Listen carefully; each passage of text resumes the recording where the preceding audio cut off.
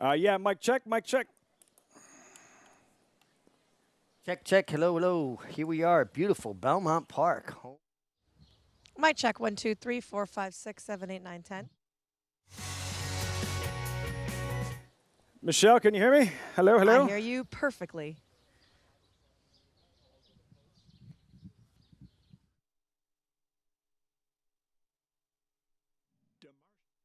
Offers breeders a rare opportunity as the only son of Dubois.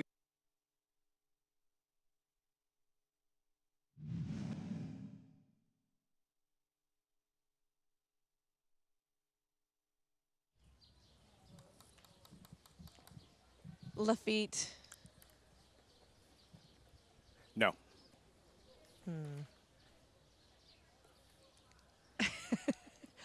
I usually call him Your Majesty, but we can go with Prince. That's fine as well. Check, check, 1, 2, 3. Talking to Lafitte in real life, not just in his dreams.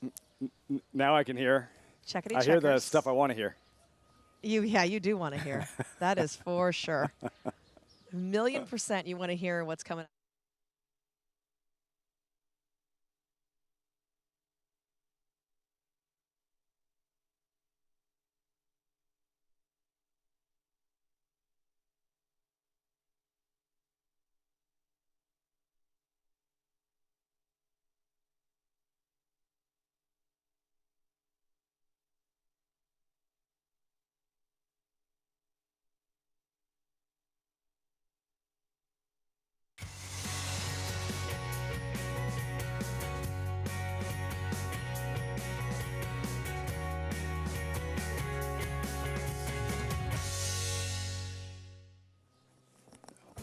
Belmont Park on the day before the day. Tomorrow, Belmont Stakes. But first, a thrilling 11-race program. 3 Grade 1 races. First is the Just a Game, and she's just a flat-out runner. In Italian, odds-on favorite, strictly the one to beat. Trained by Chad Brown, owns this race, seeking a 6th win in the last 7 years. Hall of Famer Bill Mott has been pretty good in the Grade 1 New York. 3-time winner, a 4th, well within reach. Warlike Goddess, Belmont debut, 6-5 New York favorite. And to the Acorn, the Kentucky Oaks winner is here. Pretty mischievous. Is she the best 3-year-old filly in the country? She'll be tested today. You know who was not tested 50 years ago today? That's right, Big Red, 50-year anniversary, Secretariat's 31-length Belmont Blowout. This is America's Day at the Races, brought to you in part by America's Best Racing. For the love of the race, visit americasbestracing.net today. From the paddock, welcome everyone. I'm Lafitte Pinkai. You can only imagine what it felt like while that was happening. Secretariat's 31-length Belmont Blowout 50 years ago today. And with that in mind, we turn our attention to tomorrow's Belmont Stakes. The 3-year-olds, mile and a half, you know the drill, $1.5 million purse field drawn Tuesday.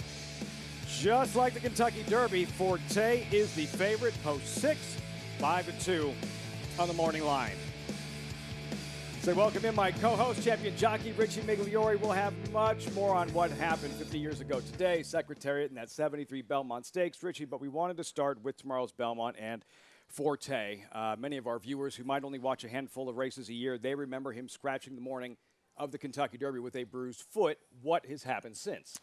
Well, he had clear protocols to be okayed to race again. He went on a 14-day vets list, so it precluded him from competing in the Preakness.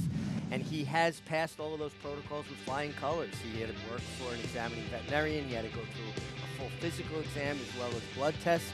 And he's worked extremely well here since the not being able to compete in the Derby, I should say. He looks great. He's your reigning 2-year-old champion. Just hasn't had an opportunity to play on the main stage yet. So here's the thing, though. Grueling mile and a half of the Belmont Stakes. Forte has not raced in 10 weeks since winning the Florida Derby. How much of a concern is that, just in terms of fitness? It's a huge concern. It's a big ask to have a horse come off a 10-week layoff. Now, he has the right conditioner in Todd Pletcher, who puts a lot of foundation into his horses. I have a hard time seeing him negotiate the 12 furlongs successfully against horses that have more recency. Reigning 2-year-old champion, now a 3-time Grade 1 winner, Forte, 5-2 morning line favorite for the Belmont Stakes. Tapit Trice, also trained by Todd Pletcher. Pletcher's won the Belmont 4 times and loaded for tomorrow's third and final jewel of the Triple Crown. That's the 155th Belmont Stakes. Another major story this week, not racing related, but did impact the sport. The unprecedented wildfires on Canada's Atlantic coast. The scene Wednesday in New York, yeah, apocalyptic is what comes to mind. Air quality in New York City, worst in the world. For obvious reasons, racing and training at Belmont Park canceled Thursday, along with several other racetracks. Thankfully, conditions have improved, and we're back to business here at Belmont Park as we welcome in the third member of our broadcast team, Michelle Yu, standing by. Michelle, what else can you tell us in terms of how much things have changed and the conditions today allowing racing to continue? Well, Liffy, as you can see just from looking behind me right now, the skies out here are blue. There is a little bit of a faint haze in the air, but when we're looking at the scale as far as air quality goes, and that is 0 up over 200, we are down into 23, which is fantastic to be at that number, especially looking back at the last couple of days and seeing that we were up above the 150s. So it was a drastic change over the last 24 hours or so that allow us perfect conditions for racing today. And Michelle, several trainers with horses in the Belmont were asked if they were concerned about the missed day of training. Todd Pletcher, Brad Cox, Jenna Antonucci, and they said no concerns whatsoever. Everybody just happy to be back racing on this eve of the Belmont Stakes. Speaking of which, today's race is brought to you by Claiborne Farm. 11 deep. Follow me now. First 8 races right here. Fox Sports 2, races 9 and 10. Acorn and Belmont Gold Cup. Fox Sports 1. Back to FS2 for the 11th and final, the Intercontinental. All programming inquiries should be sent to Richie via Twitter at MIG4450. Belmont Stakes tomorrow. Get signed up if you haven't. And if you do so, with the official betting side of the Belmont Stakes, you get a free $25 bet plus a $200 deposit match bonus. Use promo code Belmont25 to experience the excitement of the Belmont. Bet on any track, anywhere, anytime. Sign up. NaraBets.com for your free $25 bet and $200 deposit match. 3 Grade 1 races this afternoon. The first will be the 4th race pretty early, the Just a Game. That's fillies and mares on grass, Richie. Then you have the Acorn a little bit later on. Presented by Great Jones Distilling Company. 1 turn, mile and a 16th, $500,000 purse. Number 5, Money's Gold, 9-5 morning line favorite. Right next door, Kentucky Oaks winner, Pretty Mischievous. Let's revisit the Oaks. 5 weeks ago, Churchill Downs, Pretty Mischievous is 10-1, Richie, in traveling like an odds-on favorite. She really worked out a good trip. Despite that outside 14 of 14, Tyler Gaffalione was able to get her into really good position. And this is a filly, Lafitte, that at times has shown a propensity to want to kind of hit the front and wait on her competition. You know, kind of pull herself up a little bit. They added blinkers. That made the difference. And it just kept her focused. It kept her going forward. I actually like the turn back for her, turning back in distance from the mile and an eighth of the Oaks. She's going to be handy. She's going to be well placed. How different is that when you consider that 2-turn mile and an eighth of the Kentucky Oaks and what she'll tackle today in the 1-turn mile and a 16th of the Acorn? How different is it? It's completely different. The way 2-turn races are run is they jump out, they run to the first turn, and things tend to moderate. Everybody gets their position and then settles down. Around this long run down the backstretch at Belmont Park, they actually pick it up in the middle of the race. It would be unusual to see a half and 45 and change. Pretty Mischievous trying to become the first Kentucky Oaks winner to capture the Acorn since Monomoy Girl in 2018. Remember, last year's Kentucky Oaks winner, A Secret Oath, she scratched at the gate right before the Acorn, and eventually Godolphin wound up winning that one as well with Mataraya, trying to go back-to-back with Mischievous, Pretty Mischievous in the Grade 1 Acorn. That's a little bit later on this afternoon. Horses on the track for the first of 11. We start with New York-bred maidens. 6 furlong dash, 3-year-olds and older, 7 deep. Thank you, John, the current favorite at 2-1 Post Parade, flying in style to kick things off with Joel Rosario. Yeah, the mare was a debut winner, but that was on synthetic, more of a turf performer, and kicking a little bit of nibbles on the board. Spoofy, Dylan Davis, an outsider, 20-1, debuting gelding. The first two trained by Charlie Baker. Yeah, both by Charlie Baker. Very good trainer. This horse taking no money. We try to let the board help us in these situations. Thank you, John. Favorite in his debut, Flash Speed and Tired. Then the 4, Twirling Vine. Junior Alvarado, a date with Cody's Wish in tomorrow's Met Mile. Yeah, a horse that will have to improve off of his debut, but actually did show a little bit of run within the context of the race. Left Me Behind. Saw those colors in the Belmont Winner's Circle 3 years ago. This horse has got a lot of ability. His problem is getting out of the gate. He's well named, Left Me Behind. Newport Bridge, very one-paced in his first pair.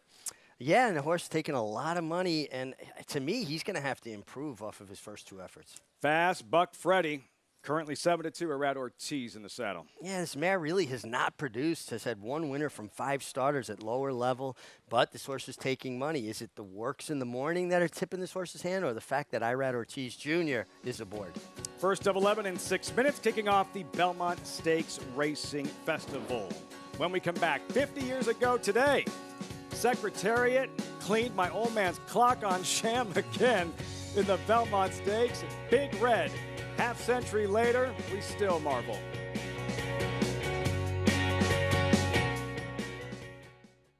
DeMarchelier offers breeders a rare opportunity as the only son of Dubawi standing in Kentucky. Dubawi, one of the world's most celebrated stallions, is now a sire of sires. His top sons at stud are making a name for themselves across the globe. With a picture-perfect pedigree, this son of Dubawi brings one of the world's most potent bloodlines to America. DeMarchelier, standing at Claiborne Farm.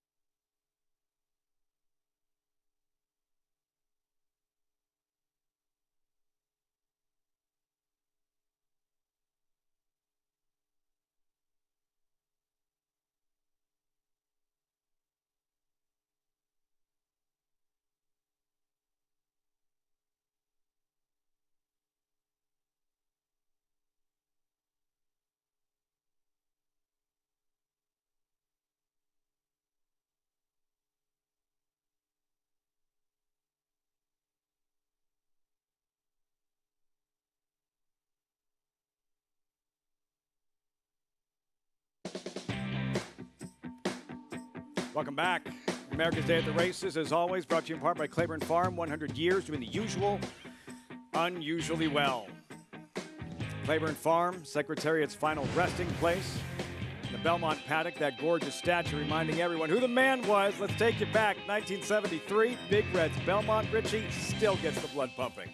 Incredible. You'll never see another performance like that. And I could say that with complete confidence and certainty. A horse to basically run every furlong in 12 seconds to complete a 1.5 miles in 2:24. Broke Sham's heart, who was a very good horse in his own right, just could not keep pace with Secretariat. The best performance I've ever seen.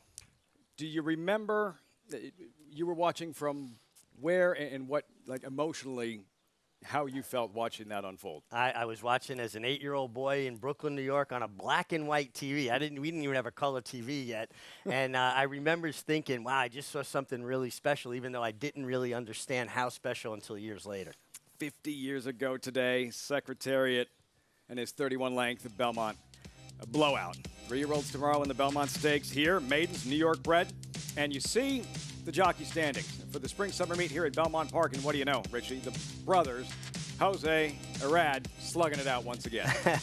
Honestly, I've never seen anything like it. We've had a lot of good jockey-brother combinations in the past, but nothing to compare with what Jose and Irad Ortiz do on a consistent basis. Jose Ortiz won the 2017 Belmont with Tapwrit. Brother Arad, two-time Belmont Stakes winning rider, trying for the third on the favorite Tomorrow Forte. Who'd you go with in the opener? I went with the 3. Thank you, John. A horse that took all the money on debut, went off favorite, showed good speed that day, tired.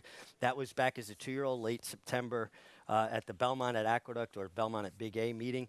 And the horse comes back with Lasix, and I like the work tab. I like the spacing of the works, and I like that he sprinkled in a couple of fast works. This is a horse that obviously has tipped his hand early that he has ability. Al Golds, thank you, John. Tyler Gaffleone, date with Pretty Mischievous in the Acorn later on this afternoon. Michelle, Flying in Style, drawn inside. Overlay, 4-1 on the morning line, 9-1 at post time. It does make me a little bit nervous, right, Lafitte? When you take a look at a horse, I'm hoping that he's going to get a little bit more play, and he's pretty much cold on the board right now. Watching him and his barn mate on the warm-up, I did like the one better. I talked to Charlie Baker about these two who have been working together, and I asked him, is it as plain as it is on paper that the one seems to be better? And he says, yeah, but, you know, the mornings and the afternoons are completely different things. That being said, he and I both thought that the two, Spoofy, might need a couple races, that he would benefit just from the experience. The one, Flying in Style, I really loved the warm-up that Joel got him. I asked Baker about the rail draw for him here on debut, and he said it's not his favorite spot, but that he trusts in Joel to find himself a good trip, and that the horse should be able to break well and so find good placement early. He looked a little unsuspecting in the paddock about what was going to happen, but since he got on the track, he was really warming up nicely solo. I also liked the 7 just from a look standpoint. You can see him. He has his neck bowed over. He is a horse that is very focused, and Irad has taken him away from the pony, warmed him up beautifully. To me, he looks like a horse that is ears pricked, interested, and he kind of knows what's going to happen. For a first-time starter, I feel like he has like a foreshadowing of what is to be expected here on a race day. I love that he's just kept him moving and kept him jogging pretty much the entire warm-up here. That, to me, really helps first-time starters. And, Mig, I know that you like the 3. Thank you, John. I give him a thumbs up from the looks department. Vote of confidence for Mig's top selection from Michelle. Thank you, John. 7 of them, New York-bred maidens. They'll load shortly. Maybe you're just tuning in. Want to play the races, don't have past performances? Equibase has you covered. Follow along, get all the stats, horses, trainers, jockeys in today's races with free Equibase past performances. Visit NYRA.com/TV schedule to download your free PPs on all the races on today's show. Circling back to Fast Buck Freddy. Richie, you don't see that often. Arad Ortiz, anything he rides, typically over bet. Big smile, Arad Ortiz. This one being ignored. 7-2 currently. Yeah, I mean, first-time starter, like I said, the mare really has not produced. And we always look at that. These are the things we look at with first-time starters. What does their pedigree say? Is there ability in the family? Horse has got a nice work tab, shipped up to Jorge Abreu's Saratoga division and worked well on that Oklahoma training track. Now, the Oklahoma training track years ago was very deep. Mm-hmm. It hasn't been as deep, but all reports I'm getting from horsemen up there, a little bit deeper than it's been in the past couple of years. So, you know, from a fitness standpoint, with the works he's showing, he's got a lot of condition out of those workouts. And then his last work, he shipped down and had a gate work here at Belmont Park. It's a good note, something to keep in mind moving forward. With Arad Ortiz, we mentioned the 2 Belmont Stakes wins, the Mount on Forte tomorrow in the Belmont. If you haven't watched it in a while, his ride on Creator in the 2016 Belmont, one of the best you will ever see in the history of this race. Yeah, you know, there are races where the horse is just the best and they win. And then there's rides and races that the rider really contributed to that victory. That was certainly one of those circumstances. Irad made every right move, and all of his physical skills were on display, how strong he is in the finish. When you win by such a short margin, I believe it was Destin he picked off in the shadow of the wire coming from so far back, maneuvering inside. If at any point he has to hesitate, check, get stopped, loses any momentum whatsoever, Creator does not win that Belmont Stakes. No. I mean, he made every right move and everything worked out. And, you know, for the runner-up, anytime you get beat a nose, a head, a neck, the amount of second guessing that goes on, I could have done just one little thing different. After 1.5 miles, millimeters separating the top two. How close will this finish be? These New York maidens sprinting 3/4 of a mile. Twirling Vine stepping forward as we say hello and welcome in John Embrial standing by with the call. First of 11 on the eve of the Belmont Stakes from Belmont Park. Waiting for Newport Bridge and Fast Buck Freddy.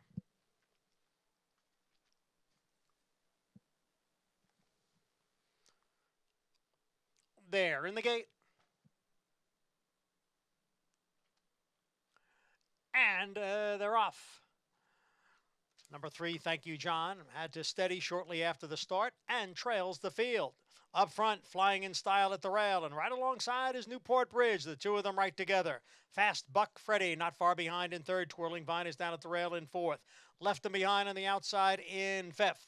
Then comes Thank You, John, and Spoofy as the field goes around the far turn. Up front, Flying in Style and the gray Newport Bridge. They are heads apart, and they've got a little more than 2 lengths on Twirling Vine, Fast Buck Freddy, and left them behind on the extreme outside. Then Thank You, John, and Spoofy down at the rail. The quarter went in 23 seconds. They come for the quarter pole. Newport Bridge on the outside. Flying in Style continues to battle on, and the two of them are right together coming into the lane. And now Newport Bridge is in front. Flying in Style is back running in second. Then Twirling Vine and Fast Buck Freddy with Thank You, John. Newport Bridge gets away now to lead by 3 lengths. Twirling Vine is moving into second. Newport Bridge in front. Twirling Vine continues to gain. Newport Bridge holds on as we begin the Belmont Stakes Racing Festival. Jose Ortiz now 2 clear in the riders' standings. Newport Bridge for trainer Linda Rice. We mentioned he was 1 pace, 1 geared in his first 2. Not today. Let's circle back to the start of the race, Richie, and what you saw. Yeah, I mean, really poor start for the 3. Thank You, John. He gets eliminated. The outside horses just jammed him at the break. You're going to see him come up out of there with Tyler Gaffleone. This is a horse that showed high speed first time. Now he's got to deal with kickback. He gets a little bit keen in the middle of the race, kind of runs up on heels. I think he did well to be 4th. The horse you want to follow back for sure. Yeah, the mess right from the start. Opportunity for another. And the great Newport Bridge seizes that opportunity. Jose Ortiz goes to work. And yeah, figuring out, he developed a knockout punch today, which we had not seen in his first couple of races. Well, this is so important. Position on horses that have shown a little bit of that one-pace gait that we talk about, that they're in position because they're not going to give you an acceleration. They're going to doggedly stay on. And that's one thing Jose has really done extremely well since we've gotten to Belmont Park is position. His positioning of horses has been impeccable. 6-4-1. We'll have those results very shortly after the first of 11 from Belmont Park. Race 2 starts the early Pig 4, but the main story, the main event, tomorrow's 155th Belmont Stakes. Another look at the field, 9 deep, $1.5 million purse, 1.5 miles, third and final jewel of the Triple Crown. Let's meet the field, shall we? Post position order, number 1, Tappet Shoes, first of 2 by Tappet, who's already sired 4 Belmont winners. He's got the right pedigree and certainly the right conditioner in Brad Cox. Already has a Belmont win with... Essential Quality. Yep, Essential Quality. First of 3 for Brad Cox. Jose Ortiz will ride. Struck in 2017 with Tappet. Did Ortiz. Just won the first race here at Belmont. Number 2, Tappet Trice. Tappet Colts will break side by side. Disappointing 7th in the Derby. His Derby was a little disappointing, but a very fast pace. Took a lot of kickback. A horse that runs better when he's able to get clear. Should save ground in the first turn. No horse has trained better into this Belmont Stakes than Tappet Trice. More on that later in the broadcast. Number 3, Arcangelo, rapidly improving Peter Pan winner. Yeah, a horse that was really, really game in the Peter Pan. Looked like he was beaten, fought back. A horse that really, I think, is getting good at the right time. And another one with a pedigree, Arrogate. Got that big, long, striding Arrogate influence with him. Trainer Jenna Antonucci doesn't say much about it. Trying to become the first female trainer to win the Belmont. National Treasure. Preakness winner, Bob Baffert, 3-time Belmont winner. Yeah, a horse that certainly has those Hall of Fame connections in Baffert and Johnny Velasquez. I think plays out to be the speed again. Wasn't thrilled with his penultimate work coming into the Belmont, but he came back with a much better work just the other day. John Velasquez's 26th Belmont ride. Amazing. Il Miracolo, the longest shot in the field, 30-1. Yeah, he would be quite a surprise. He's trained by a terrific horseman in Antonio Sano, but I just have a hard time seeing him be able to take on the rivals he's facing in this Belmont. It happens. Upsets happen.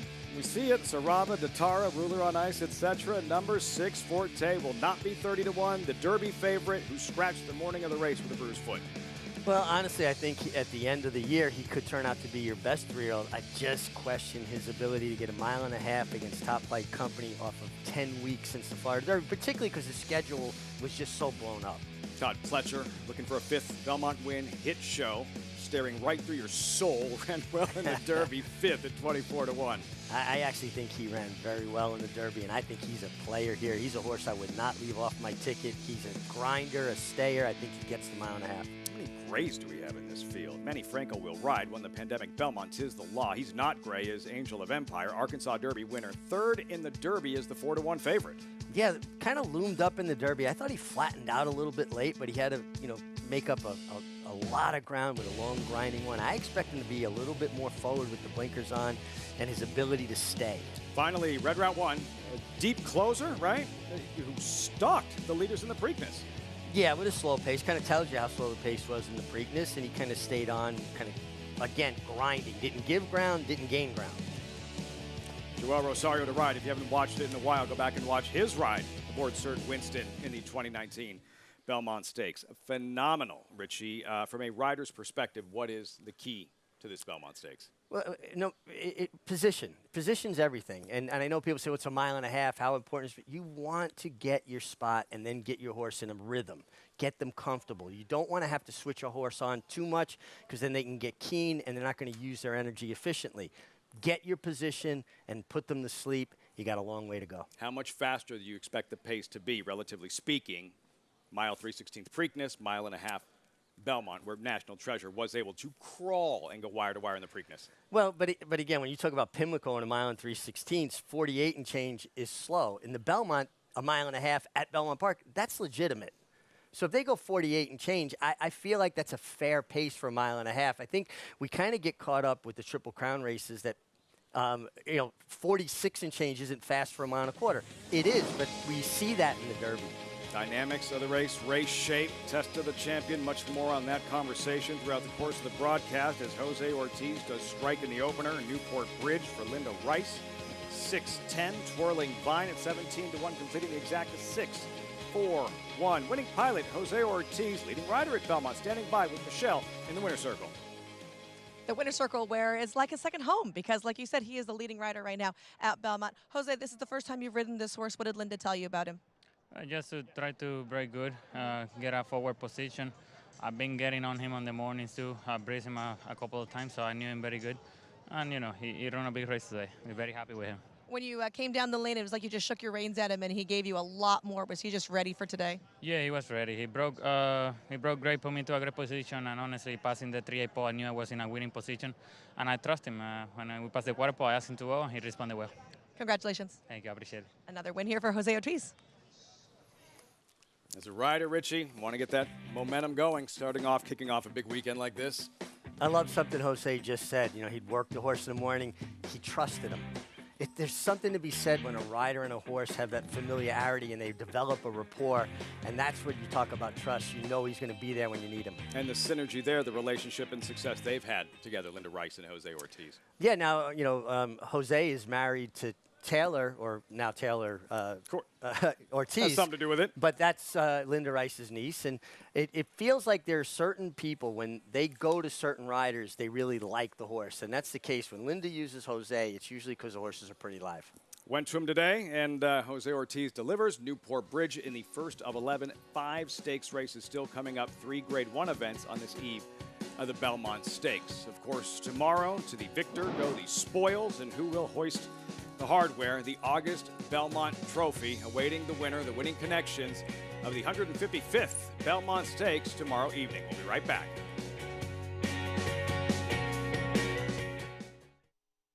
Vote for a horse with strong family values and the performance to back it up. It's going to be early voting in the opener. And early voting wins the Withers wire to wire. He took his campaign to Pimlico with a classic win in the Grade 1 Preakness Stakes. Epicenter trying to gain late. It's early voting to take it from Epicenter, a length and a half. Early voting. Gun Runner's only classic winner.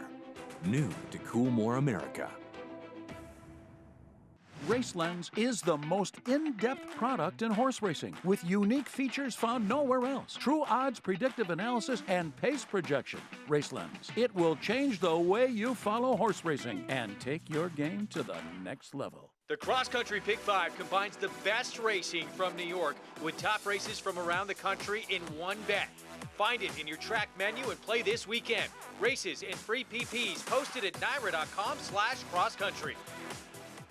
Caraconte has the potential to be a leading turf stallion in America. Caraconte proved with Spenderella that he can produce an international caliber horse that can run all over the world. Spenderella hanging tough with the advantage to win the Appalachian. I've been fortunate enough to train some top fillies and mares. Spenderella is right up there with the best of them. Spenderella turns it into a procession. I think Caraconte is a horse who has tremendous potential. Caraconte standing at Gainesway.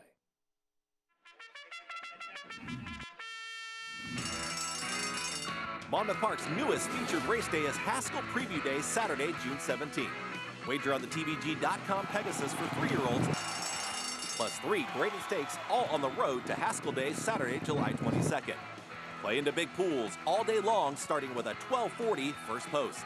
Racing's biggest stars prep for the Jersey Shore's biggest race on Haskell Preview Day at Monmouth Park Racetrack. Welcome back to America's Day at the Races, brought to you in part by NYRA Bets. Bet any track, anywhere, anytime. Visit NYRABets.com or download the NYRA Bets app to get started. It's a lot better than it did a couple of days ago, doesn't it? New York City. And tomorrow, New York's biggest race, Belmont Stakes. And starting today, it's a chance to double up. Belmont Festival Racing Doubles. Those are the combinations. A stakes race today, stakes race tomorrow, except for the Met Mile and Belmont Stakes. $5 base wager. First opportunity is the New York race. Details at NYRA.com. We love stats in horse racing, don't we? Let's go inside the numbers, by the numbers of the Belmont Stakes. First run in 1867. Look at that shot. First time here, 1905. So who was fastest? Biggest blowout? Shocker. Big Red, 224 by 31. Devastating lengths. Most wins by a jockey, Jim McLaughlin in the 1800s. Eddie Arcaro, the master. Each with 6 Belmont wins. Most wins by a trainer. It's not Woody Stevens. James Rowe Sr., 8-time Belmont winning trainer. Most wins by an owner. Records have stood for a long time. Beller stud James Keene, 6-time Belmont Stakes winning owner. Fillies in the Belmont, only 3 have done it. Rags to Riches defeating Curlin, Battle of the Sexes, 2007. The 13 Triple Crown winners, there they are. From Sir Barton in 1919 to Justify 5 years ago. Seem to come in bunches, right? And no bid this year. The Belmont winning champion 3-year-olds, 68.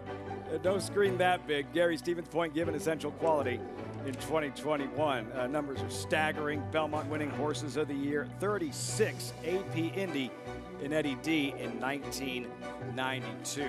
40 of them. 40 winners of the Belmont Stakes are in the Hall of Fame. New York's Easy Goer and American Pharoah, Triple Crown winner 2015, the Belmont Stakes.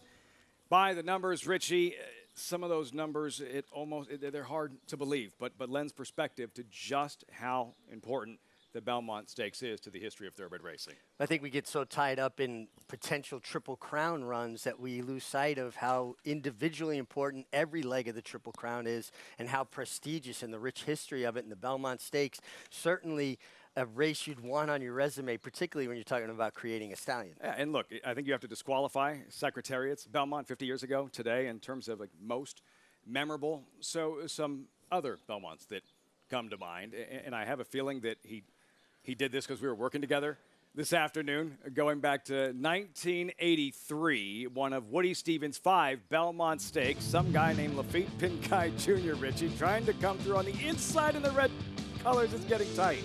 You want to talk about daring do. I mean, Lafitte Pingai absolutely willed Caveat to go through a tight quarter. He had room there. Our point was starting to back up under Greg McCarron. Angel was on a huge horse in Slew of Gold, who would go on to be a horse of the year eventually as a 4-year-old. But what an incredible ride. And we talk about rides that make a difference. So this was a difference maker. And that's why I wanted to show it. Less for you and I working together than it's a race that stood out in my mind as a former jockey. I admire and appreciate riders, especially when they show this kind of courage. And just, you want to talk about numbers, Caveat, owned by August Belmont IV. The race is named for the Belmont family, for August Belmont. It had been the last winner for the Belmont family was 1917 with Hourless until Caveat in 1983. And it needed a ride like that to get it done. Woody Stevens didn't talk to Angel Cordero or ride Angel Cordero for trying to slam the draw on Caveat with Slew of Gold for a long time. And this isn't a wives' tale or a story that's been exaggerated over the years. But like, my father came back to the jocks room with holes in his boot. Holes in his boot from scraping the rail trying to come through on the inside. Like, that's how dicey it got down there. Yeah, I mean, he really was. And if either horse or rider for a moment thinks about bailing out of that spot, it's over. The resolution, the complete just positive thinking that we are going to get through this. We're going to make it. It's akin to, like, you see those old movies when they have a car chase and somebody jumps the drawbridge, right? He jumped the drawbridge and made it. That's one of Dad's favorites. Definitely one of Dad's favorites. 40 years ago, Caveat won a 5 for Woody Stevens, 5 straight in the Belmont Stakes. We have 3-year-old fillies a little bit later on here this afternoon, and the Acorn and Money's Gold, who is the favorite. Not the Oaks winner, Pretty Mischievous. Instead, that brilliantly fast filly, Money's Gold. She has that speed. How far can she carry it? Find out this evening in the Grade 1 Acorn.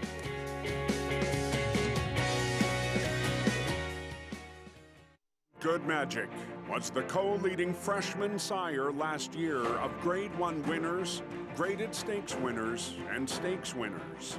This year, he's the sire of 2 classic performers in his first crop, Kentucky Derby champion, Mage. Come into the final 16, and it is going to be Mage to win the Good Kentucky Magic, Derby. the classic sire, standing at Hill and Dale at Alapa.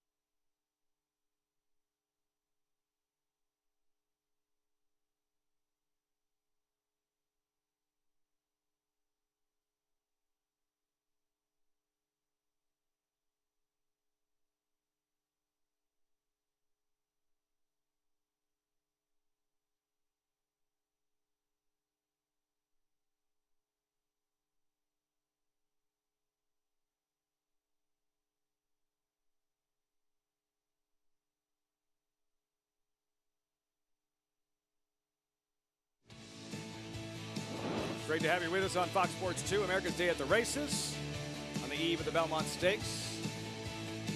Busy in the paddock, horses in the paddock. Race 2 of 11, start of the early pick 4. Good allowance sprint on the inner turf course, 6 furlongs, $95,000 purse, and the entry looks strong while you're looking at a 54-1 shot in Carpe's Dream. Bold Journey, Sosua Summer, 2 for 1. You're getting 3 to 5. We check in with Michelle, standing by with this Race 2 paddock report. Michelle.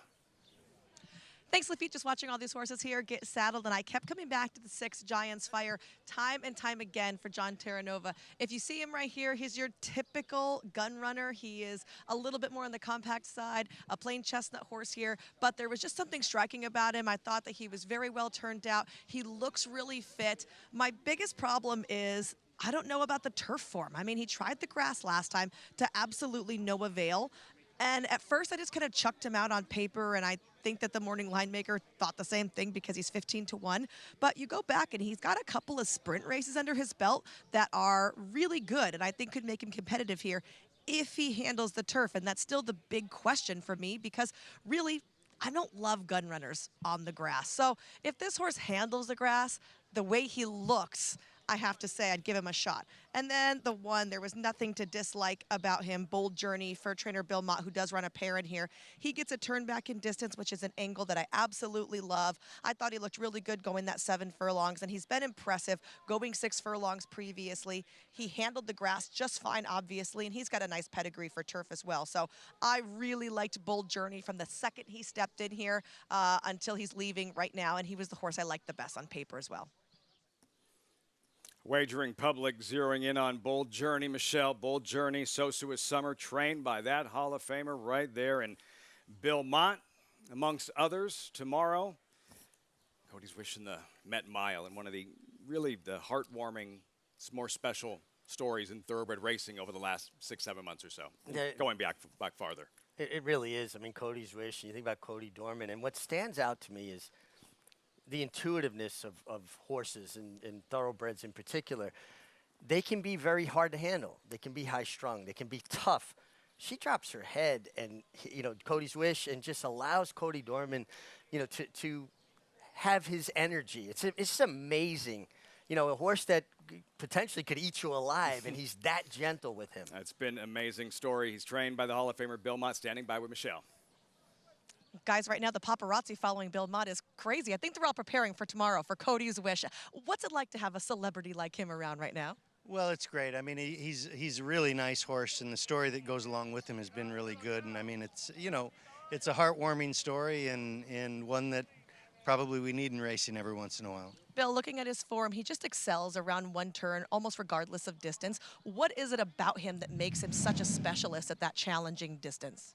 Well, he's a big horse with a big long stride, and it seems like the one turn gives him a lot of time to get himself into his rhythm and a long run down to the turn, and gives him a chance to get going.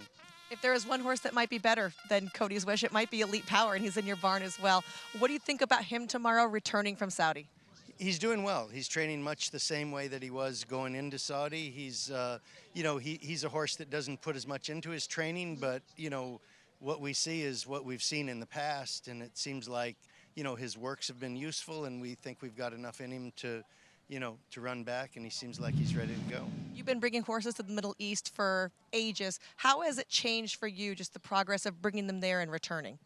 Well, I think if you go over and they run well and they come back good, and bring them back to the States and give them a little time to, usually 2 months seems like it's a good time. It seems like they're back here for 30 days, and then you get into your normal routine, and you get to breezing them, and most of them pick it right back up. Appreciate the time. Best of luck today and tomorrow. Okay, thank you. Bill Mott going to be having a massive day, runners today, and 7 graded stakes horses between today and tomorrow, guys.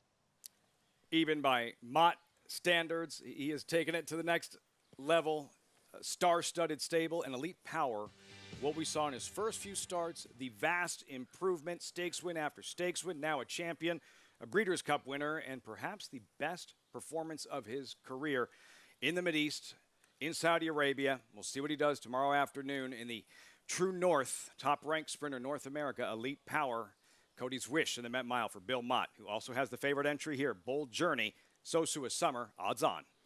Yeah, Bold Journey made a big, wide middle move and ran on well. First time trying the turf. Sosua Summer is consistent, runs, figures certainly good enough to win here. Elusive Edge number 2, third facing similar last month.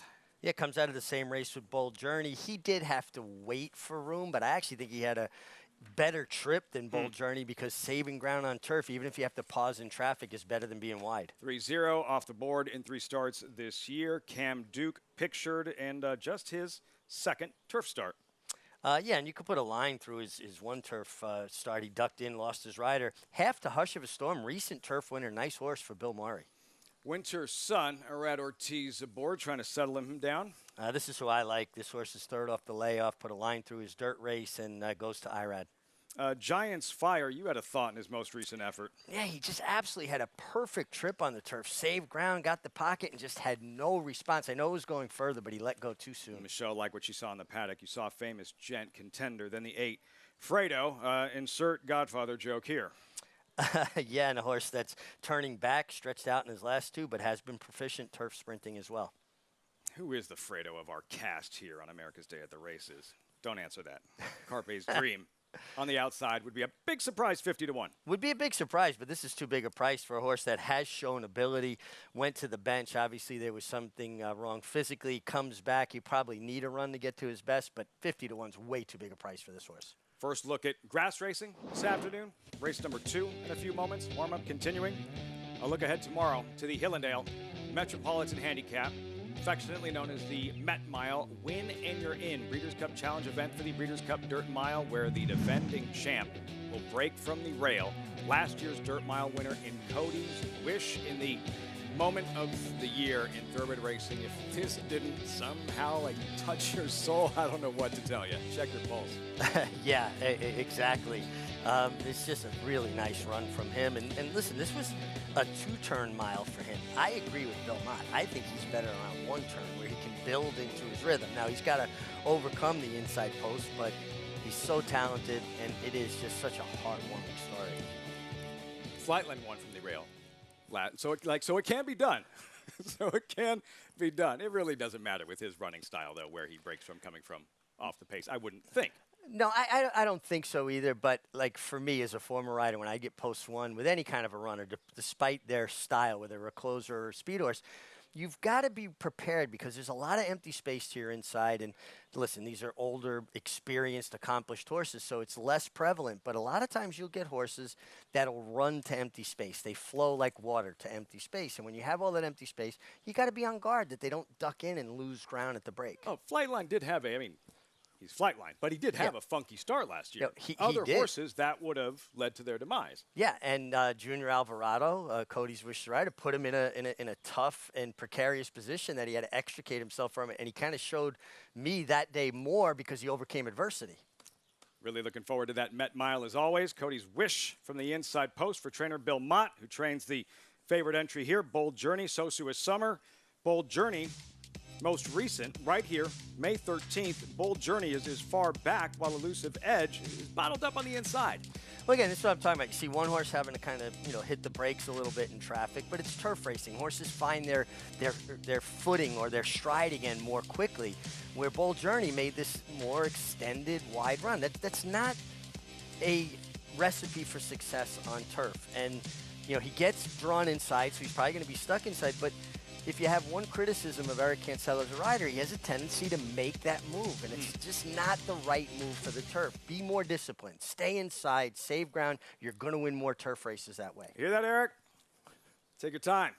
Patience. Bold Journey, 4-5, along with Sosua Summer. We check in with Michelle trackside. Well, guys, I hate to just come with a 4-5 shot as my top picks. I wanted to give you a pricier option, and I like the 7 Famous Gent for Fernando Abreu.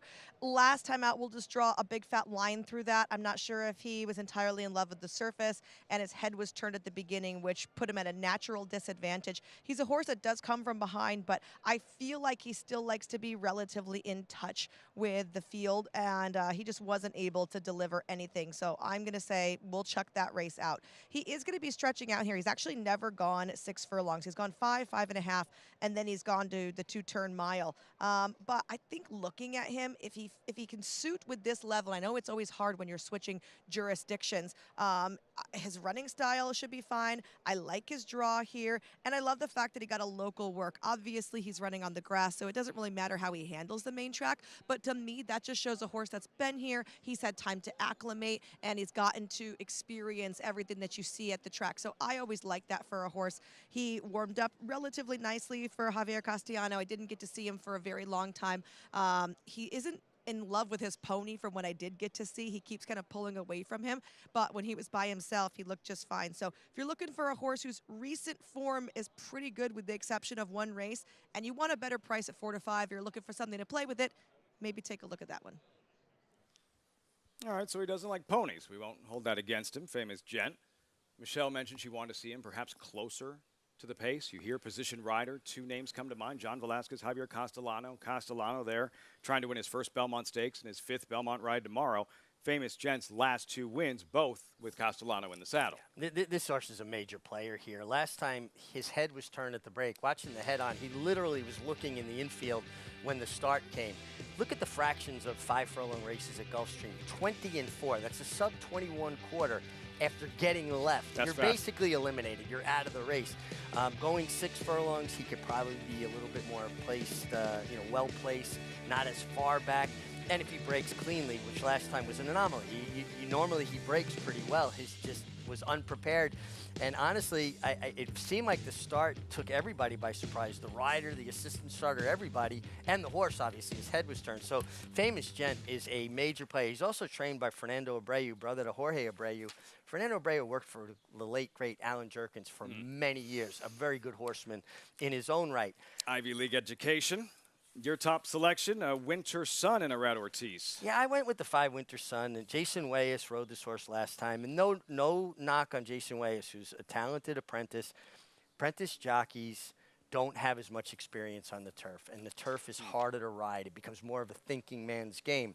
It takes some riders years to master riding the turf. Some never do at all. But you're getting Irad. And to me, it's a big upgrade from the standpoint that just Irad is so good on the turf.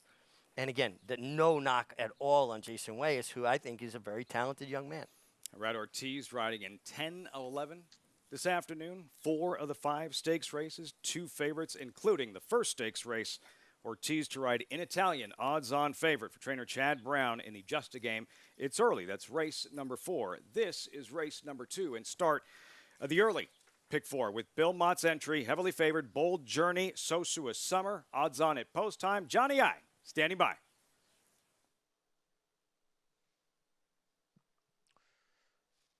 Waiting now on number 9, Carpe's Dream, to complete the field along with Cam Duke. Cam Duke is in. Carpe's Dream on the extreme outside.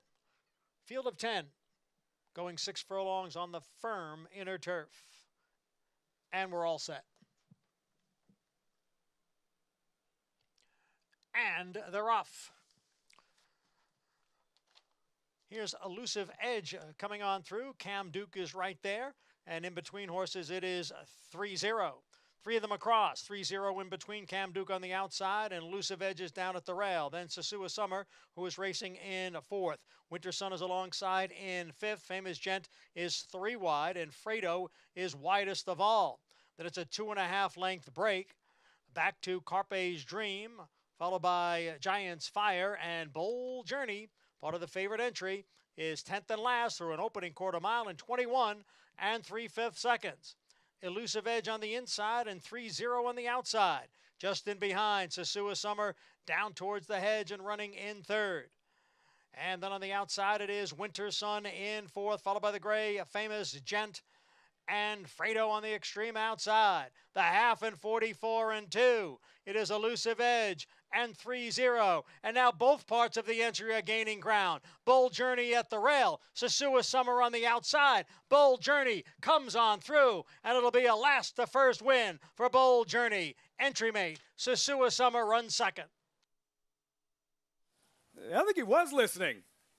Eric Cancel, Bold Journey, instead of the overland trip, the wide trip we saw in his last race, stays to the inside in a masterful ride, last to first through the stretch on Bold Journey. This was a fantastic ride. This is the way you need to ride the turf. And I can be hard on Eric, but I got to tell you, this was as good a turf ride as you're going to see. He threads the needle. He makes 2 or 3 decisions that are all the right decisions. He says, wait, I'm going to find that spot. I see this guy on the lead just went to a left-handed crop, and he's drifting. I'm going to get down there. And the bold journey, well, he got a bold journey and a bold ride and a terrific ride. So congratulations, Eric. Eric, ride the turf like this all the time. I promise you, you're going to win more turf races. He's last heading into the far turn, and me and Richie and I are watching, waiting for him, because there's a lot of congestion in front of him. Maybe he's on the best horse. Maybe I'm good enough to lose ground, go to the outside, and sweep by all of them. Patiently waits inside, threads the needle, picks his spots, and from last to first, coming through on the rail. That's good ride. That was a terrific ride from Cancel, and most likely the difference between winning and losing this afternoon, as Mott's entry 1-2 with Bold Journey and Sosua Summer. You know, riders have tendencies. They have habits. And sometimes Eric looks to start looking for that escape route. Get to the clear. Don't get them stopped. You don't win turf races as often that way. You have to be much the best. The ride he gave today was absolutely perfect. And it's also a gamble, because there's also a very good chance that you get stopped cold in the process. But there's a difference between an unlucky ride and a bad ride. If you get stopped in a situation like that, that's unlucky. That's the way you ride the turf, and you've got to be disciplined about it. For Bill Mott, big horses running this weekend. Champion sprinter Elite Power. Cody's Wish, the favorite in the Met Mile. Mott looking for a first win in the Met Mile. Believe he started his first back in 1985. His first Derby runner, his first Met Mile runner, the same horse, Taylor Special. Mott, for all his accomplishments, all the major wins, he's never won a Met Mile. Maybe that changes tomorrow afternoon. He has a win today. Bold Journey. Results, reaction when we come back. Plus, he campaigned just a game. Peter Brandt, and he won it last year with Regal Glory. Brandt looking to go back-to-back in the Just a Game, owns In Italian, odds-on favorite in the first of 3 Grade 1 races on the eve of the Belmont.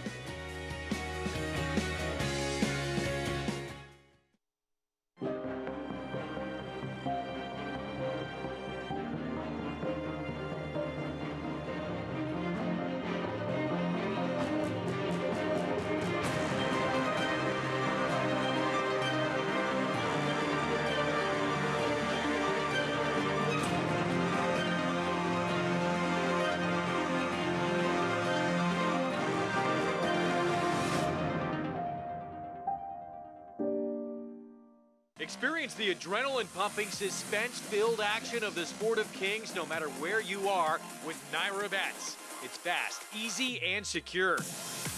Download the app today and start winning with our lucrative weekly promotions, thrilling handicapping contests, and a one-of-a-kind VIP rewards program. Don't just watch horse racing, be a part of the action with NYRA Bets.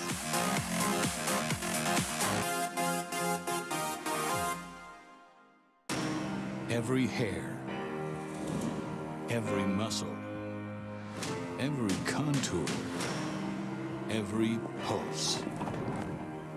In the Juvenile, Essential Quality have won. in the Belmont, Essential Quality has won the Belmont Stakes.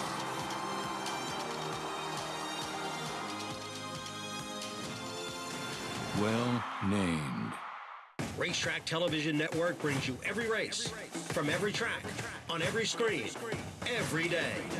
With monthly packages starting as low as $5, RTN gives you great value and access to more live HD streaming and race replays than anyone. Visit RTN.tv today to sign up and watch on almost any device, including Roku and Amazon Fire. RTN has packages that start at $5 per month.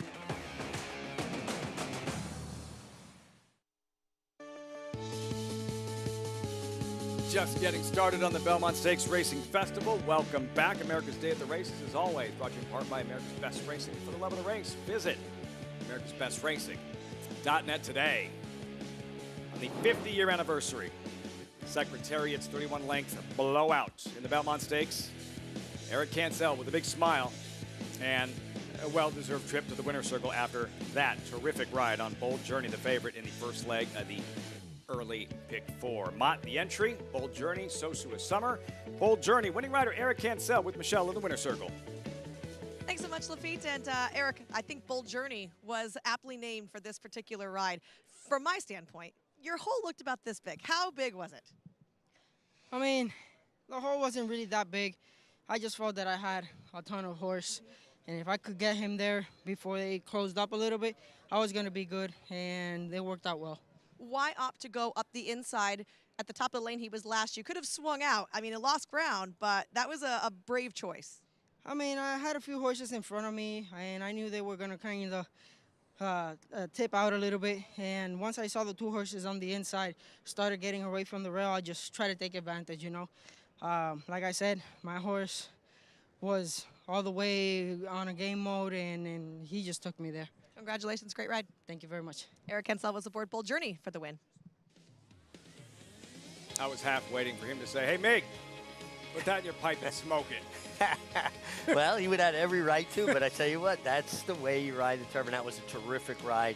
And sometimes a ride like that really opens up a rider's mind to, hey, this is the way you get it done. I mean, listen, he's talented. He's got the ability.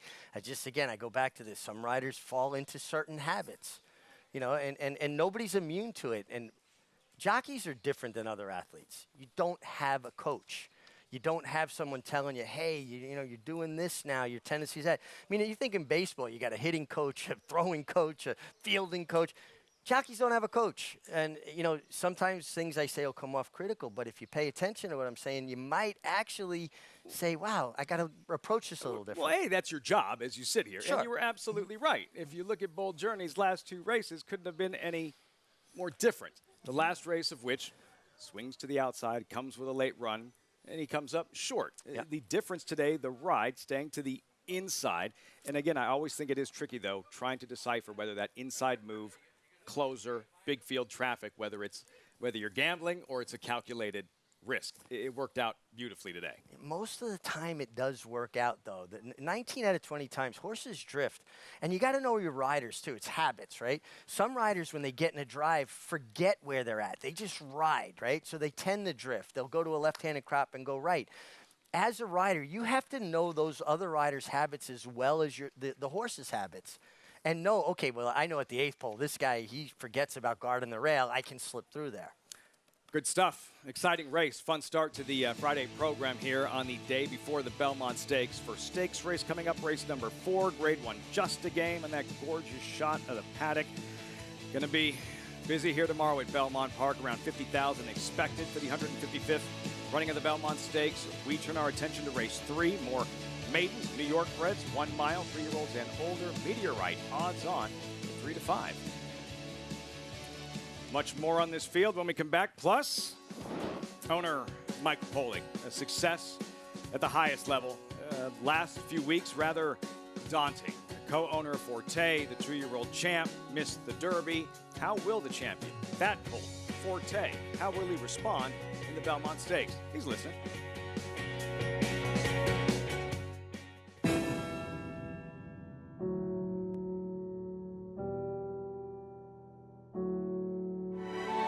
Independence Hall is hands down one of the most impressive horses I've ever seen physically. Independence Hall is pouring it on here in the Nashua Stakes. Won by maybe a dozen lengths. Independence Hall wins the Hagyard Fayette.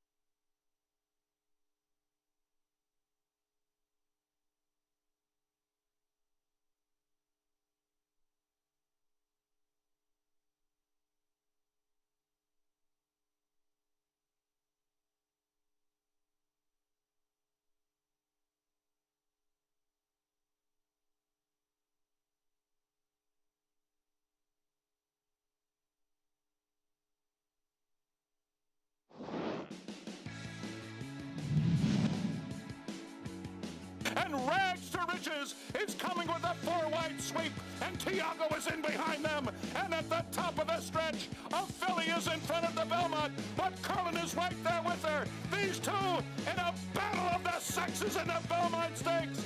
It is Curlin on the inside, Rags to Riches on the outside. A desperate finish. Rags to Riches and Curlin, they're coming down to the wire. It's going to be very close, and it's going to be a filly in the Belmont. Spine tingling, still gets the blood pumping. Brilliant performance. What a call, Tom Durkin. Welcoming back Tom Durkin to call tomorrow's Belmont Stakes for trainer Todd Pletcher. His first win in the Belmont with the filly Rags to Riches, and he's won 3 since.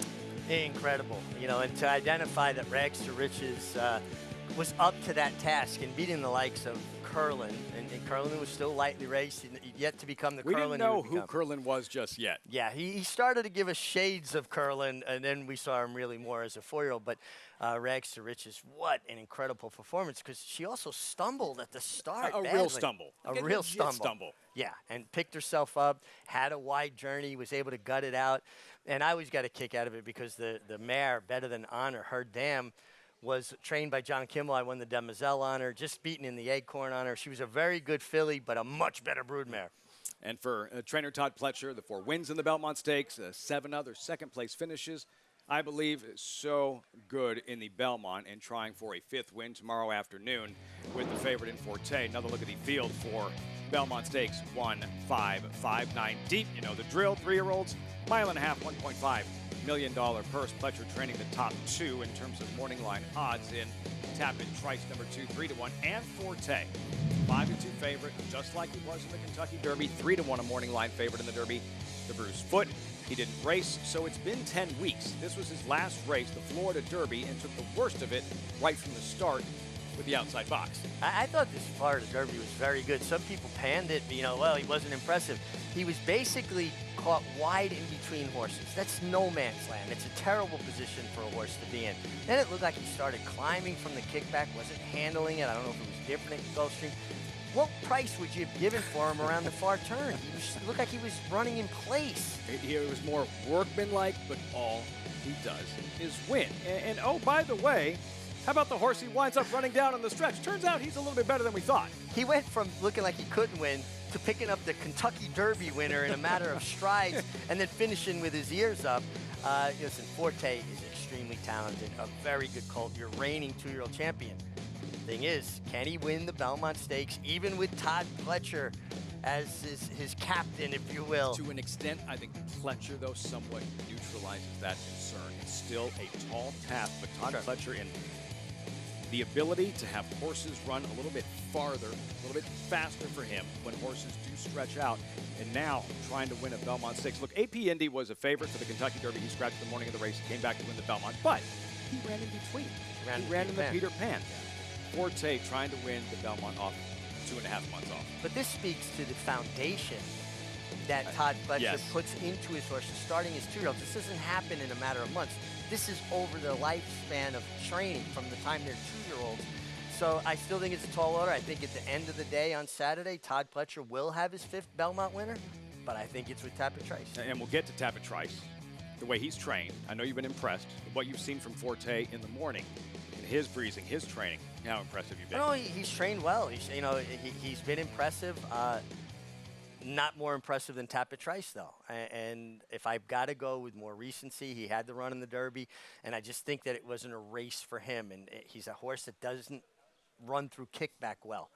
Kickback when they're going 45 and change comes back much harder than when they're going 47 or 48 and change. I think he'll have a lot easier time of it in the Belmont Stakes. Much more on Tapit Trice in a moment, but Forte, co-owned by Mike Rapoli, and his thoughts over what's taken place, the highs and lows, and what's been a very daunting 5 weeks going back to the Kentucky Derby. Mo Donegal drifting out a bit, but in front and clear. And it will be Mo Donegal to win the Test of the Champion, the Belmont Stakes. Mo Donegal. You know, winning it last year, obviously being a childhood dream, but not just winning it, but also coming in 1st and 2nd was pretty special. The last 5 weeks has been a little down, but you know, in all honesty, the journey started last year when he broke his maiden on this track, and then he went to Saratoga and he won the Hopeful, and then he won the Juvenile, and he's a 2-year-old champ. and he's 2 for 2 this year. See victory in the Fountain of Youth Stakes. Here's your 2-year-old champion. Here's Forte, geared down. Comes back in the Florida Derby, has the worst post. He's got the 12 post. Before he ran, that post was 1 for 48. It's now 2 for 49. This is going to be very close, but the champion prevails. Forte wins. He beat a horse named Mage, who nobody really knew about until 4 or 5 weeks later when Mage happened to win the Kentucky Derby. So though that's a little disappointed, it just shows you that he's beating the best horses of the crop, and I think he's the best 3-year-old, and I think we're going to see it on Saturday. But he got it done. On to Louisville for Forte. The last 5 weeks has been a tough journey, but the last year has been a great journey. You know, does it hurt to scratch the Derby favorite the day of the Derby? Yeah, hurts bad. When you have 75 family members and friends, and when you think about the highs and lows in life and the highs and lows in this game, many people don't get highs. And I've been so blessed to get so many highs in this game, and this game's been good to me, and you know, maybe Saturday will be another great high. The Belmont Stakes he won last year with Mo Donegal, trying to go back-to-back in Forte. Everyone associated with the horse that didn't have a chance to race in a Kentucky Derby, and how much more this one would mean should he pull off a win tomorrow afternoon. It would be huge. And, you know, listen, for all of the accomplishments and, you know, great victories that Mike Rapoli's had, he's had some bitter disappointments. Obviously, Forte, Uncle Mo, right on the cusp of the Derby as well. That's this game, and if you're going to have longevity in this game, you've got to learn to take the good with the bad and try to stay even. That was one thing Eddie Maple taught me as a young rider. Don't get too high when it's good. Don't get too low when it's bad. And he was called Steady Eddie for a reason. There's been some good and bad, kind of a mixed bag for Todd Pletcher's other Belmont runner in Tapit Trice, the most expensive horse in the field, $1.3 million. The gutty win in the Bluegrass, the disappointing effort in the Kentucky Derby. But what is it about this particular breeze, this work, that caught your eye and impressed you so much tuning up for the Belmont? Well, watch how he's coming through the stretch. He's just basically in a high gallop here. Rider's got his hands way back on their slithers. He's very relaxed, very controlled. Now, much like Todd Pletcher's other workers, watch as he gets to the wire. The rider just kind of shakes the reins at him a little bit, moves his hands a little bit. His head drops 4 or 5 inches. Look at the ground he starts to cover on the gallop out. This, to me, really signifies a horse with the mechanics of his stride, how well-balanced he is, that wants every bit of the 1.5 miles. His pedigree says so, but now from a physical perspective, he keeps galloping out. When you get to the backstretch at Belmont Park, that's a 1/2 mile from the finish line. He's still got his legs under him. I mean, this is a true 1.5 miles. Runs all day. Yes. 2 posts, what do you want to see early on strategically? Where should he be positioned to be in the best position to be effective? I mean, I think the ideal trip for him is that he breaks cleanly. That's not something he's always done. He did break a bit better in the Bluegrass, and he showed some handiness. He extricated himself from some tough position, jumped heels. He's going to get the opportunity to save ground on this long first turn at Belmont because of post 2. He's got a long backstretch to work his way out to get into a more comfortable position. I'd love to see him more forward because the pace is going to be more moderate. So that's what Tapit Trice looked like, breezing training in the morning. We have Belmont runners in the paddock right behind us. Michelle Yu is back there somewhere with an eye on Red Route 1, Michelle, who we consider a deep, deep closer, but found himself much closer to the pace in the Preakness Stakes. Indeed, we did, and we'll see where he lays here as they stretch out to the 1.5 miles of the Belmont tomorrow. I'd like to see the schoolers today because, you know, you get a kind of a foreshadowing of what you expect to see from them tomorrow. So earlier on, we had Dr. Shivel schooling. He was picture perfect. Right now, Red Route 1 in here. He's looking a little bit hot to me. Not a little bit, a lot bit hot. Now, I want to mention that he's not acting bad. He isn't coming out here doing anything naughty or anything. He's just like a quiet warrior. He's really warm. He's got lather between his legs. So tomorrow, when it comes to race time, that's something you can compare it to. Is he acting the same or is he acting differently than he did today schooling when there's relatively no pressure compared to what it's going to be like in the paddock here for tomorrow? Returning over to this particular race, I couldn't keep my eyes off of the 7 Battle of Lexington for Kelsey Danner. Just so well turned out in here. And you have to be pretty well turned out if you're going to be standing next to a Todd Pletcher trainee because they come over fantastic looking and covered in dapples. But Battle of Lexington looked great. A Colt here, son of War Correspondent, and I think getting onto the dirt after a turf trial last time is going to be a big plus for him, but just have to love the way he carried himself in this paddock, the aptitude that he showed, especially when there were some other horses acting up. We had several in here that were pulling some antics, and he was just quiet the entire time. One of the horses acting up a little bad was the 5 Blue Plate Special for Rick Dutrow. It was okay, and then they added his blinkers, and since they've put on his blinkers, he's had his head way up in the air, kind of throwing it around, and he's really on his toes. I hope that once he gets on track, he's going to settle down, but he's tail swishing over here. I just haven't been in love with his attitude since he got those blinkers on. Meg the rider's got his hands full with that colt there. Trying to get him settled down here with those blinkers on. As Michelle mentioned, as soon as they applied them, Blue Plate Special, he started to act up. For that trainer, Rick Dutrow. And back in training for Rick Dutrow, highly successful. Trained Kentucky Derby Preakness winner, Big Brown 2008. Has campaigned 3 Breeders' Cup winners. He trained 3 champions. Rick Dutrow is back off of a 10-year suspension and with a chance, with a shot in the Met Mile tomorrow afternoon with White Barrio. Yeah, big shot. White Barrio is a very talented racehorse, and I think the one-turn mile will suit him very well, and he's extremely well posted. White Barrio, and it was a matter, I think, Richie, of facing some softer company and get his confidence going again. White Barrio, who'd been a while since he had figured out how to win. Yeah, and I don't think people should discount that just because they're equine athletes as opposed to human athletes. Being able to win and win with something left elevates their spirits. If you've ever gone back to a barn after a horse has a losing effort, a lot of them take it to heart. They'll be in the back of the stall, their ears pinned, they're not happy, they're mad. This is a horse that wants to be a herd leader. He's shown a lot of ability and got back on the beam, if you will, with that win. Confidence is key, whether it's a horse or whether it's a human. If he brings his very best, the very best White Barrio has to offer, can he compete with the likes of Cody's Wish and some of the other top contenders in this Met Mile? Well, I think he can, and I think there's even maybe an opportunity he could take it up a notch, right? He's been training here. He's not shipping in a horse that's done all of his best, work in South Florida, but now New York is his home base. So it'll be interesting to see. I mean, it's hard for me to get past Cody's Wish, I think partly because I'm a fan for the story and for his ability, obviously. It's a sentimental favorite and the one to beat on paper, Cody's Wish, in tomorrow's Met Mile on the undercard of the Belmont Stakes. Hard to call it an undercard. Feels more like a Breeders' Cup program. Wall-to-wall stakes racing, several Grade 1 events, all leading up to the 155th Belmont Stakes. Race 3 on the Friday program. Maidens, New York breds. There's Javier Castellano. Cicciobella at 12-1.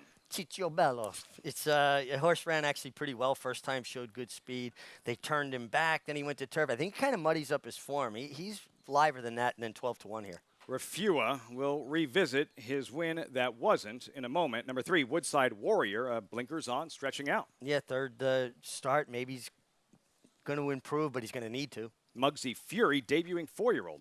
For Robbie Davis, co-owned by his wife, Marguerite Davis. Let's see, Blue Plate Special settled down. First after the claim, Rick Dutrow. Yeah, that's the effect that a pony has on most horses. They'll settle down next to a horse. It's just like having a bodyguard, if you will.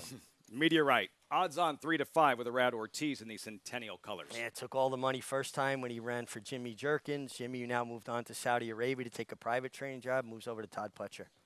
Battle of Lexington, back to dirt after the turf spin.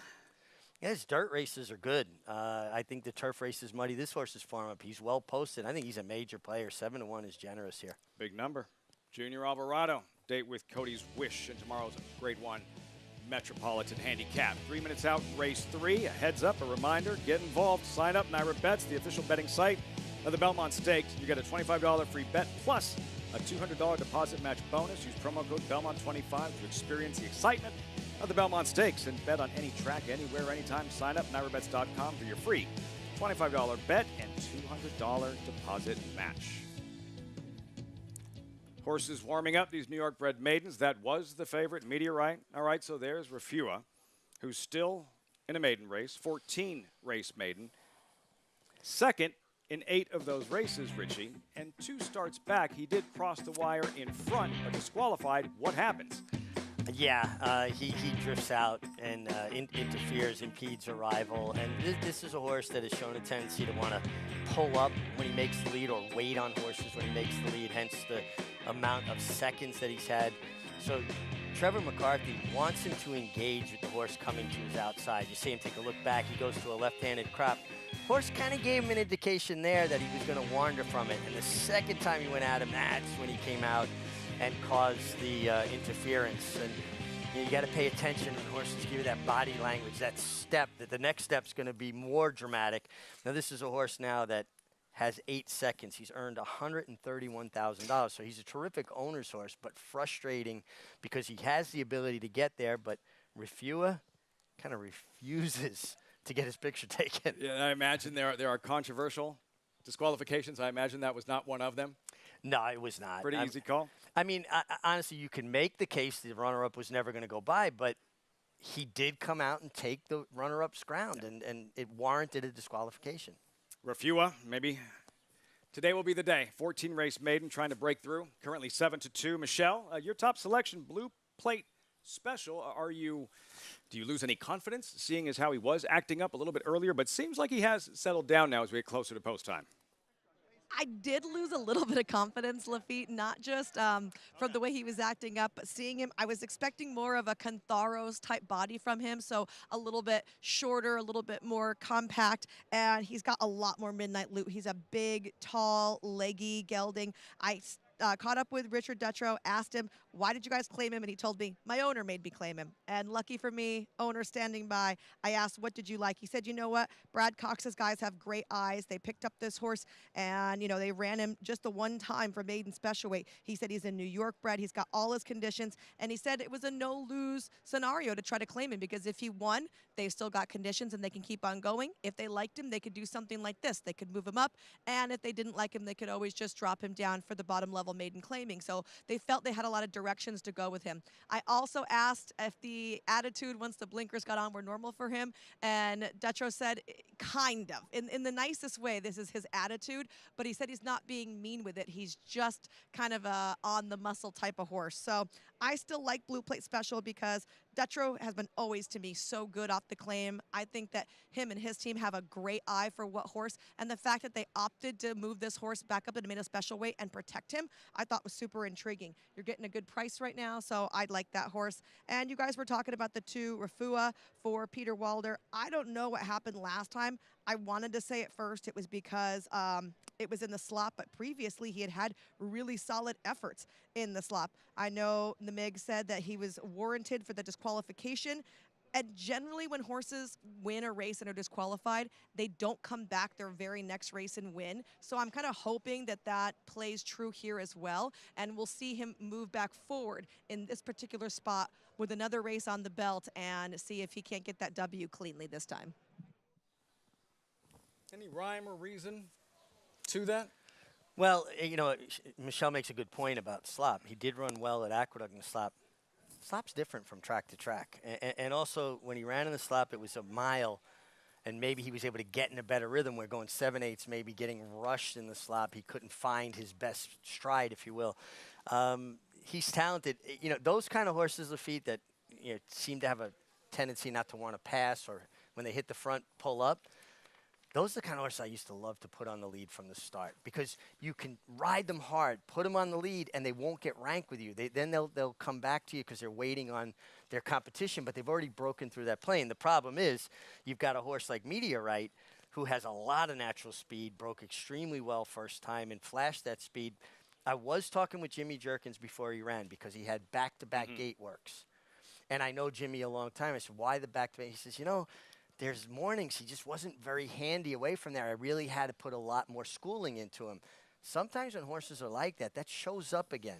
So if I'm Trevor McCarthy, I'm coming out running with Refua and make sure that Meteorite shows up as a speed because otherwise there's not a tremendous amount. Blues Plate Special probably, with especially, you know, stretching out to the mile off of 6 furlongs. So if the odds-on favorite for whatever reasons is denied today and Meteorite, you like Battle of Lexington to pull off a mild upset here at 6-1. What do you like about him? I just think his 2 dirt races really warrant attention.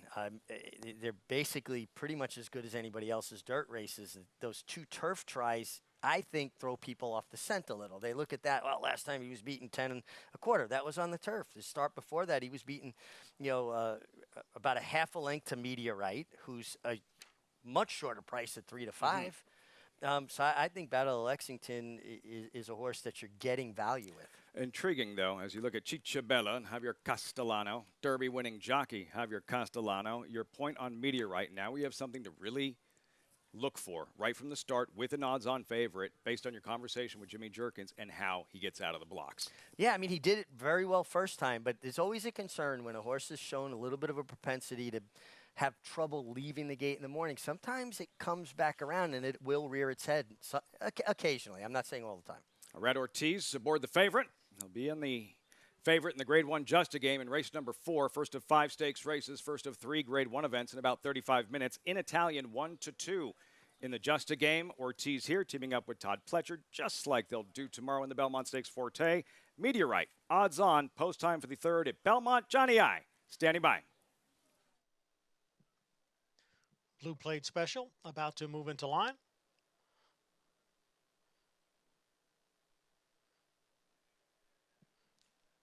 Field of 7 looking to break their maiden going 1 mile here at Belmont. And Blue Plate Special is in. Next up will be the odds-on favorite Meteorite and Battle of Lexington to complete the field. There goes Meteorite in. And Battle of Lexington on the outside with Junior Alvarado. Good to go for race 3. And they're off. And number 4, the first-time starter, Muggsy Fury, just walked out of the starting gate and is well behind the field. Woodside Warrior out for the early lead. Meteorite is on the outside. Blue Plate Specials in between horses, and Ciccio Bello is down at the rail. Then a break of 3.5 lengths to Rafua, who's running in 5th. Battle of Lexington is next in 6th, and that big break back to Muggsy Fury in 7th. The leader is a long shot, Woodside Warrior by a length. Blue Plate Special second by a half length, the quarter 23-1. Then it's the duo of Meteorite and Ciccio Bello. Meteorite moving up a bit on the outside. That move is followed by Battle of Lexington. And then comes Rafua as the field goes around the far turn. And now Woodside Warrior gets away here to lead by 4 lengths, the half and 46-3. Blue Plate Special down at the rail. Meteorite is on the outside, about a half dozen lengths from the front. Ciccio Bello at the rail. Then Battle of Lexington and Rafua. They are all still chasing Woodside Warrior. The lead is now 2.5 lengths. Blue Plate Special getting closer in second. Meteorite being pushed along in third. Ciccio Bello now comes on through. Here's Ciccio Bello up to grab the lead now. Meteorite ranges up on the outside. Blue Plate Special has dropped back to third. It's Ciccio Bello trying to hold off Meteorite as they head for the 16th pole. Ciccio Bello, long shot on the inside. Meteorite, the favorite on the outside. And the two of them will battle it out to the finish. And it's the long shot to win it. Ciccio Bello and Javier Castellano. Meteorite was second, a big break back to the rest of the field. Exciting finish in the third and an upset. Ciccio Bello, Javier Castellano fending off the favorite, Meteorite and Red Ortiz. You know, we talk about horses that form gets dirtied up a bit. This horse's form was dirtied up. His first race was very good for Maiden 40, where he showed speed and tired. Came back sprinting, didn't want any part of that. Look at the size of him. You could tell from a physical perspective he didn't want any part of it. Tried the turf, no good. Back to a mile on the dirt with those races under his belt and got an absolutely beautiful ride from Javier Castellano. And it was a tale of 2 trips. Meteorite got hung a little bit wide while Ciccio Bello from the inside was able to save ground and split horses.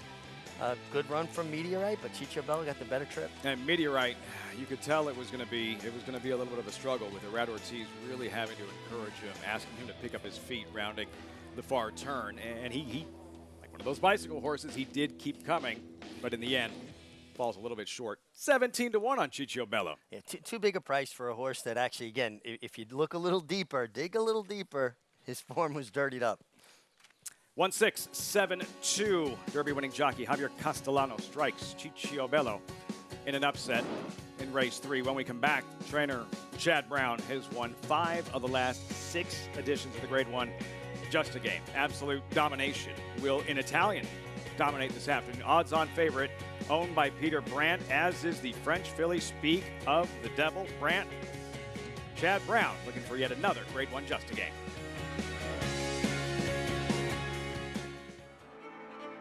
Connect, a Grade 1 winning millionaire, now making his mark as a sire. with Grade 1 winner Rattle and Roll in his first crop, along with Grade 3 winner Hidden Connection and Stakes winners The Alice Look and Implicated in his second. With a full book bred last year, there is more quality in the pipeline. Connect, a proven sire in the making, standing at Lane's End. Reach for the unreachable. Race to new horizons. The artisan's quest for beauty burns in the heart of Japan, forging strength like no other, with love and honed to perfection. Noble, authentic, and only here. The legacy of strength. It's a domineering display by the ultra-talented McKinsey. McKinsey in a dominant performance. 300 Honda, 300,000. 275, ED 275,000. 75, Boutique 75, 275,000. 250, I'm Ralph now, 250,000. Here, Boutique 2, bit $200,000.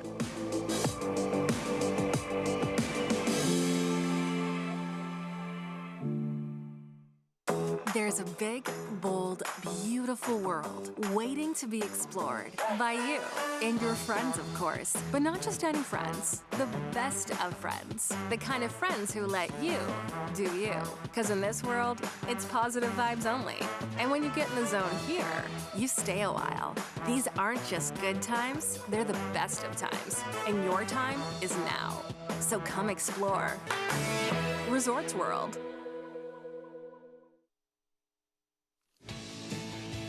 Great to have you with us on America's Day at the Races. It's always brought to you in part by Naira Bets. Any track, anywhere, anytime. Visit NairaBets.com or download the Naira Bets app to get started. Javier Castellano entering the winner's circle. Strong finish. Chicha Bella 17-1, turning back the favorite Meteorite. Yeah, nice run from him. Worked out a good trip from that inside post. Ciccio Bella is a doll, Italian doll. Italian doll? Yeah. All came together today. Ciccio Bella. A big price. Michelle, you standing by with winning pilot Javier Castellano. We were just discussing, Lafitte, how you pronounce this horse's name. I won't put you on the spot and make you do it. You can just tell me about your trip. I really like the way he did it, the trip. Looking for today, the one hole, little spin the rail, let him fall out of there and get a good spot right behind. I thought about in one moment did take the pace. He brought so well, but did rush a little bit. The other horse did take the pace, able to cover up a little bit enough because it seemed to me the pace was a little faster. I'm able to cover up a little bit, find the angle. I think the move to win the race was right in the quarter. I timed it right, split horses, and the rest it was over. I want to just go back. How's the year been since winning the Derby? What's the last couple of weeks been like?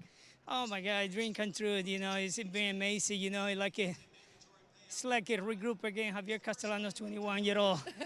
Everybody want me right now. A couple of years ago, it went pretty rough a little bit, but it start picking up again. I mean, the good thing, I've never give up. Always been consistent, working hard. Hopefully, pay off. And look at this, 3 weeks ago, I won the Derby, and dream come true, and great emotion.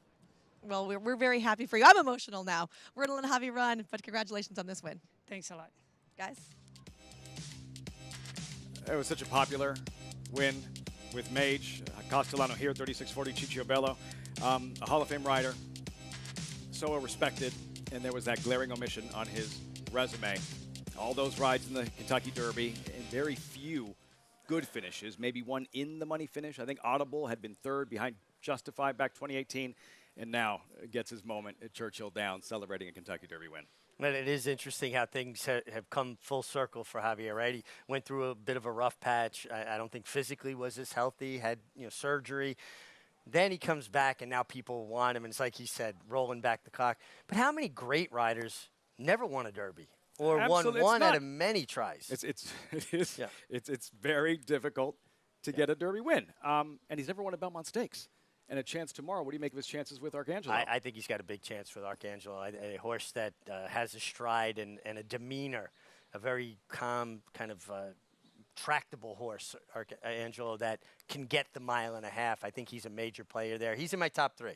That Peter Pan was very, very good. Very good. Training well and on the improve. Arcangelo and Castellano has that first Derby. Will he take down that first Belmont Stakes? This week in history brought to you by Three Chimneys and the Acorn 2019 Guarana for Chad Brown. Man, was she good. She was really good. And, Chad trying to get another. Acorn has a couple in there taking his swings and contenders for sure. Remember him telling me after the race, she's just like her sire. She reminds me so much of her sire, Go Sapper. That was high, high praise for Guarana, as good as she was in the Acorn. Will we see that kind of domination this afternoon? 8 of them, 3-year-old fillies, the return of the Kentucky Oaks winner in Pretty Mischievous 2-1. She's not the favorite. The favorite is trying something for the very first time in Munnings Gold and trying to succeed beyond a sprint distance with Arad Ortiz. Can she do it? And coming off this hard-fought second-place finish in the 8 Bells at Churchill Downs 5 weeks ago. I like Munnings Gold, and this is why. Most times when a speed horse gets collared, that's it. They've done their best. They used their weapon, their speed. The fact that she showed this dimension. Watch this. To fight back. Speed horses don't fight back like that. Maybe the exception being Serengeti Empress, right? that they reach down and fight for it. Speed horses usually win by outrunning their rivals, and they can never catch them. Are you concerned? I mean, how Taxing Grace really had to dig deep. Are you concerned that she can bring her best off that effort, and again, trying to do something she's never done in carrying her speed 1 mile and a 16? It's a legitimate concern, but I like her getting here to Belmont, and I think that she have an opportunity to get in a little better rhythm than she did there, where she had to work a little bit harder for it. I think if she can get comfortable at all and get to a point where she just relaxes, her ears come up a little bit, the fight that she showed there, she'll be tough to get by. That's how good the racing is this weekend. On a Friday, 5 stakes races, 3 of the Grade 1 variety. The 3-0 fillies taking center stage in the Acorn later on this evening. And the stakes racing. The Acorn, we mentioned the first is the Just a Game. That's next. Chad Brown trying for a 6th in the last 7 years. The fillies on grass in the Grade 1 New York. The Belmont Gold Cup, the 8-mile race with a bunch of hurdlers. And the Intercontinental to close the show. Race number 11. Richie, you're staying right there? Yep, not moving. Richie staying right there. Greg Wolf jumping in the cockpit as our coverage continues on the eve of the Belmont Stakes. What will that filly do in the next 20 minutes? Owned by Peter Brandt, who campaigned Just a Game, trained by Chad Brown. In Italian, the odds-on favorite, horses in the paddock for the first of the trio of Grade 1 races on the Friday program at Belmont. Stay tuned as America's Day at the Races rolls on.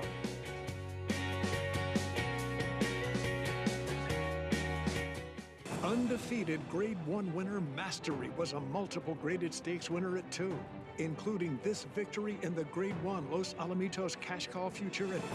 Now his progeny are bringing top dollar in the sales ring. His recent top runners include these star performers. Good Girl, Bad Habits, the Mastery filly. Here surprisingly surging on the outside, surprisingly. Midnight Memories, much the best in the Zenyatta. Mastery, standing at Claiborne Farm.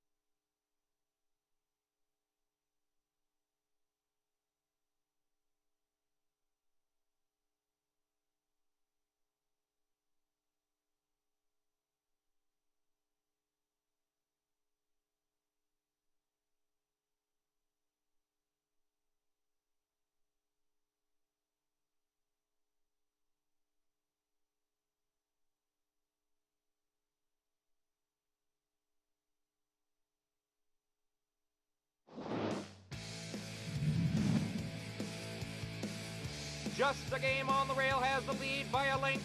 Jamila is second on the outside. The Very One, Baby Sister, and La Souffle the area into the stretch. Just a Game now extends to a 3-length lead. Jamila is second by a neck. Relaxing on the inside, third on the outside. The Very One, and Please Try Hard down the stretch. Just a Game still leads by 3. Relaxing on the outside, The Very One. Those two heads apart, but to the wire, that's Just a Game in front. Just a Game in the 1980 Diana Handicap, named Champion Female Turf, Eclipse Award winner of 1980. Yeah, with Hall of Famer Don Brumfield aboard here, and here she comes down the stretch. I actually galloped the filly that finished second, was closing in on her, The Very One. And look at the infield crowd as they get to the wire. See people in the infield in Saratoga? Years ago, they would open the infield. Going to be seeing that down the line again one day very, very soon in the near future. Greg Wolf stepping in for Lafitte Pinkai on the eve of the third and final leg of the Triple Crown of the Belmont Stakes. Good to be here. Beautiful afternoon. Great day for horse racing, and so great that this air quality has improved to the point where we can run again. Yeah, it's so much better. It's so much more comfortable. And it's great to be out in this paddock set. I love getting the view of the horses walking right behind us, and good atmosphere here. Well, Just a Game, she was owned by Peter Brandt, who owns in Italian, who has just been incredible for him and Chad Brown. 6 for 10 lifetime. She's been first or second in 9 of her 10 starts. She is a 1-9 favorite as we get a look at her. Yeah, and she makes her own trips. She's fast, and she's capable of going fast and staying. Kind of takes everybody out of the game. They got to work to stay with her. Fast, she's drawn on the inside. This is a look at the Jenny Wiley, her 5-year-old return to the races, and she just dominated from the outset. Yeah, she did. And look at her tense demeanor, man. She pins those ears. She just wants it. She's like a dominant force. She's a herd leader. Almost gives horses that look like, no, you don't want to get too close to me. And again, the ability to go fast and continue. Look at some of her races, the fractions she set, particularly going back to the Diana last year, 45, 109, and just continued. She is going to be, I don't think she'll be 1-9, but big scratch in here too. Not scratch, but in terms of some of the players who didn't show up in this race. But she's going to be the shortest priced favorite of any stakes race we have over the weekend. Yeah, I mean, I think that's true. And the main contender is Spenderella, who's the second choice at 7-1.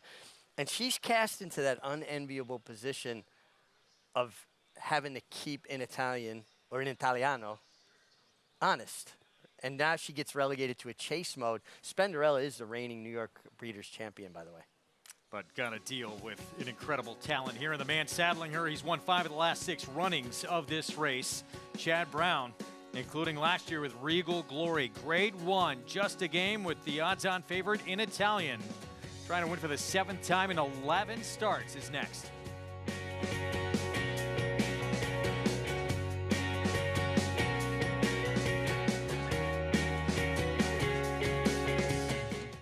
Champion Good Magic was the co-leading freshman sire last year of Grade 1 winners, graded stakes winners, and stakes winners. This year, he's the sire of 2 classic performers in his first crop. Kentucky Derby champion, Mage. Come into the final 16th, and it is going to be Mage to win the Good Kentucky Magic, Derby. the classic sire. Standing at Hill and Dale at Alapa. When it comes to horse racing, you can never have too much information. With TwinSpires, you can place your bets with confidence. Whether you use handicapping insights, like our Brisnet speed ratings, prime power, and past performances, the guidance of our experts' top picks, or just choose a name that catches your eye. Yes! No matter how you pick your horse, bet with TwinSpires. Start earning your $200 sign-up bonus when you sign up with offer code GET200.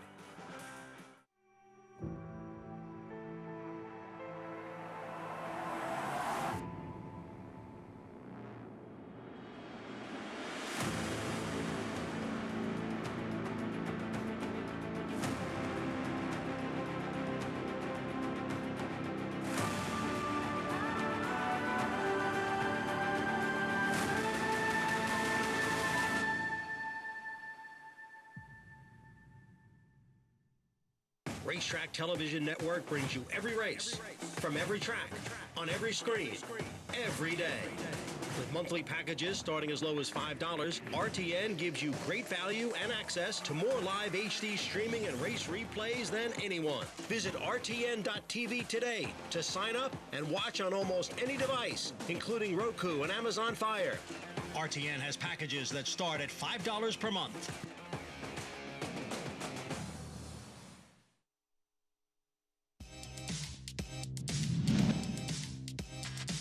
They've got 7 lengths on Regal Glory, who's getting closer now in third. Wakanaka's moving up on the outside. Speak of the Devil is the trailer down at the heads. 3/4 went in 1:08 and 4. And here is In Italian to take over. And here is Regal Glory, who's now kicking in on the outside. In Italian, Regal Glory surges to the front now. Regal Glory in front, then Wakanaka, and In Italian, it is Regal Glory. Impressive to win the Grade 1. Longines just a game. Oh, Regal Glory, she was something special for these very same connections when she beat In Italian, who's going to try and pull off the same thing today. Yeah, In Italian, though, faced a lot of pressure that day, and Regal Glory just got that perfect trip under Jose Ortiz and won quite nicely. In Italian doesn't project to get that same kind of pressure in today's just a game. So Peter Brandt, those silks In Italian with the huge odds-on favorite. And not just the fact that she's in incredible form and a supreme talent, but she holds all the cards in terms of being able to set the pace by herself.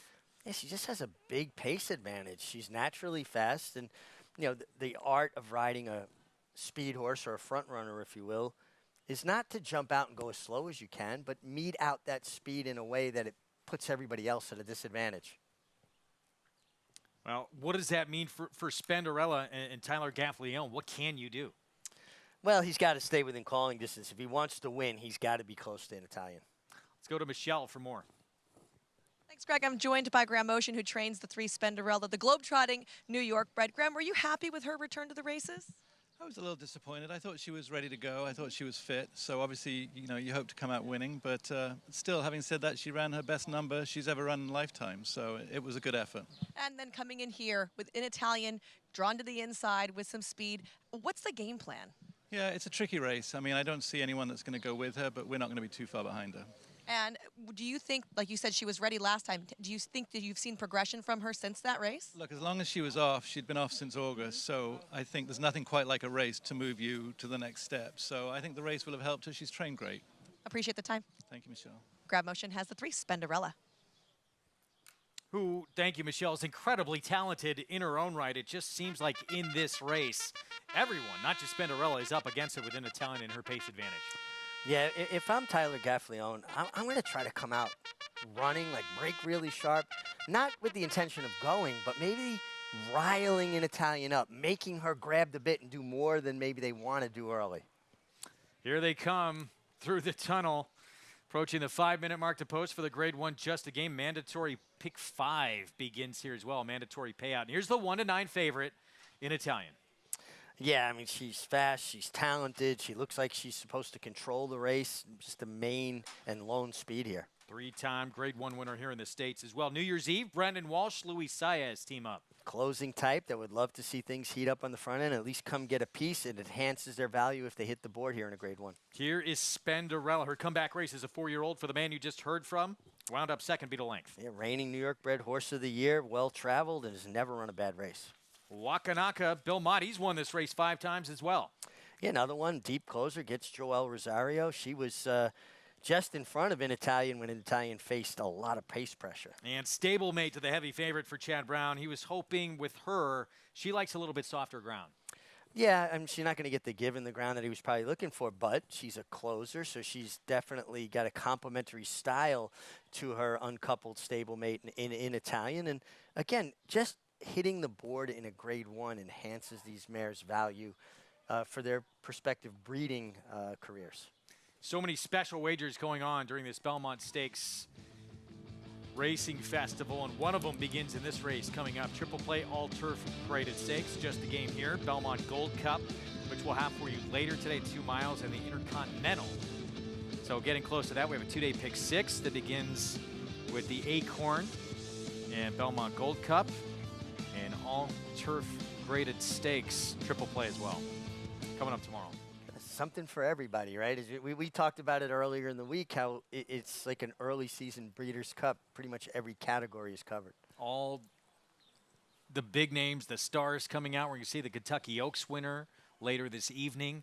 I know I'm going to ask you this question later, but as you were looking forward to this week, what got you most excited? Well, you know, honestly, the Belmont Stakes has me most excited because I've been watching Tapit Trice train, and I feel like this horse has taken it to another level. And, of course, we always want, you know, confirmation that our opinion is good. And watching him train, I just have a hard time seeing him lose the Belmont Stakes. Horse that so many believe was just built for this race, this racetrack with that pedigree. His sire trying to produce a 5th Belmont Stakes winner. Back to the Just a Game. So here's Spenderella. And, you know, early on in her career, she showed an ability to be forward. I don't know if she has an Italian-type speed, but she can try and stay close as we look back at the Distaff Turf Mile. Yeah, no, listen, she definitely has the ability to stay close. I don't think she has the natural speed that In Italian has. Listen, she moved up nicely here. Fluffy Socks, a nice filly, nice mare in her own right. And like Graham said, she was off from August. And as good a conditioner as Graham is, there's nothing that can substitute a race for moving a horse to where they need to be. And you see on Fluffy Socks there, Irad Ortiz Jr. celebrating pretty vehemently before the wire. That was a race after he got beat on Goodnight Olive, who had a tough trip. And it kind of brutal trip that day. Yeah, brutal. Just for hung the filly up. and mare sprint champ. Right, stuck in behind horses. And I think it shows you the emotion and how these things, you know, play on a rider, and it kind of, all right, I can put that one behind me. I got this one, even though you still feel bad. It was just circumstance. Nobody's fault. You just got put into a trap. Well, and you heard from him, Graham Motion, so I don't really need to tell you, but he, as disappointed as he was with that comeback race for her, just because how talented she is, and she didn't win, came back and he saw the figure, and it really kind of alleviated that disappointment. No, best figure she's ever run up to this point, but she's supposed to be better at 4, right? She's supposed to take that next step as good as she was. I mean, listen, they thought enough of her. She's undefeated to go try the Grade 1 Coronation at Ascot, and she ran extremely well, just second best to a superstar over there. Came back, won the Grade 1 Del Mar Oaks, went to the sidelines, and came back with a good return. And again, reigning New York bred champion horse of the year. Let's get back to Michelle. Just to kind of tag a thought onto you guys talking about Spenderella right there, looking at that Distaff Turf Mile, it was also her first time, not only off the bench, but versus older horses. And I feel like, at least in California, we always key in on that. Horses when they are just turning 4, or even when they're in their late 3s and they have to start facing older. You know, if you think about a 5th grader and a 3rd grader, you're talking about 2 different size kids, right? I feel like it's very similar with horses. So really, that was probably an even more superior effort than we all think on paper. Spenderella is still going to have to move forward to catch an Italian, but I do think that was a great leaping off point for the rest of her year. Talking about an Italian, could not falter any which way from the second she stepped into the paddock. Let me tell you, I always look for dapples to see if a horse is doing well. That's those spots that you see on their coat. Chestnut horses notoriously are extremely hard to get to dapple. For whatever reason, their coat just doesn't seem to carry that shine through like a bay horse does. I couldn't count all the dapples the entire time she was in the paddock. She has so many. She has dapples on top of dapples. This is one of the healthiest looking horses all day, I'm going to guarantee you, not to mention the heavy favoritism that she's taking here. So you can't fault her at all for looks, and I'm so pleased that Peter Brandt opted to keep her around for another year of racing. Wanting to add one more horse into your mix if you're looking for an underneath, maybe the 2 New Year's Eve for Brendan Walsh. She's been settling behind Didia in her last couple for the minor awards. She is obviously stepping up into much tougher company here, and previously that hasn't worked out well for her. But we're also getting her back to a distance that I think she's going to be better at, and that's just the flat mile. She has been routing, going a mile and an eighth, mile and a quarter even in some of her more recent races. And I think it might just be too far for her. Yes, she lays back, and so she makes that run. But if they don't want to go that distance, then making that run is still going to be challenging if they can't get the entire bit of real estate. So turning her back to a mile means that she's going to be ultra fit because she's been going these further distances, and hopefully it's going to hit her square between the eyes as far as something that suits her and her closing kick. Michelle, thank you. See that pick 5 pool begins here as well. Again, a mandatory payout in the pick 5. So with a 1-5 favorite, I would think it would get hit. We know that much. We'll see what happens here beginning the sequence. Chad Brown with 2 in the race, including the 1-5 favorite. He won it. That streak of his, just incredible, where he's won 5 of the last 6. Antono, 2017, a raving beauty. The Great Rushing Fall, newspaper of record, and then last year at the Regal Glory. The only race he didn't win in that last 6 years, Althika, Charlie Appleby and Godolphin back in 2021. It took someone to ship over from Europe to upset the apple cart, the Chad Brown apple cart, if you will. It's just incredible. If you look at Chad Brown's record in these filly and mare turf races in particular, right? The Diana, obviously the Just the Game. It's pretty remarkable what he's done. Look at this. Tied with Bill Mott, most wins ever in this race, but it's all been recent for this man. 5 of the last 6 years, he has taken the Grade 1 Just a Game. So that probably had to sting a little bit 2 years ago, and then they came right back and won it.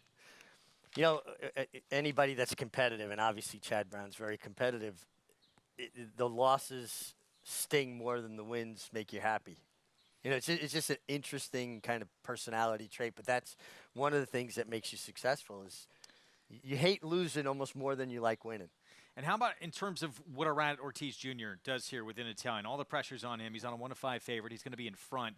How do you, as a rider, determine not to open up too much in a race like this? Well, I just don't think you want to inhibit her stride. You don't want to get in her way, right? You don't need to send her. You don't need to grab her. You know, 5 pounds of pressure on the reins. Let her run up into your hands.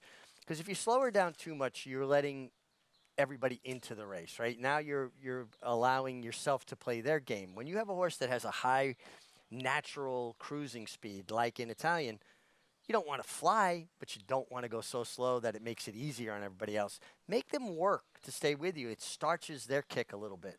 And keeps your horse happy doing what they want. Absolutely. It's not how fast you're going. It's how you're going fast, how efficient. And in Italian, I mean, go back to last year's Diana. 45-4 around 2 turns, 109-2, finished out a mile and eighth and 145. She basically ran every step of the way. She's shown the ability to do that. Opened at 1-9, 1-5 favorite. Again, the shortest price favorite you're going to see this entire weekend during this Belmont Stakes Racing Festival in Italian. And the Silks of Peter Brandt. We showed you that victory with the one this one's named after, Just a Game, back in that 1980 Diana. And just incredible success getting back into the game for Brandt, teaming up with Chad Brown. Yeah, really incredible. And I was a big Just the Game fan. I was around watching her run. I like Michelle's point about 3rd graders, 5th graders. You know, I was actually the biggest kid in my class in 3rd grade. But by the 5th grade, everybody ran by me. Hopefully you didn't beat them all up so they didn't pick on you later. Actually, I wasn't. I was always small. Not until I got to the jockey's room was I considered considered tall. You're always a sweetheart because you're always like a teddy bear around us. Yeah, I think I am. You are, except when you get angry. Grade 1, Just a Game in Italian. Going to try and take him gate to wire. Here's John Imbrial. They're off in the Grade 1 Just a Game Stakes, and it was a slow beginning for number 2, New Year's Eve, who trails the field. It was a good beginning for the heavy favorite in Italian, who is quickly out to a 2-length lead. Wakanaka and Spenderella, they are right together, 2nd and 3rd. It's a rank Speak of the Devil, who is on the outside of New Year's Eve. The fillies and mares move up the backstretch with In Italian, the leader here by 2. Spenderella, 2nd by a length and a half. The opening quarter, 24 and 2/5 seconds. New Year's Eve is now advanced at the hedge that's grabbed 3rd. Wakanaka's right alongside Speak of the Devil in between horses. In Italian leads here by a length and a quarter. New Year's Eve continues to gain on the inside. Then comes Spenderella. At the back are Speak of the Devil and Wakanaka. In Italian ran the opening half mile in 47 and 4/5 seconds. It is In Italian and Arad Ortiz Jr. leading here 3/4 of a length. Spenderella is next in 2nd. Then Speak of the Devil in third. Wakanaka being pushed on the extreme outside. And New Year's Eve. The field is at the top of the stretch. In Italian, challenged here by Spenderella. In Italian, now being asked for more, and she responds here. In Italian, quickly opens up by 3.5 lengths. Spenderella in second. Then Speak of the Devil, Wakanaka on the far outside, and New Year's Eve. In Italian, in any language. A dominating performance here in the Grade 1 Just a Game. She completed the mile over the firm turf in 1 minute, 34 seconds. 6 wins in the last 7 runnings of the Just a Game now for trainer Chad Brown in those Peter Brandt Silks. Irad Ortiz Jr., gate to wire as expected. Yeah, I mean, he slowed her down. He had her a bit off the hedge early, good hold of her. When he asked her to turn it for home, she just sprinted. I mean, what a turn of foot this mare has in Italian. Fantastico. Just too good. You might have thought, well, the rest of this field, here they are coming into the stretch. They're right there. It just shows you what kind of kick she has in the stretch. Yeah, I thought Irad might have been holding her up a bit too much, but he knew what he had underneath him and the way she finished. Gosh, what a turn of foot. She's just really, really good. And gets the Just a Game that has eluded her up to this point. And now Chad Brown stands alone with 6 Just a Game victories. Was tied with Bill Mott coming in. And not just 6 of the last 7 he has taken as well to earn that mark. 1-5 favorite in Italian. Obviously, with what she has done, one of the best turf females in the country, and we're going to see another one today later coming up in Warlike Goddess. Yeah, Warlike Goddess turning back a bit in distance to a mile and a quarter, but so talented, trained by Hall of Famer Bill Mott. But in Italian, she finished. What a performance.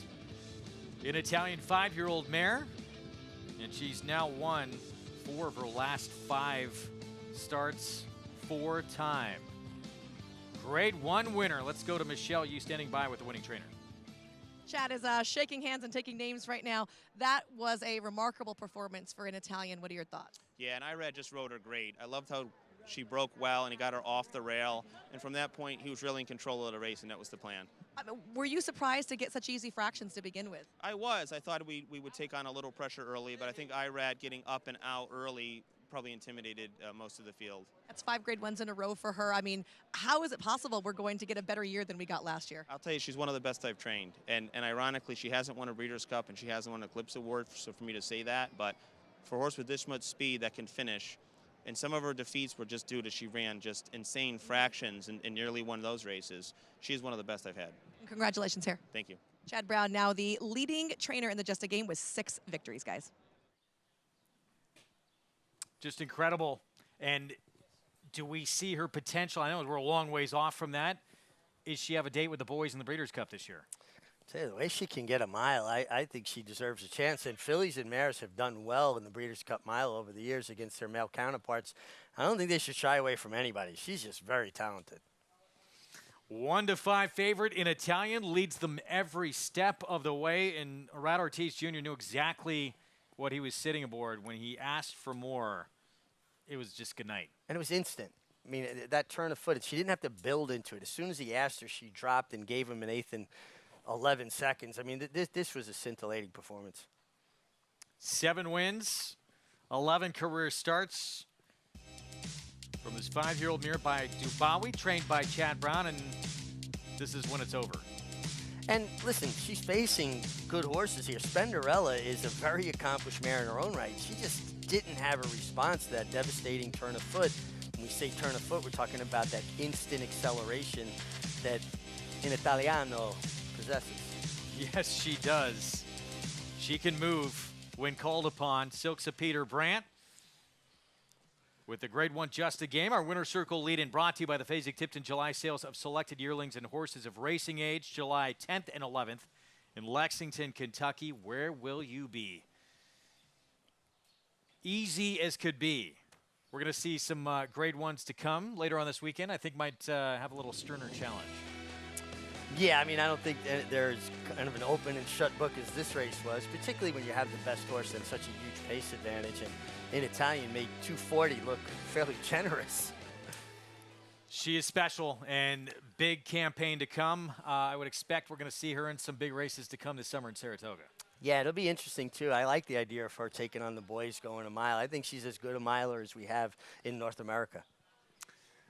Back to the barn after a Grade 1 triumph, fourth again of her career in Italian. Chad Brown, Peter Brandt, Rat Ortiz Jr. And there's Peter Brandt helping bring her back on her left-hand side. We're going to take a timeout. So much more to come.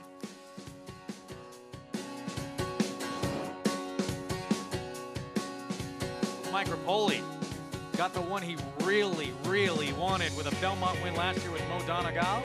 And he'll try and get another one with his 2-year-old champ Forte, who gets his first try in the Triple Crown Series coming up on Saturday. The best 2-year-old by legendary sire Quality Road. Hit about $1.5 million. Very, very impressive debut. Cantering home could not have been more impressive. Coast to coast in the American Pharoah. He's the real deal. Undefeated and unchallenged at 2. He's just too good. He wins the Breeders' Cup Juvenile. Corniche, the newest champion to Coolmore, America.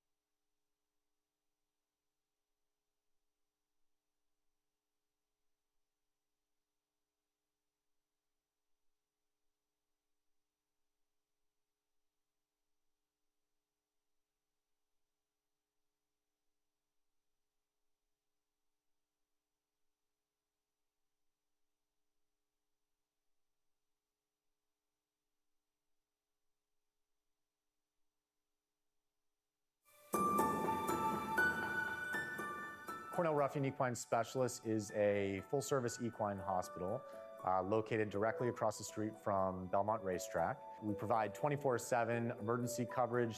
For example, that's may involve treating medical colics, colic surgery, which frequently happens odd hours of the night. On the emergency basis, fracture repair, elective orthopedics with arthroscopy and standing airway surgeries, standing tiebacks. We do tie forward surgery. I mean, there's a huge variety of services that we offer here. We do full lameness evaluations. We have a standing MRIs. We do, once we have a lameness localized, we frequently end up doing some advanced imaging. That may be a standing MRI, that may be bone scan.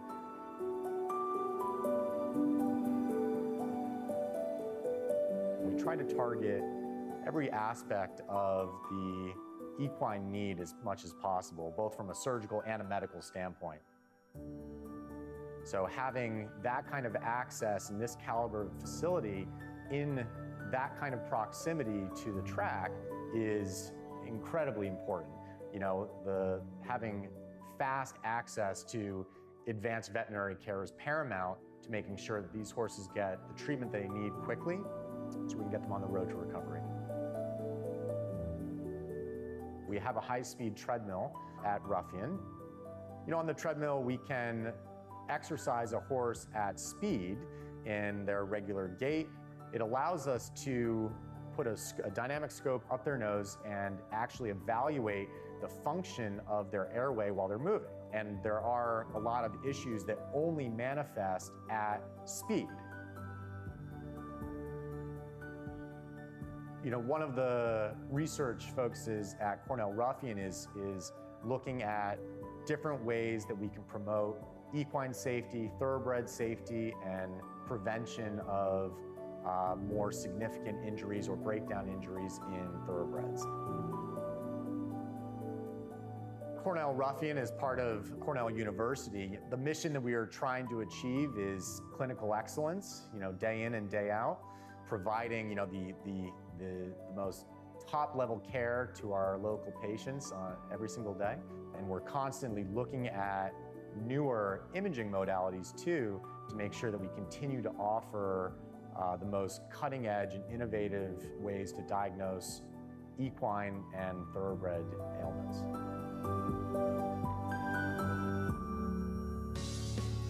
Amazing the work being done to keep these equine athletes in top shape and running at such a high level. With more on the Cornell Ruffian Medical Center and what they do, let's go to Michelle Yu. We're happy to be joined by Dr. John Piggott. Can you tell us a little bit about the clinic and the relationship between the clinic and Cornell and Belmont? Yeah, for sure. So it's a full-service equine hospital. We're located directly across the street from the track, from Belmont Racetrack. It's a Cornell-owned facility. We've been open since 2014, offering 24/7 care, round-the-clock service for any thoroughbred need, any treatments for the horses in the local horse community here, and moving forward. In addition to general care, right? What else do you guys do, and what do you consider some of your specialties?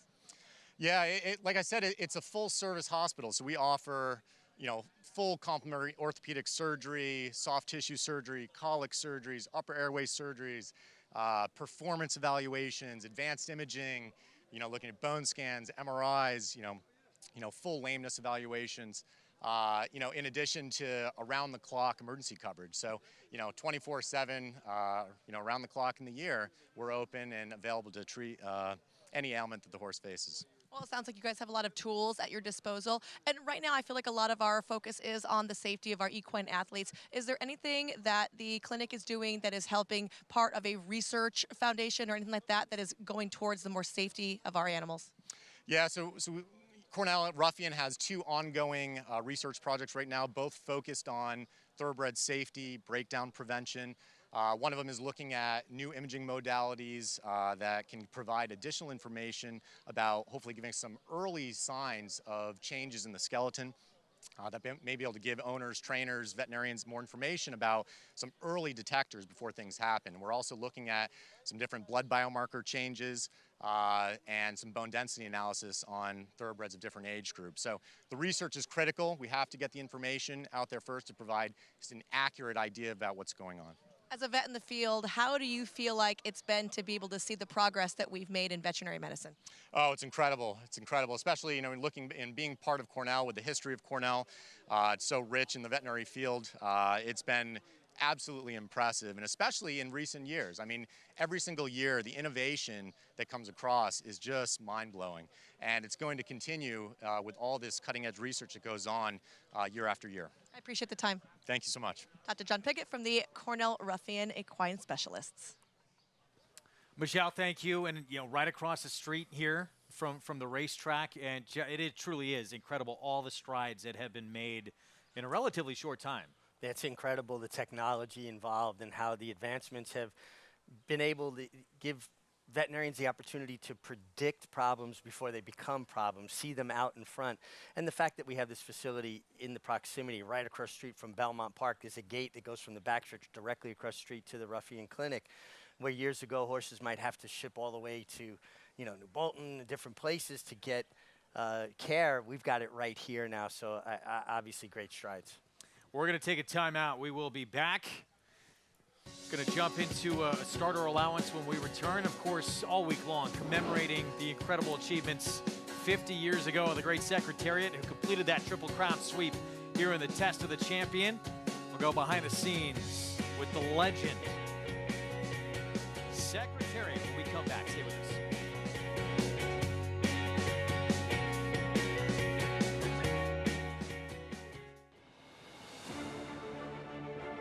Who's the best? Who's top horse?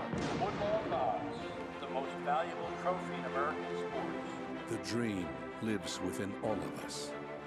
When fueled by passion, patience, and perseverance, a spark of greatness.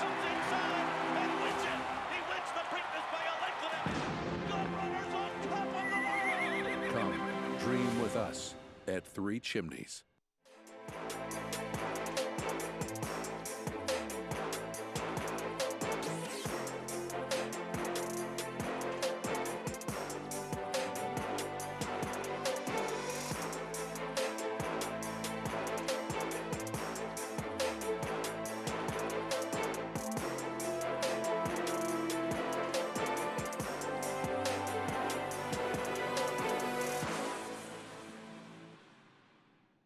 I'm very bullish on it. Tom's Dayta's got a 4-length lead at the 16th pole. Tom's Dayta has conquered the Clark.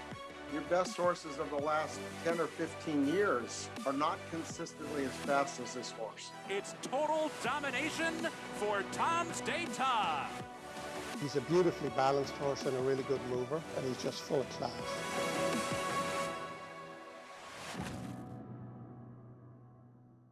Experience the adrenaline-pumping, suspense-filled action of the Sport of Kings no matter where you are with NYRA Bets. It's fast, easy, and secure. Download the app today and start winning with our lucrative weekly promotions, thrilling handicapping contests, and a one-of-a-kind VIP rewards program. Don't just watch horse racing, be a part of the action with NYRA Bets.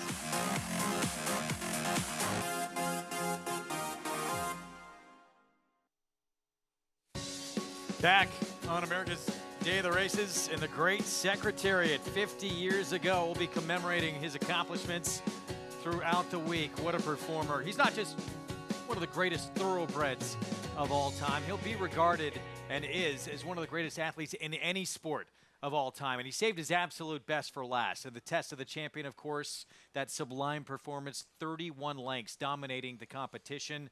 We look back at what a special moment in time with Secretariat that was. By 1973, 25 years had passed since Citation was crowned our 8th Triple Crown winner. Then came Secretariat. He had been named Horse of the Year at 2, first colt in history so honored. He was an extraordinary horse. He was so smart, so intelligent. It was really unbelievable. Not only is he loaded with ability, but he's loaded with charisma, and he's got a charismatic owner, and it just was a hell of a story. You know, it really was. No horse casts a shadow over racing and American sport like Secretariat did and still does. I'm just amazed that it never stopped, really. He's as popular today as when he was running. It is widening now. He is moving like a tremendous machine. You could hear the announcer calling how far in front I was, and then moving like a tremendous machine. I heard all those things, and when I turned for home, people were jumping up and down in the stand and hollering. I'm looking at the teletimer, looking at the clock, how fast I was going, and I was breaking track record all the way down the lane. Secretariat has opened a 22-length lead. He is going to be the Triple Crown winner. Here comes Secretariat to the wire. An unbelievable, an amazing performance. Chick Anderson called it on TV. I called it to the track. Secretariat was the best horse in the world on the day of the Belmont Stakes.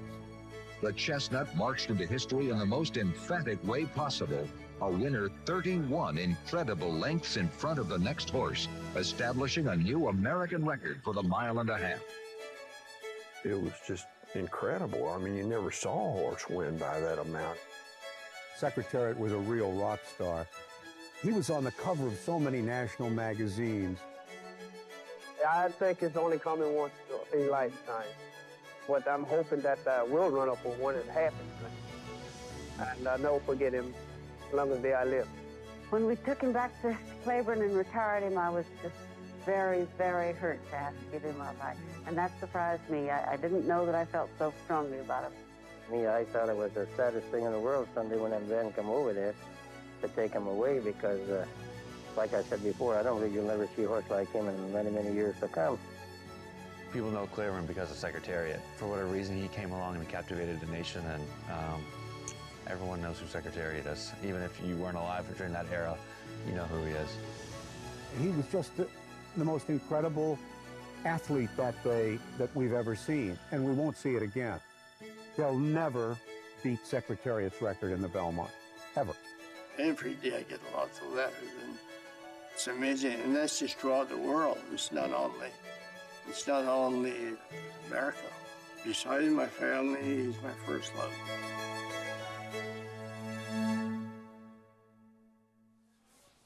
What a champion, and there's a look at that pole and how big that margin was. 31 lengths in the Belmont. We will not see that ever again. You really get the full gravity of that when you upstairs and you look at where that pole is. That's where the second horse was when Secretariat was hitting the wire. I mean, just an incredible feat. Look at the margin of victory, and I think Dave Johnson said it best. On that day, there was no greater performance by a racehorse. He was incredible. He was incredible always, but it was otherworldly that Greatest day. single performance in horse racing history? That I've ever seen. I really wouldn't have anything I could compare it to. I mean, what he did in the Preakness was phenomenal, circling the field in the first turn, but to go 1.5 miles in 2:24, and you think 50 years later, it's never even been approached. It's 2.5 seconds faster than anybody else has ever done it at Belmont Park. 2.5 seconds. Yeah. Set a new track record every single step of the way in the Triple Crown. What a performer. And, you know, we were talking about it a few weeks ago in the program, including his rider felt that he was probably even better on the grass, which is a very scary thought. Ron Turcotte is adamant about that, and he ran twice on the turf, won by open links, and beat champions in both of those starts. Incredible. First 5,000 fans through the gates on Saturday, tomorrow. We'll get a replica program of that 1973 Belmont Stakes Day. Actually, I'm sorry. We need to correct that. 4,999. I'm keeping one. I got one. I'm not giving it back. Well, I'm sleeping here tonight, so I figure I'm good to get one. Such a cool giveaway. Exact replica with all the races. Kelso's in there. It was 6-1 morning line in an earlier race on the program. Secretariat, 2-5. What a performance. 50-year anniversary coming up. Can't wait to see what we're going to get in store for this year's edition of the Test of the Champion. No Triple Crown on the line, but a lot of really great storylines this year. Great storylines. 50th anniversary of Secretariat. Huge fan of Ron Turcotte. Just an absolute gentleman and an incredible rider. And Dave Johnson. You know, I love seeing him in that piece. You think back to Dave Johnson, Frank Wright, and Charles C. Canny. Everybody that does horse racing TV now owes them a debt of gratitude. Yeah, no question. Up next, 5th here at Belmont, 50,000 starter allowance race here in a one-turn mile. And we'll get a look at the current odds and the field. Only half of the entry remains in the race with Centavo coming out of the mix from another mother right now. Current favorite Ray Handel with Joel Rosario, the 4, who is a 2-time winner. We've been told there is a tractor on the track, so they're coming actually back through the tunnel, back to the paddock right now, which we don't see often, and that's the reason why. Yeah, still manicuring the track. Takes a little while to get around this 1.5 mile oval. Those tractors weren't as fast as Secretariat. No, they're not. But being diligent about keeping this surface as safe and fair as can be. So we'll be in a bit of a holding pattern here as we get set for a pick 4 coming up in this 5th at Belmont, which includes coming up next. Really interested. I know in the next race, Rodney ran such a huge race for Mike Maker last time out. Excited to see if he can back it up. Yeah, that was a big effort. He was drawn towards the outside last time, and it gave Jose Ortiz, who was aboard today, the ability to kind of just sit a little bit off of horses. Being drawn inside, might have to revert back to more of his front-running ways. Rodney is the reigning New York-bred champion sprinter. And in terms of this pick 4, the final sequence of it is the Grade 1 New York. So it's 1.25 miles on the inner turf. You know, there was some talk last year, Warlike Goddess, is she as good at shorter distances? This is going to be 1.25 miles for her. Is she better at 1.5 miles, 1.5 3/8? And what's the difference? I think the difference is that the competition might be a little tougher going 1.25 miles, where some of the horses going maybe they didn't relish the distance as much as she has. I think this is more of a balance because a lot of these horses truly get a 1.25 miles. Let's go back to Michelle Yu. Thanks so much, Greg. Looking at the horses when they were in the paddock, they made their way through the tunnel and then turned back around because the tractors, like you guys have mentioned. So I'm kind of watching for demeanor changes right now. But prior to them walking over, I thought that the 2, Skylander, made such a great appearance in the paddock. On paper, could not use the Son of Quality Road at all. He just didn't tickle my fancy. But from a look standpoint, I thought he looked really well turned out. He looked very ready. I'm going to give him a negative now. Since he's come back, you can see him. He's kind of chomping at the bit. He's a little confused. Horses generally are creatures of habit. So when something happens that's not up to their normal standard of what they expect in a day, it really can throw them for a loop. And to me, he's one that's taking this return to the paddock a little more harshly than anybody else is. He's walking around like, what's going on and why are we back over here? Looking at them, I also thought that the, the 7, Thunderian for David Jacobson made a great appearance in the paddock as well. Jacobson, to me, has always turned out a horse very well. He's covered in dapples. He was walking around with his ears forward. He looked very intent on his job ahead. A 3-year-old here. And I thought he looked fantastic, as did the 8, Endowed for Christophe Clement. This is one to use with a grain of salt because Christophe Clement generally turns out a very good-looking racehorse. But really, really well over here. Coming off a layoff, did not look like it had excess condition, looked like it was ready to go for today. And let's go back to a point that Michelle brought up, Megan. These horses, they are creatures of habit. This is strange for them to come back through the tunnel having not raced. What do you do as a rider to keep them calm? Well, you'll see a lot of riders that kick their feet out of the start, as we see right here on the screen, with the number 8, Endowed with Irad Ortiz. Kick your feet out. Let them feel your leg on them, more of a seat on them. Jockeys ride with short stirrups, so your seat isn't as maybe secure as somebody riding equestrian or English. I think the legs around them, and you've got to relax yourself. Horses feed on your energy. The more relaxed you are, better chance they'll stay relaxed. So, holding pattern, they went through the tunnel, expected to have a post parade, had to come right back through to the paddock. So certainly these equine athletes not used to this scenario, but so far everyone behaving just fine. We're going to have a slight pause. New audience joining us here in just a moment.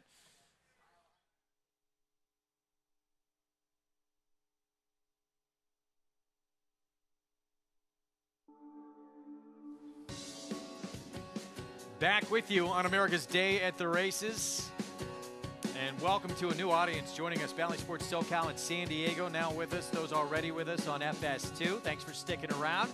Greg Wolf and a man who won a lot of races here in his backyard, Richard Migliori, former champion jockey on the eve of the Belmont Stakes. Yeah, just a great day of racing today. If this is the appetizer, it's a terrific appetizer setting up for the main course tomorrow. And not just the Belmont Stakes, so many great races, so many great ones. We had the Met Mile, the Woody Stevens. Later today, we just saw one of the best female turf fillies in the country in Italian do her thing, gate to wire. In the Just a Game, we're going to see Warlike Goddess coming up, who's probably the best longer distance turf female there is in the game right now. It's really an amazing kind of celebration of our sport, if you will.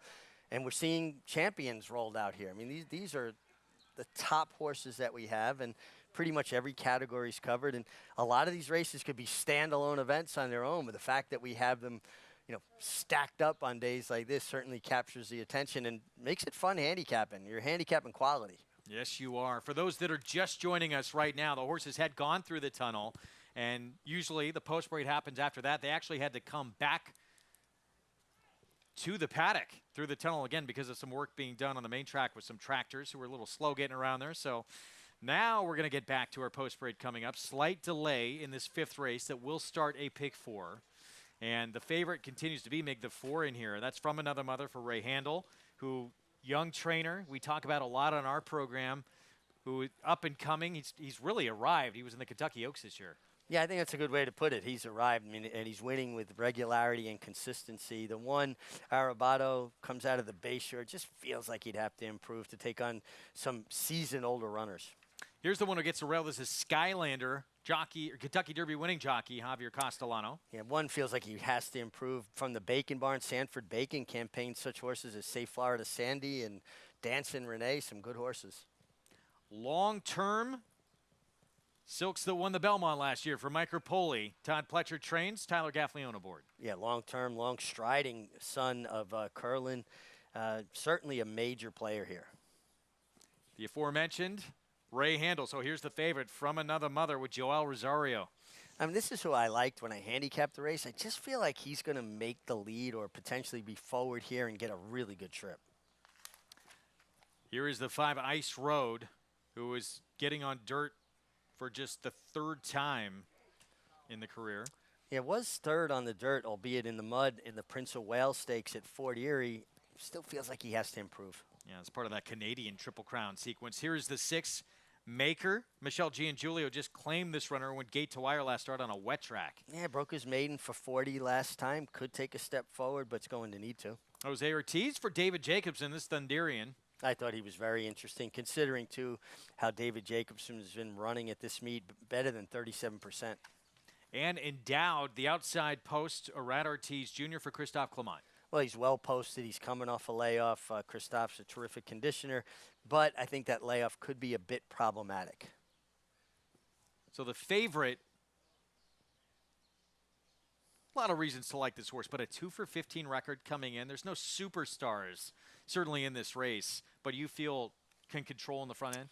Yeah, just looking at the race, I'm not seeing a tremendous amount of speed signed on, and I feel like there's a chance From Another Mother can make the leader. I guess a lot depends on what the 6 Makar does with Kendrick Carmouche, but I think Another Mother's going to be forward. Well, let's look at the 3 long-term in action. So those Silks we talked about were in the winner's circle for last year's Belmont for Mike Rapoli. This was back on March 24th, 2 starts ago in a win. Had to drop in for 40 maiden claiming to get that win. You know, Kendrick Carmouche has stated something very smart with long-term, because he seems to me to be a grinder, a horse that doesn't really change gears. So he put him into the race early. He made a bit of a middle move, but he was able to continue. Gets a little bit tired late. Pioneering Spirits gaining on him, but the race was essentially over by the 16th pole. I think the key to long-term success is getting forward position. I don't think he's going to change gears for you. 5-2 second choice on the board right now. The 3 long-term, son of 2-time Horse of the Year Curlin, who had, before that victory too, at a lower level, a lot of seconds. They were really starting to pile up, and Todd Pletcher had put this horse on the Derby Trail as a maiden in the Wood Memorial last year. Yeah, he ran good races. He just piled up 4 seconds in a row, tried him in the Wood Memorial. He was overmatched there. Regroups, goes down to Florida, tries the turf, didn't want any part of that, ships back to New York, gets it done for maiden 40. This is a starter allowance for horses who have started for $50,000 or less. So you had to run for a tag to get eligible for this. And, I mean, they're all kind of fit the bill. Probably one, would you say, as we look at him again, who's a little bit frustrating for Todd Pletcher because he showed that ability, running some big numbers early in his career. And I know he's a huge price in the Wood Memorial on the Triple Crown Trail last year, but at least the fact that he put him in that race showed some confidence in him. Yeah, and listen, Todd Pletcher's not running horses in graded stakes to be involved. I mean, he's a guy who puts horses in to win these kind of races. Yeah, I think long-term maybe was as good as he was at 2 as he is now. He's just a horse that didn't really change or develop the way you might have anticipated. Well, different group. Obviously, he's got to face here, and maybe today the day to get win number 2 for long-term, the 3. As you get a look here at Ice Road, 6-1. I thought intriguing getting back on dirt. Did show some ability, more so really on that muddy sealed track, though. Yeah, like you mentioned earlier, part of that Canadian Triple Crown, which makes it really interesting. They run on synthetic, they run on dirt, and then they run on turf. People talk about our Triple Crown being hard. 3 distinct different surfaces. 5th at Belmont, it starts a middle pick 4 on this Friday program. Let's go upstairs. John Imbrial, the call.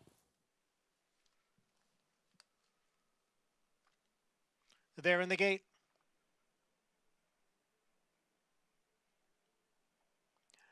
And they're off. From the outside, it's Thunderian. Makar now moves up. Ice Road away well towards the inside from Another Mother. So it is Makar, From Another Mother, and Ice Road. They're 1, 2, 3 heading up the backstretch with Arabato next in fourth. Skylanders down at the rail in fifth. The gray long term is alongside in sixth. And at the back are Endowed and Thunderian. Long shot Makar leads here by a little more than a length. The quarter went in 23-1. From Another Mother, second by a head with Ice Road on the outside in third. In behind is Arabato in fourth. Skylander down at the rail. Now Endowed makes a move on the extreme outside. Endowed is drawn within 3.5 lengths of the lead. At the back of the pack are Thunderian and Long Term. Half mile in 47-1. And now they're midway around the far turn. Makar by a half length. Ice Road on the outside in second. From Another Mother, just in behind those front runners. And on the outside is Endowed. Skylander is fifth, followed by Arabato. They're coming for the top of the stretch. And here comes Ice Road on the outside now to grab the lead from Makar. It's Ice Road in front. From Another Mother moves to the extreme outside for the run into the stretch. And here comes From Another Mother up to challenge Ice Road for the lead. From Another Mother now takes the lead. Ice Road on the inside, back in second, with Skylander next in third. They're coming on for the finish. From Another Mother and Joe L. Rosario. They win here 3 parts of a length. Ice Road was second, and Skylander finished third.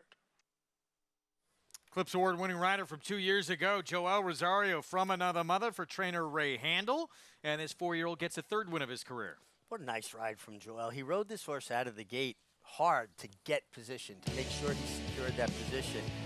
Once the 6-horse Makar cleared, went over to the rail, he sat in the pocket, but he had already grabbed that forward position.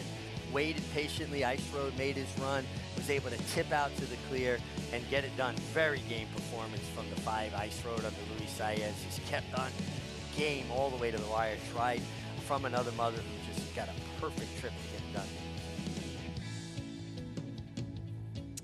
From Another Mother, patient ride from Joel. Yeah, unable to get that lead. Kendrick Carmouche, he was intent on getting to the front with that long shot Makar. Yeah, and a horse that was coming out of sprints. It made sense, the right kind of tactics, just, wasn't good enough. But riding hard from the gate on From Another Mother, Joel Rosario secured the position he needed to be effective. Starts are so important. Doesn't matter if it's 1.5 miles or it's 6 furlongs. You want to get your position going forward. Ways back to third in here, and it's that 2 Skylander with your Derby-winning jockey, Javier Castellano, completing the trifecta, 4-5-2-1. Couple of big numbers underneath. 2-1 over 6-1 over 12-1 over 31-1 to complete the superfecta here. 5th in the books. Well, the prices when we come back. We'll talk Belmont Stakes when we return. And Todd Pletcher seeking a 5th Belmont victory. The 2-year-old champ, Forte, back in action. And Tapit Trice trying to bring his sire a 5th Belmont victory as well. This proven son of Giants Causeway has sired 7 millionaires. With over 10% stakes performers, his recent top runners include Tarabi, placed in the Grade 1 Spinaway and Breeders' Cup Juvenile Fillies, Grade 2 winner Plum Ali, plus these standout performers.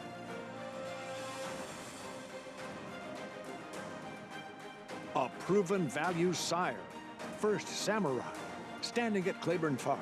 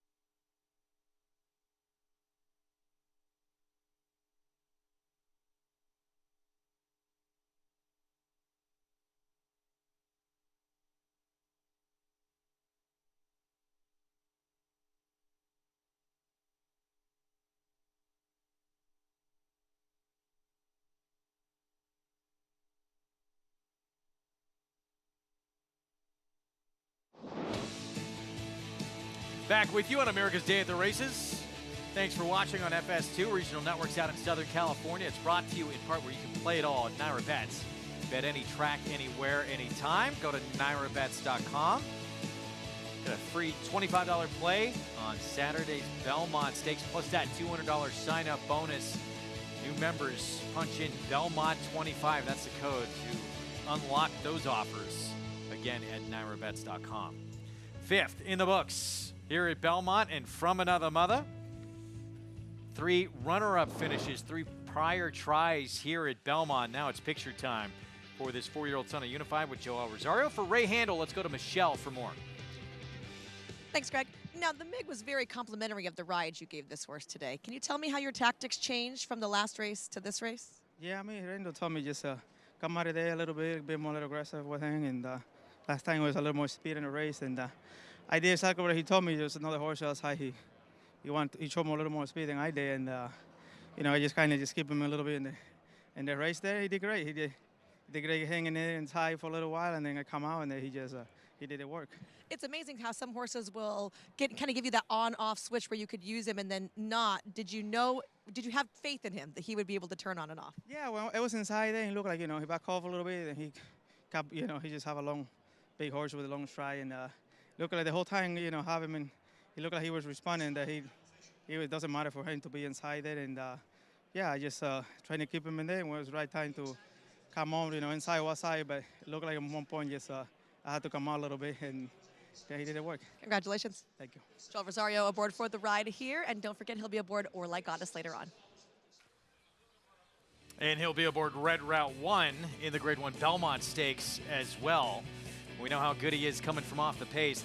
From another mother, 2-1, $6 start to this Pick 4. I'm always impressed in these interviews. You hear the riders still just a little bit out of breath, and I can tell you how fit these riders are. And it gives you a little bit of a window, an insight into just how much exertion goes into riding these horses and finishing on them. And, you know, Joel is a guy who doesn't rely on the crop much, mostly hands and heels, and he's just very, very strong. Would you say best hands in the game? You know, right now, I got to put him up there. You know, I think he's such a blend of 2 of the greatest riders I've ever seen. He has the strength of Lafitte Pincay, and he has the finesse of George Velasquez. I think he's such a blend of those 2 brilliant riders. We talked about this tremendous card still to come, tremendous undercard tomorrow. It's not just about the Belmont Stakes. Major stars we're going to see in just about so many stakes. 9 Grade 1s as well. We saw one of them earlier. What are you most looking forward to? I'm really excited to see Money's Gold, the filly, you know, of Todd Fletcher's in the Acorn. She's fast, but she showed a different dimension last time in defeat. She got collared, and when speed horses get collared, they tend to back up. They've done their best work. They've shown that speed, and usually they win by kind of bottoming out fields or they hang on. She got caught and showed a different dimension by fighting back. That tenacity, you do not see that often with pure speed horses. Think Serengeti Empress, another one that speed was her game, but would fight you for it in crunch time. This filly, to me, got way more praise from me in defeat than she ever did winning easily in fields. I just love a filly that fights like that. Going now even a little bit longer than she did in that race. She's been tremendous at shorter sprint distances. Can she handle the mile and 16? I think with this long run down the Belmont backstretch, if she can just settle at all and it gives Irad a little bit of an opportunity to get her ears up and settle, I think she'll stay the distance because of the way she showed the ability to fight. All right, get out of here. That's it for me. Gonna miss you, Mig. He's done for the day. Andy Serling stepping in on, joining me on the desk here after a short timeout. Enjoy the rest of the day. We'll see you tomorrow. I'm sticking around, though. We get too much good racing. I can't miss it. Arcangelo, what can he provide in the Belmont Stakes? What a performance in that prep for the Belmont of the Peter Pan. Looked like he was beat. Coming off a maiden win, he re-rallied and got the victory to earn his chance on Saturday. Spun to run. In the Breeders' Cup Dirt Mile, he defeated a loaded field that included multiple Grade 1 winners Omaha Beach and Improbable. His brilliant speed figures were among the fastest of any 3-year-old at a mile or more. And he hails from the legendary Danzig sire line. Multiple graded stakes winner, Millionaire, Breeders' Cup champion, Spun to Run, standing at Gainesway.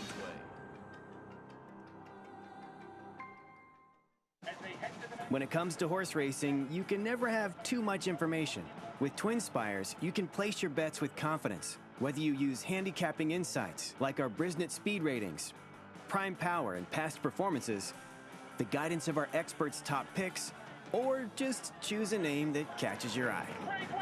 Yes! No matter how you pick your horse, bet with TwinSpires. Start earning your $200 sign-up bonus when you sign up with offer code GET200.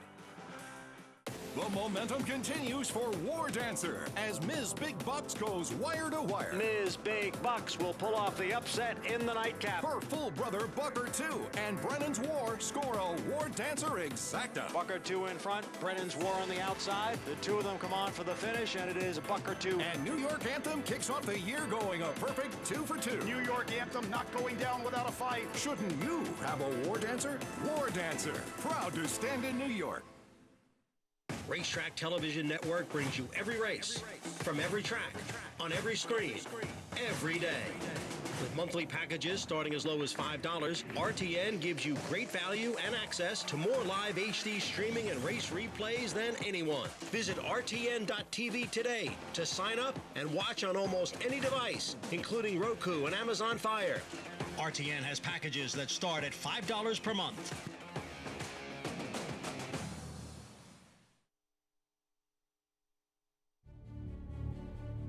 New York is a city of legends, past and present.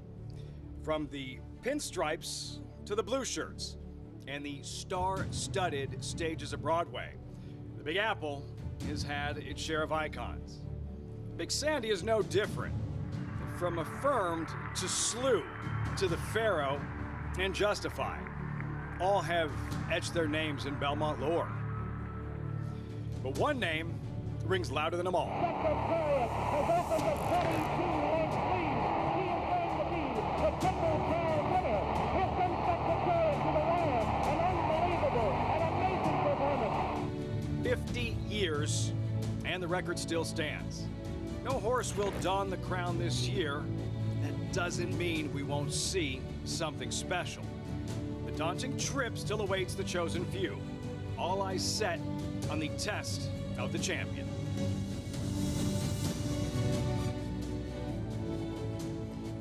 And there is the immortal Secretariat 31-length victory. You had that feature for those who saw it just a little bit earlier on the program. Just incredible what he accomplished on the racetrack. Records in all three legs of the Triple Crown. I'm joined by Andy Serling, New York Racing Association handicapper. Good to have you on set. Good to be here with you. And Secretary is such a big deal. Apparently now we have two statues of him here. We have like competing statues of Secretariat. That's one, I think, from somewhere else, right? We have the one in the paddock. Yeah, and for those going to be on the grounds this weekend, it's worth your time to go find it. So yeah, there's the statues, but find the picture, the big blow-up picture by the press elevator, showing that look back.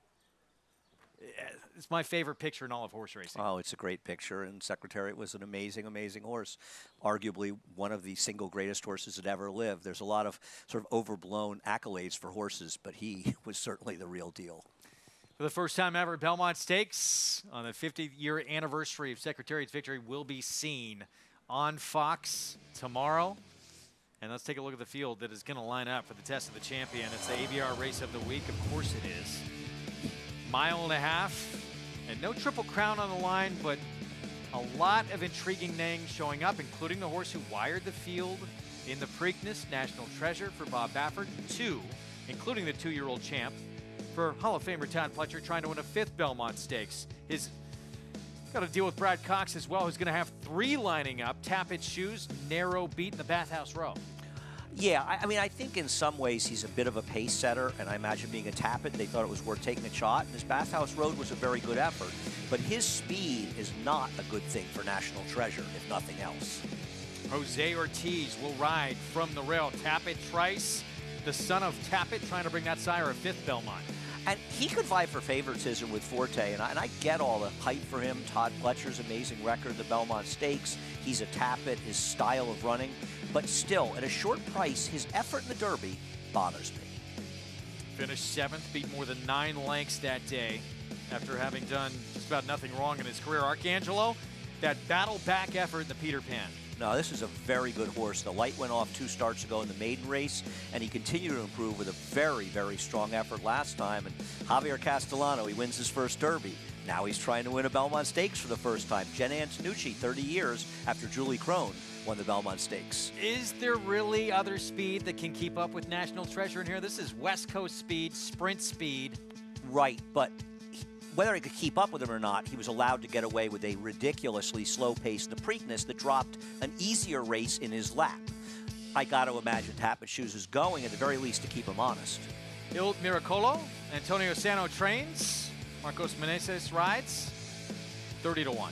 You see Tapit's World, you see a gun runner, and maybe you can dream, but it'll take a true miracle for this horse to be competitive. And we gate to wire in a win at Gulfstream last start. Different league tomorrow. And here's the 2-year-old champ. Scratched the morning of the Kentucky Derby. He would have been favored in that race. No horse he'd beat, as you said, not once but twice. Won the race. Imagine his connections, disappointment being scratched. Then the horse they beat twice in a row wins the Derby. It would lead anyone to go crazy. I wonder if he's really a 1.5 mile horse. I'm not that worried about the time between races, but it's still a bit of a concern. Withers winner for Brad Cox. Gary and Mary West, this is Hit Show. I'm a fan of Hit Show. He's the most forwardly placed horse that ran well in the Derby to return. I think he's run better in both of his last 2 starts than it appears, and I like Hit Show to win this Belmont Stakes. Stablemate next door, a horse who was a closing 3rd in the Kentucky Derby for Brad Cox. He'll put blinkers on. Flavien Prat almost won this race a couple years ago in one of the most exciting Belmonts I think I've ever seen. I think he's a player. He's honest. He's consistent. But his Derby effort was very much helped by the fast pace. And the outside post, Steve Asmussen, Winchell Thoroughbreds. They'll have Joel Rosario on Red Route 1. He's a full brother to a horse that's in the Brooklyn earlier at a 1.5 mile that improved dramatically at a 1.5 mile. And I think the fair argument is the Preakness is the best race he ever ran. So maybe this horse is going to surprise a lot of people and run the best race of his life to be competitive. A lot of times, too, in the Belmont Stakes, do you see horses that are more forwardly placed having success? Yeah, it's generally a race that you want to be forward. Horses that can sort of click off those consecutive even quarters are much better than deep closers. You don't usually see that strong a pace. Now, listen, we saw Steve Asmussen get Creator to win this race a number of years ago. Maybe that'll happen again, but in general, those people that say he's my Belmont horse because he's slow early, those horses are usually not the horse you want in the Belmont Stakes. We cannot wait. That's the 12th on the card tomorrow, 7:02 Eastern Time. Arcangelo, a horse that a lot asked of him in his last start. He was coming off a maiden win. They throw him into the Peter Pan, prep for the Belmont, and he runs huge. Looks like he's beat in this stretch, and somehow he re-rallies and wins. And the horse he beat is a Brad Cox runner making his 3rd start that looks like a horse we could easily see in big races later this summer. I mean, he could be a horse that's competitive in the Travers, as could Arcangelo. And there is a lot of history with horses running well in the Peter Pan, not just a Tonalist who won the race, but Colonial Affair, who was coming out of the Peter Pan where he ran 3rd. Coastal, who beat Spectacular Bid, the great Spectacular Bid. He had had a big win in the Peter Pan, so we've seen horses do it. And the thing is, Greg, there's not somebody in this race you go, he's just so good, if he shows up, no one can beat him. They're all okay, and they're running decent races, and Arcangelo fits that bill. No question, and he'll have the man aboard who won the Kentucky Derby this year, Javier Castellano. He was aboard for that winning ride in the Peter Pan. Got a huge number for that race, too. His last 2 races are a gigantic improvement, and he was bet in the Peter Pan. Like a lot of people thought his race was considerably better than the Beyer figure of 84 in the maiden race, and they were right. He really showed up big, and I mean, I'll put it this way. Who's coming into this race off a better actual performance on the racetrack? I know the National Treasure won the Preakness. Was that effort really any better than the race that Arcangelo ran, the Peter Pan? This performance just showed you a lot from him. First of all, first time in against winners.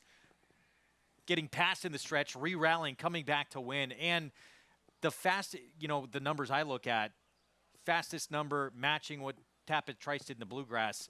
Those 2 stand alone in terms of the top numbers. Yeah, I didn't pick him. He's my 5th pick, you say, but he's not a horse that would surprise me. And anybody who wants to make an argument for him, I can completely understand it. And he's going to be a square price.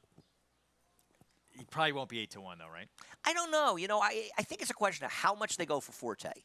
I think he ends up being the kind of horse that's favored, but they're going to go hard for Tapatrice as well. So all of the other horses, how low can they be if you've got those two hovering around 5-2, 2-1, and Angel of Empire has to take a lot of money. Yeah, good point. Sixth race at Belmont here kicks off a pick 6. 6 furlong sprint, allowance optional claiming field. And that's obviously a contender here, Dots Dollar, but I'm so intrigued to see what the New York bred Rotney can do off that huge effort in that last start. And who's going to run with him early? Now, he lost to Dots Dollar, who I like today, 2 back. Dots Dollar came back in 7 days, didn't run that well. Rotney was bet last time like they knew he was going to run big, and he ran big. Mike Maker has very good numbers in New York off of wins and dirt sprints.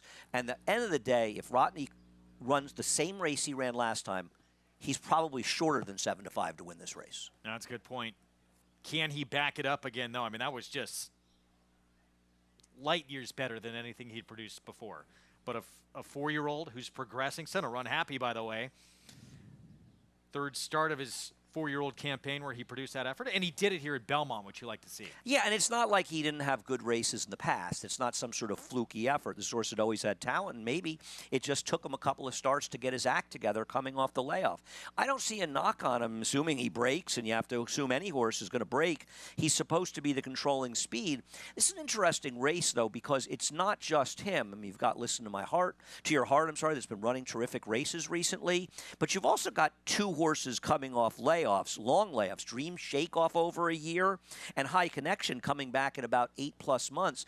Both of those had some terrific races, particularly in California, and either one of them, if they can find that former form, could be a player in here, or would be. Probably would you say the biggest surprise in this race is the price we're seeing on Listen to Your Heart? The 7th? That's a crazy price. I think a number of people wonder if that 100 buyer figure is a kind of race you can trust last time, but I trust it 2 back, so it's not like even if you think that figure came up a bit high, that he can't run back to those kind of numbers. He's not supposed to be 10-1, as Ray Handel's going to look to win 2 races in a row, having won the 5th with From Another Mother. Post parade coming up shortly. 4 races going to kick off this Friday, pick 6 on the eve of the Belmont Stakes. And the New York bred son of Run Happy Rotney will break from the rail. The 2 is the 7-5 favorite. Produced a race that vaulted him into another level of horse last time. I mean, if he keeps running that type of race, is this a horse we could potentially see in the Breeders' Cup Sprint? Well, that's a big ask at that point, where he goes from there. I mean, I got to think they're thinking, assuming he does well in here, the John Morrissey at 6.5 and Saratoga for the New York breds is where they would go. And if he ran huge in there, would they think of taking a shot in the Forego? Got to do it first. Right, and then if he runs well in those races, then you start thinking Breeders' Cup Sprint. But, you know, the horse racing landscape is littered with these horses, and you and I fall in love with them too. And if he can run this race against the big boys, and yes, it's one thing to run fast races, but sometimes when the competition gets tougher, they don't run in those kind of performances. But his last race, I have no argument with it. It was fast, fast, fast. Can this guy here do it again? Rotney, Mike Maker, owned by William Butler, Jose Lezcano will get the return call. Approaching the 8-minute mark to post. Let's go back to Michelle. Thanks, Grant. I'm joined right now by Neil Heller of Blue Boy Stables. I heard you just flew in from Boca Raton. We did. We thought we might be smoked out here today, but apparently the smoke cleared, and here we are. So tell me a little bit about your involvement in horse racing. Well, always loved the horses. Grew up. My dad taught me all about thoroughbred racing. Was at Belmont as a kid 1,000 times, and always said one day I'm going to come back as an owner. So here we are. I've been an owner for about 1.5 years now. We have a few horses stabled down in Palm Meadows and collaborate. We think he has a good chance here today. Talking about him, who opted to claim this horse? Do you have that choice, or is it like your trainer calls you, he's like, I found the horse for you? I have one of the best young trainers in the game, Jose D'Angelo, who's also down in Palm Meadows in Gulfstream. And he called me up. He said, I think this horse is a good claim. So we claimed him. And so far, so good. He's had a couple of rough trips in some stakes races, but this is the level that I think he should do fine at. What's it mean to you? You said it was always your goal to come back to Belmont as an owner, that you're here as an owner. Belmont weekend. It's incredible. It's a dream come true. It's a dream come true. So it's just a very special day, very special time to be here. Well, we're really thrilled that you're here and that you made it in from Boca. Thank you so much. Neil Heller is Blue Boy Stable, and they've got the 3 collaborate. 35-1 long shot. We'll see what happens here with this 5-year-old son of Into Mischief. Tough test today, obviously. Yeah, he's obviously a long shot in the field, and if you're not familiar with Jose D'Angelo, you should be. He's a trainer, has terrific success, and he trained Ice Road, the 5, in race number 5 that finished second. All right, we obviously a lot of big names on the program today. None probably bigger still to come than Warlike Goddess. Yeah. Is that one with the pick 6 coming up that you feel like is a single? Different distance for her, 1.25 miles. She's been better going a little bit longer. You're sitting next to an idiot that picked against an Italian today, so you have to sort of I acknowledge she was way the horse to beat. I took a shot with a long shot. I was aware that it was a bit of a stab. And I'm going to try to beat Warlike Goddess. I worry. I don't worry. She's very good. She's way the horse to beat. The distance doesn't bother me as much as the fact that I think the competition in a lot of the races recently, in the longest races, are not as tough potentially as the competition today. But she is clearly the horse to beat. And I think you're right if you look at that sequence. I mean, who is a shorter price than she is in the sequence? I mean, a lot of people are going to lean on a horse like the Godolphin in the 10th. Yeah, Siskany. Yeah. I still think she's a shorter price. I think I think you're right. Yeah. I think you're right. But I think of the horse in the sequence, absolutely the shortest price. Yeah.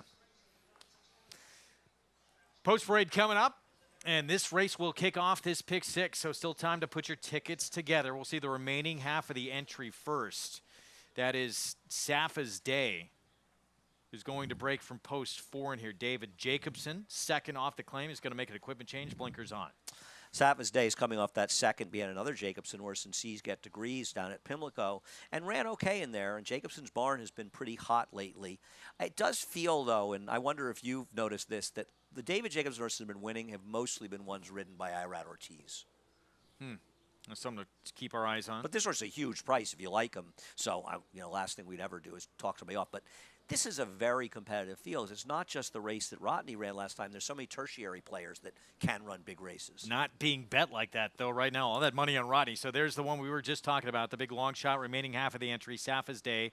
Javier Castellano will be aboard.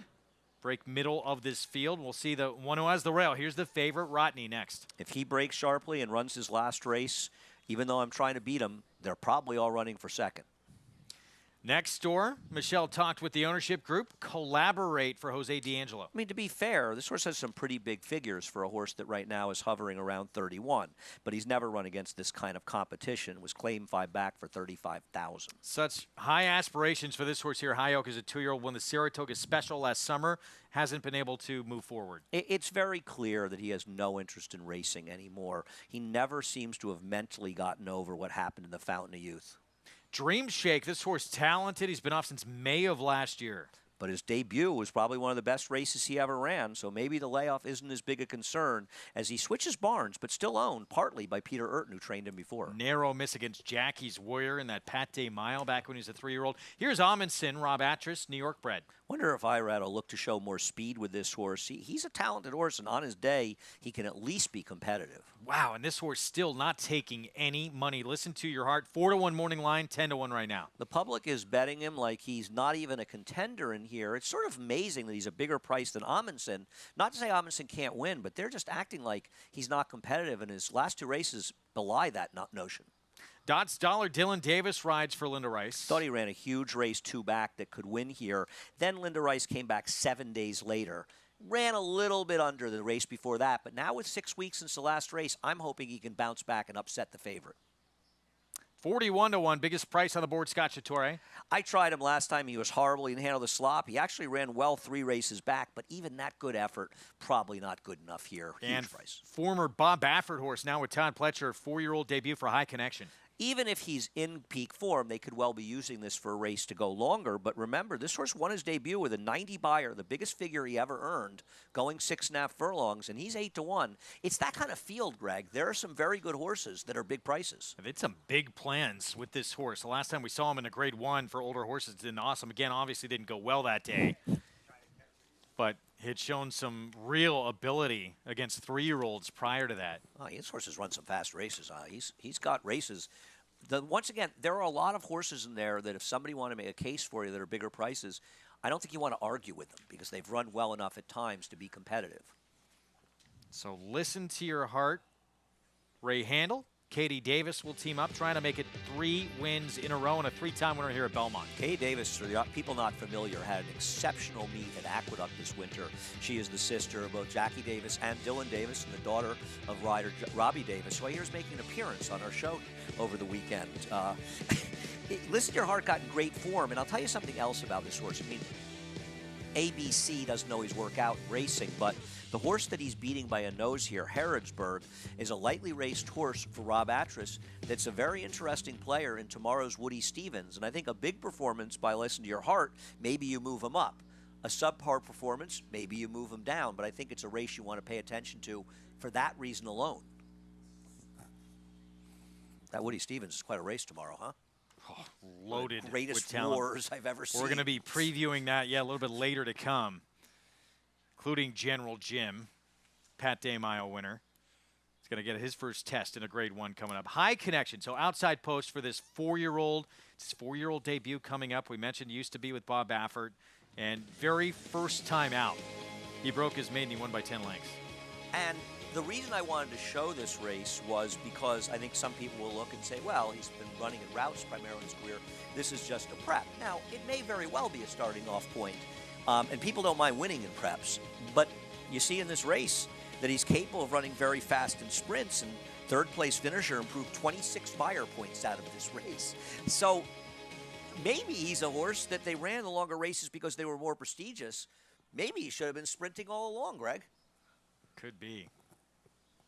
Huge number to get in your debut. And, he showed some ability, too, going longer, but that's certainly the best figures you mentioned he's ever run. Post time coming up. Race that starts this pick 6. Pool over 200,000 and growing. Let's go back to Michelle. Greg, looking at this field, I thought the 2 was going to be my top pick on paper, and when I saw him in the paddock, I was able to say, good, he checks the looks box as well. He's just a super consistent performer. Would love to see him forwardly placed as he breaks from the rail here. He is coming in off a 5-length score, and he's got really good form at Belmont, so I see no reason to dislike him. The betting public likes him as well, but he's still 7-5, so I think that your price is okay. Wanted to talk about the 2 horses coming in off layoffs as well. The 5, Dream Shake for Mike Stidham. He comes back his first time gelding. He got pretty warm in the saddling paddock. You could see the lather between his legs. He wasn't acting up or have any bad antics, but he was certainly nervous here. It's not a warm day. It's not very humid at all. He is a horse that I feel like has some back class to look at. He went straight from his maiden special weight score into graded stakes, and he just rattled those off. The last time that he dropped in for a non-stakes affair, it was an allowance race, and he was a winner over at Keeneland, and he beat some good horses that day. That was back in 22, but I feel like this horse is capable off of the layoff. At least he used to be when he was with Peter Urton. And from a look standpoint, I would say he does look fit enough for today to be able to run a good race here on this class drop. And he looks like he's been training very forwardly for Stidham. Looking at the 10-horse High Connection for Todd Pletcher, he also gets a turn back in distance. We haven't seen him since the Grade 1 Awesome again, where he was well distanced.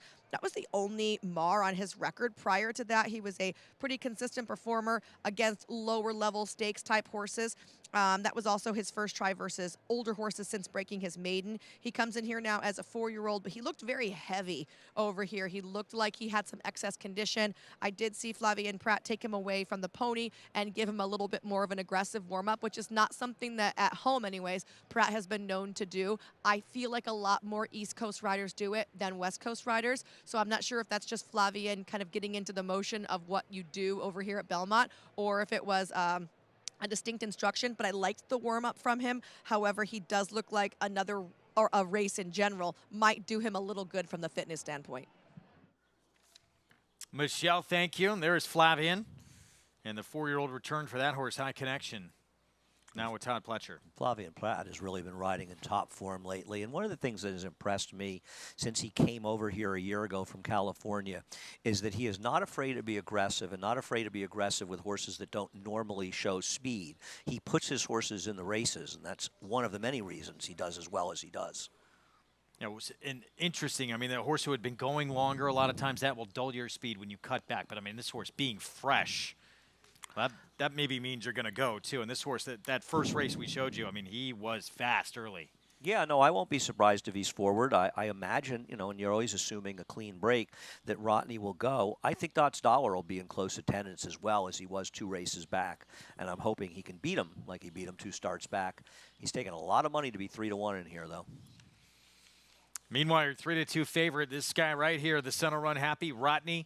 Brilliant performance that took his game to a whole nother level last time out. But now the competition gets tougher. And we'll see if he can do again what he did back on May 19th on this racetrack. And 3 weeks return to try and back up your biggest performance of your career. Yeah, I mean, there are always question marks, but there is no denying how well he ran last time. And it's not as though that race lives in isolation. He's run fast races before. John Imbrial to get us started in the pick 6 on this Friday card. Let's go upstairs. Waiting now for Dream Shake and High Connection. High Connection from the outside in this field of 10. He's in. We're set.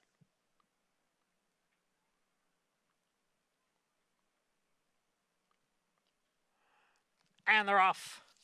And a good start from that inside post for the favorite Rotney, who has the early lead. Dots Dollar moving up on the outside with Scacciatore.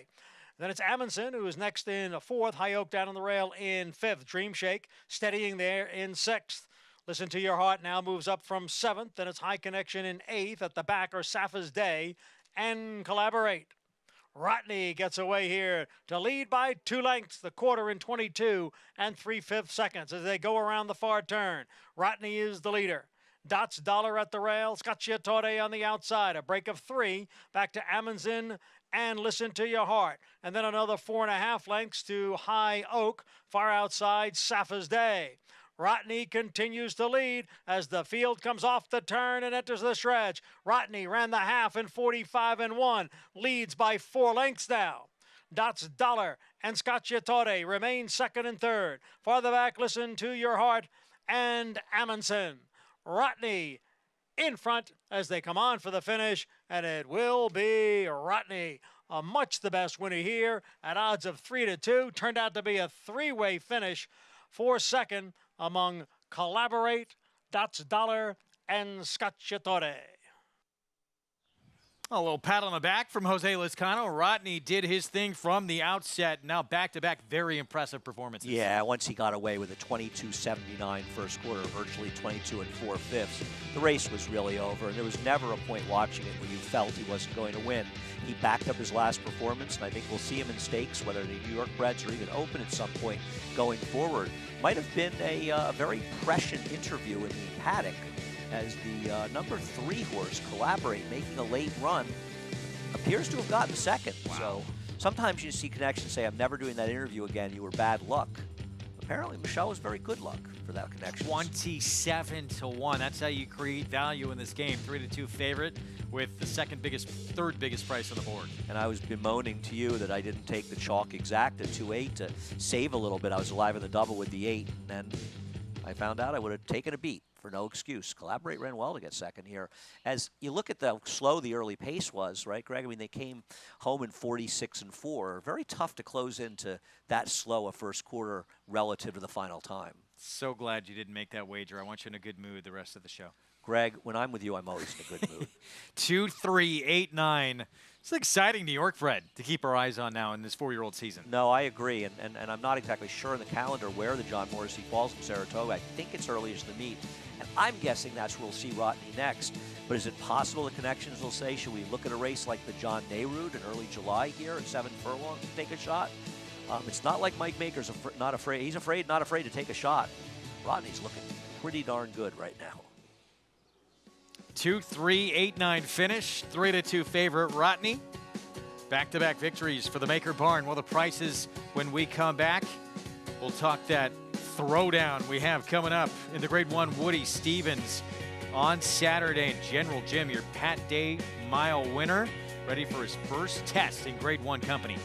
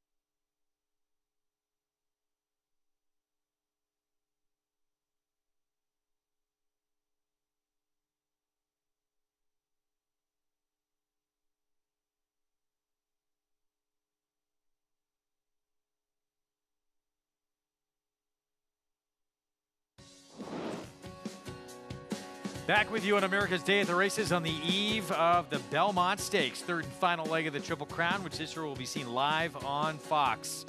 Underway in our Friday Pick 6, and it's the New York-bred Rodney, who seems like he has really turned a corner as a 4-year-old.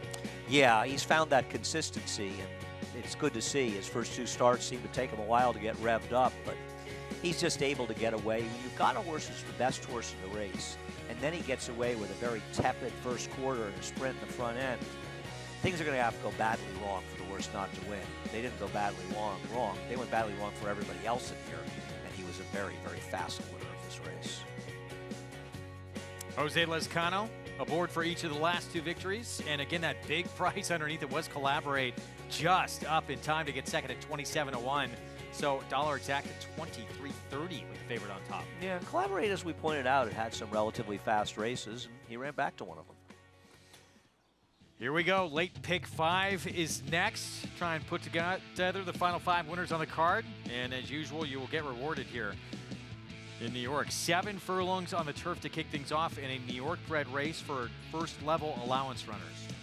A lot going on in this race. Some horses in good recent form. Be the Boss, who's taking money. Now he's getting bet off dirt races, but maybe he's a better horse, and first time in the turf for Mike Maker could run better. I think Dr. Settle's Dream for Bill Mott, who's got a lot of big shots in big races this weekend. I think he's a horse that could surprise at a price, but I'm guessing you agree with me. This is a wide open race. I like a horse quite a bit in this race. We'll get to that coming up. The 4. Outside. 12. Yeah. I used him, picked him second. I picked the race 7-12. See how it plays out. We'll talk more in depth on this 7th in a moment. We're going to look back to 1985 and the 4th of 5 consecutive wins in the Belmont Stakes by Woody Stevens and Creme Fraiche. Creme Fraiche was a very, very cool horse. If I'm not correct, he broke his maiden first time out for a tag. I know he paid a very big price. It was in the fall of '84 here at Belmont Park. And he's beating his much, much more accomplished and I think the shorter price entry mate in this race. That's Stefan's Odyssey down the inside for Henry Kwiatkowski, who owned the mighty Conquistador Cielo and many other good horses. This was it for Woody Stevens. And I think Creme Fraiche is one of those horses that's just sort of been forgotten about. He upset Turkoman, the Jockey Club Gold Cup. He upset the mighty Fleet to win the Meadowlands Cup. He upset the mighty Java Gold when he won another Jockey Club Gold Cup. And Creme Fraiche very quietly won a lot of money and a lot of very big races at the expense of some terrific horses who are remembered a lot more than poor Creme Fraiche. Over $4 million in earnings in his career, and that was a long time ago. Right, that's tough to do. 17 victories in his 64 race career. And look at the great Woody Stevens and what he did in the Belmont. Of course, Todd Pletcher, not trying to do it 5 years in a row, but trying to get his 5th Belmont Stakes win with 2 chances coming up on Saturday. I think if Woody were still around, he'd be impressed by the success that Todd has had in the Belmont, but he'd probably tell Todd, try to win those races in a row. And Woody was just spectacular. And these were not horses that were short prices. Dancing Connection, the last one, I believe, paid around $18. He tried the following year with Gone West. He couldn't get a mile and a half. Would you say, though, there's no one better at getting a horse ready for the Belmont today than Todd Pletcher? I don't know there are too many trainers better at getting horses in general ready for races, especially big races, but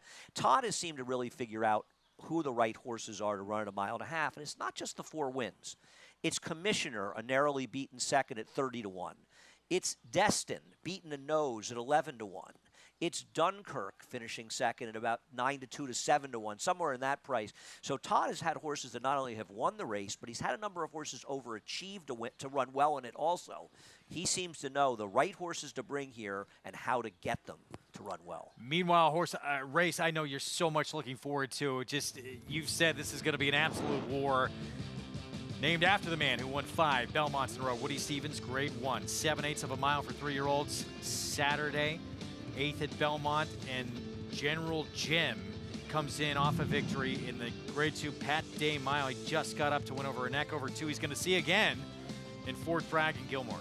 And I don't think cutting back to 7 furlongs will hurt him. And to be fair to him, he was coming off a 3-month layoff, and maybe he'll run better. But he didn't run as well as the runner-up, Fort Bragg. Fort Bragg was bounced around at the start, which compromised him early.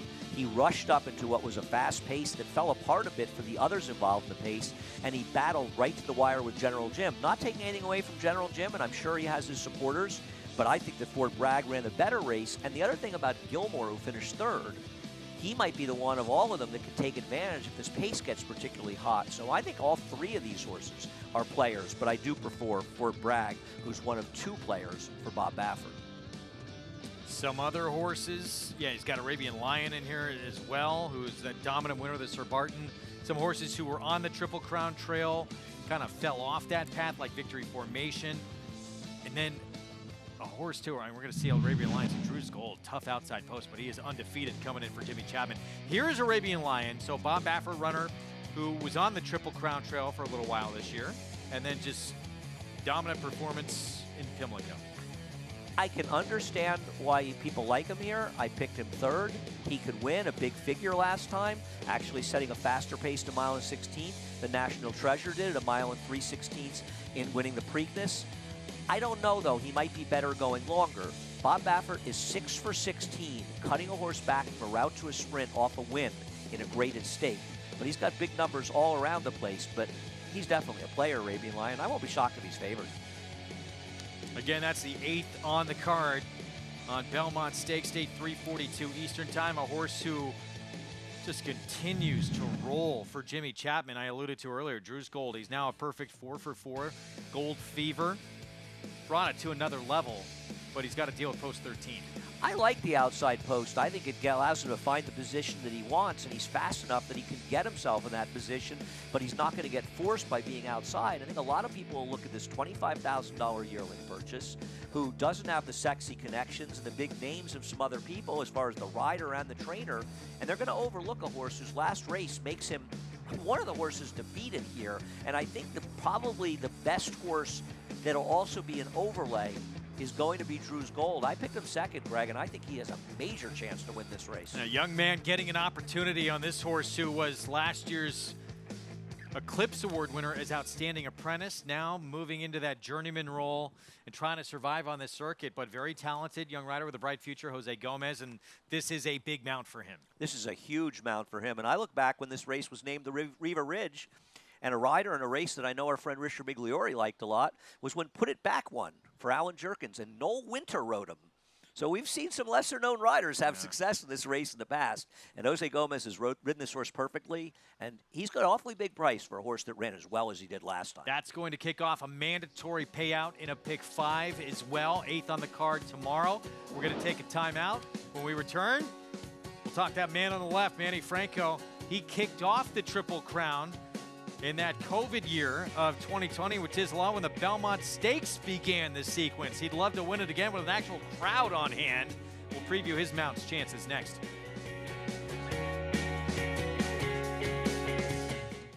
Champion Good Magic was the co-leading freshman sire last year of Grade 1 winners, graded stakes winners, and stakes winners.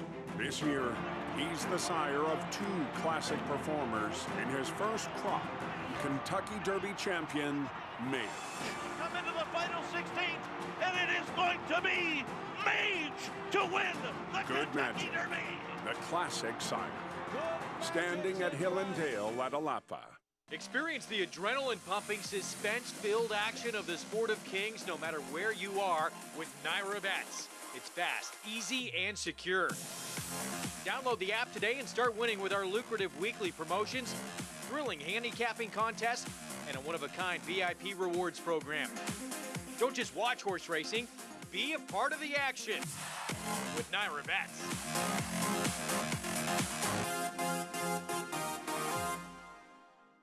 He possessed such natural athleticism. It is Golden Pal winning the Juvenile Turf Sprint. He's very, very agile and quick. Golden Pal has repelled the challenges. Each and every race, he just got better and better. Golden Pal broke like a rocket. Golden Pal, wire to wire. He's a very confident horse. Golden Pal, the lead is out to 5 lengths in deep stretch. He's just got a brilliant mind. They're all behind Golden Pal. I'm going to be breeding everything I have to him. Now more than ever, it's time to get with the program.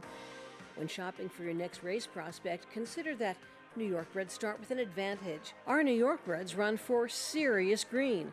At Saratoga Race Meet, New York bred maidens run for up to $88,000. New York bred allowance horses run for up to $100,000.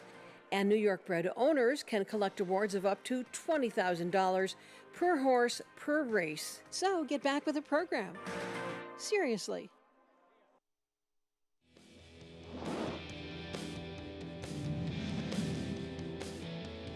There goes Tiz the Law now to take over. It's Tiz the Law in front in the stretch, and there's an eighth of a mile to the finish. Dr. Post moves up on the outside into second, but it is Tiz the Law, and the New York Red is going to win New York's Belmont Stakes, the first leg of the 2020 Triple Crown. What a strange year it was with the Belmont Stakes kicking off the Triple Crown sequence because of COVID.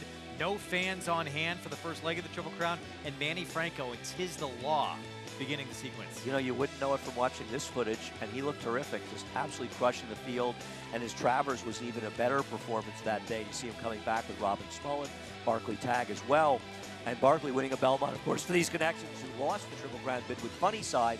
And I think one of the things I remember the most about it is you and I were up on the third floor set. People know that in Belmont, it's a pretty far cry from the winner's circle. And yet we were having a conversation with Manny Franco with barely raising our voices because there was nobody here and you could talk back and forth with him. That's how crazy it was, but that takes nothing away from how good that horse was. Would add a Travers win later that summer. Similar scenario with very few on hand to witness it. Well, Manny Franco, he's going to be aboard Hit Show for Brad Cox in this year's edition of the Belmont Stakes. I know you like him. He had that Withers win at 1 1/8 miles. And the Derby to you was deceptively good? I think he ran very well. I'm hoping that he can win here, and I won't be able to talk to Manny Franco in the winner's circle because it'll be a lot louder. This is a horse that's coming in this race off of 2 races that are better than they look, in my opinion. I think because he drew the outside post in the Wood Memorial and had to get points to get the Derby, they were very aggressive with him to get position and probably more forward than they wanted to be, and he still battled the wire to be second. Last time, he is the one horse coming out of the Derby that was close to early pace. He was about 1.5 to 2 lengths behind Two Phils, who ran a remarkable race running second, and he outran his finish because he was close to the fast pace and he didn't completely fall apart. And while he finished almost 4 lengths behind his stablemate Angel of Empire, Angel of Empire was picking up pieces in the collapsing race. He fought it out early, and he's going to be a much bigger price than Angel of Empire. So to me, he presents value, Hit Show, and I think he has a good chance. And this is the one Manny is going to ride in this race coming up. Blame it on Danny. This is real quick back to Tiz the Law in him and that experience. That really was kind of his, throw him into the fire in terms of the spotlight for Manny Franco. I agree. That was the first time he was riding that kind of horse in those kind of races, and it can really change things for you. And a lot of things have elevated Manny Franco. Listen, you can't argue that his switch of agents has worked out well. His current agent is doing a sensational job for him, John Panagot. But he's also gotten more aggressive, and he's gotten more confidence with that. And to me, Manny Franco can ride with any rider in the country. Well, a great weekend, not just because of all the stars showing up on the racetrack, but so much more. Let's welcome in Acacia Clement with more on that. And I have a special guest with me, Kevin Quinn, Vice President of Sales and Hospitality, joining me. Kevin, just one day away from the big day. This is what we all wait for, and some last-minute opportunities if you want to come on out and spend the day with us. Yeah, definitely. You know, we still have some tickets available. There's great seats. General admission, if you buy today, is a little bit cheaper than if you get it at the door, so I would definitely recommend it. You know, we have a full range of options for the, person just looking to enjoy the backyard, food truck village, get views of the paddock, enjoy a Diplo concert, which is new this year. You can get a general admission ticket or anywhere up to the full premium hospitality experience. We still have some great hospitality tickets available, like Garden Terrace, Trackside Tent, full open bar for the day, premium buffet. And we have something new this year. We're excited. We're bringing back our Toast Beer Festival. This year it's going to be up in the grandstand, and it's presented by Montauk Brewery. We have sampling from regional breweries, and you also get a wristband for 4 beers, and you get a tasting lanyard, and it should be a great event. We're excited it's back. So go to BelmontStakes.com. That's the spot. You can still, again, save on GA if you buy today rather than tomorrow at the door. And, we should have a great crowd, a nice, clear day. So, we're excited. And this is the day we here at NYRA wait for all year long. Yeah, definitely. It's easier than ever to get to, Belmont Park. So whether you're taking rideshare, the train, come on out, enjoy the festivities, and it really should be, it's a wonderful, wonderful day. Well, we can't wait. Kevin, thank you so much. Hope it's a spectacular day for everybody tomorrow. Thanks a lot. And if you have not yet gotten your tickets, please do so. We hope that you come and spend Belmont Stakes Day here with us, Greg. All right, Acacia, thank you. So many reasons really to come out tomorrow, what will be just a great celebration of our sport. I agree. These are really the great days of racing. Belmont Stakes weekend, Travers up in Saratoga, but it's nice to come back to Belmont Park, and it's not going to be around that much longer, so you don't have any more chance to go to this Belmont, as we'll be building a new Belmont Park, and maybe next year will be the last one at this particular Belmont Park, and it's a great day of racing. It's really a mid-year Breeders' Cup. It's like the mid-year report, right? You know, card, because all grade ones for all the different divisions. Just look at how many Breeders' Cup winners in their respective division are coming back in races. And this is kind of the mid-year point, and then we go to Saratoga and we start kicking off all those big second half of the season races. Quick look again. You just saw Manny Franco. You came on right after it happened, and I know you said you tried to beat her. But real quick, your thoughts on that performance from In Italian in that just a game. It's just too good for these horses. And when Spenderella didn't break sharply and she broke as well as she did, there she is walking on the front end, 24 and change, and she's better than him anyway. And it's almost like it's unfair, frankly. She should be dragging something around on the ground. She's just so much better. Look at Manny Franco on a colt here who's getting on grass for the first time. 33-1 long shot. It would be a major surprise here to start this pick 5. Yeah, I blame it on that. He doesn't have any real turf pedigree. It's really a very big dirt pedigree. The Blames can handle the grass, but the dam side, there's no turf. I think Dr. Settle's Dream is an interesting horse, and hopefully we can talk about him a little bit more after the post-parade. Yeah, Dr. Settle's Dream for Bill Mott, his 3-year-old debut coming up. He beat a horse named Bee of Courage in his debut, and that's a horse who the 4 is 8-1 right now. He's obviously progressed since that time, Bee of Courage. We start our post-parade with War Terminator from the rail. Yeah, War Terminator, a starter for Gary Contest. We haven't seen him have a horse in New York, I don't think, in quite a while. He just looks overmatched, though he's got some okay races. Con Man, 3-year-old facing older company from Marcassi. He ran fine last time, and he's a consistent sort. 7 furlongs should be fine. I'm not sure why he's 3-1, though, and Bee of Courage is that much bigger price. I don't know there's that much difference between the two horses. Feathers Road, 14-1, Jose Ortiz for Linda Rice. I just feel like Feathers Road would need a whole lot to go right to get it done. He's run some okay figs, but never really good enough to win here. Bee of Courage, slight cut back from a mile last start. But take a look. Javier Castellano took over for the rider rode him last time, but I don't think he did anything wrong and won in his second start. I think he's a big-time player. Current favorite with Irad Ortiz Jr., Mike Maker, Be the Boss. Current favorite with Irad Ortiz Jr. How many times do you say that on this show during the course of a year? He's off a big figure in the dirt. His turf races aren't good enough to win. You have to hope that he's improved as a racehorse. He's over bet. Manny Franco on the horse trying the turf for the first time here. Blame it on Daddy. He'll have to improve on turf and improve quite a bit, and his pedigree says he won't. So here's Dr. Settle's Dream for Bill Mott. I love this horse's first race. I think it is a lot better than that 56 buyer suggests. We can expand on it after the post parade. Athenry, I thought interesting. He's double-digit odds. At times he's run well enough, and he's second off a layoff for Michelle Nevin, who's a very good trainer, and he's also 2 for 3 at the distance. David Donk with Hall of Famer John Velasquez and Creesa, who just won at Belmont on the turf, going 7 furlongs. This is a much tougher field he met last time, but I know you'll agree, Greg. He was better than his final margin suggests. He had trouble in that race and really ran well. Noble Huntsman we'll see next. Blinkers going on. Jose Lezcano rides. 7-2 against Con Man and Bee of Courage, and beaten by them fairly easily last time, but now he's 40-1, 38-1. Little bit of an overlay. Yeah. Ortis, Joel Rosario, Christophe Clement coming off a maiden score. I think he's facing much easier horses in his recent races, and he's one taking some money, and 6-1's not a bad price that I'm a little bit against. Not impossible. And then one we both like. On the outside, Mr. Kringle. I have no problem with this horse, except that he's 3 for 33 with 13 seconds and thirds and has to work on the right trip. But his last one was a very good one because that pace pretty much fell apart, and he hung in fairly gamely going the mile. Let's go back to Con Man.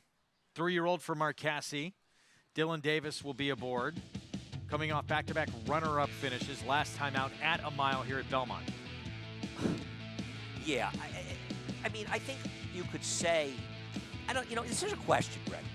He beat Bee of Courage, but Bee of Courage outran those 17-1 odds, so he's kind of the one that caught our attention more. Con Man was the favorite. He was kind of supposed to win.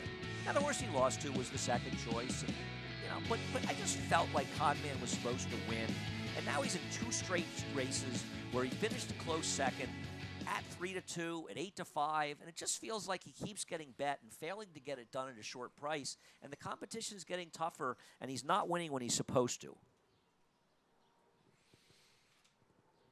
Yeah, that's a short price on a horse who does not have any real big advantage here. I agree. I want to talk about the 7 for a quick second. Dr. Settle's Dream, who I've picked in this race and is 12-1. His buyer figure in his debut of 56. Take a look at the horse he beat, Be of Courage. He improved to a 72 buyer in his next start. The 4th place finisher went from a 52 to a 70 and 73. King of Comedy, who finished 6th, improved 19 buyer points in his next start. Multiple horses came out of that race to run significantly better. I don't think the fig is wrong. There's nothing wrong with it looking at other races that day, but it's proven that horses perform better out of it. To me, that's a true key race. Horses improved dramatically out of it. Now, he didn't run well in his next start. He had an easy lead at a mile. He probably wanted less distance, but he's also been out a long time since then. He comes back with Lasix for the first time, and I'm going to hope this horse is as good as so many of the others that improved out of that debut, and he can run a high enough figure to compete at a big price. Let's go to Acacia for more. And I liked what I saw from Con Man today. I think that he makes sense in here, but I am intrigued by some at some bigger prices, and those are who I wanted to touch on. The number 4, Be of Courage, who Andy was talking about. He was one that I was a little bit interested in coming into this race. He finished behind Con Man last time out in that common race, and I think the 7 furlongs is going to suit him perfectly. Now, he did get a little bit hot today, which I don't love, but that said, I think that seeing Javier Castellano take them out, and again, just the 7/8, the slight cutback, I think will really suit him well. Set pace, he had pressure and hung on there for 3rd with first-time blinkers. I think he could be a player in here. The number 7, Dr. Settle's Dream, I really wanted to like him watching his races and thought in his debut, the race was dominated up front. He was very game there, and then last time out, he ended up fading against Batflip, who won the Central Park. Now, I am not the most familiar with him, but he doesn't look like he grew very much, which I would have liked to see a little bit more progression, and I would have liked to see him be a little bit more fit in here today. That said, I think that the Oscar Performances really can run. He obviously has some ability. The 7/8 is a good spot for him to come back. I just wish he was a little bit more toned up coming back to the races. The number 9, Creasa, he was a horse that took a little while to get fit himself, and he's there now. I know that he's stepping up off a maiden win, but he had to weave through traffic last time. I thought showed a lot of tenacity and athleticism coming down between horses. He had a big warm-up from John Velasquez. He's incredibly fit and well-defined, and I'm thinking a horse that just maybe is going well right now for Dave Donk, Greg. All right, Acacia, thank you. 10-1 on Creasa, trying to go back-to-back, his first try in against winners. Listen, he's 10-1. If you like him, you should play him. His last race, he ran well in there. The competition is much sterner in this race. Dave Donk does not have great numbers coming off of maiden wins in general, but he ran extremely well to win that race. But he's going to have to run even better to get it done today. But he's a big price in a wide-open race. I would never knock him. Favoritism going back to Con Man, the 2 you see in the center of your screen there, the 3-year-old getting a slight cut back from a mile to 7/8. And I think that's fine for him. He'll be fine. I just feel like has had his share of chances, and I want to look for others in here. I think at comparable prices, he's a better bet than Be the Boss. And the morning line maker just said to me, I can never make these Irad Ortiz horses a short enough price.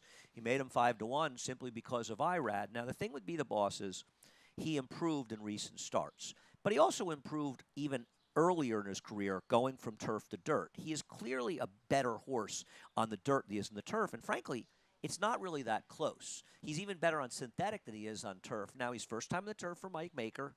He has Irad Ortiz. There are intangibles, and maybe he's just in good form. But at the end of the day, it's his turf races that matter the most. And if you thought he was 8-1 in here, and you thought, I think he's an improved horse, maybe he can step forward off those turf races, I wouldn't fight you. But to take this short price simply because people are looking at complicated races and saying, Irad Ortiz wins a lot of races, I'm going to bet him no matter what his price is, those people are going to go broke at the end of the day. Because as well as he's done recently and won in some overbet horses, he had a 72 cents ROI for every $2 you bet at Keeneland. So the people that follow that strategy at Keeneland, they're not the ones betting him now because they went broke. Post time coming up for a race that kicks off this late pick 5. 7 furlongs on the turf.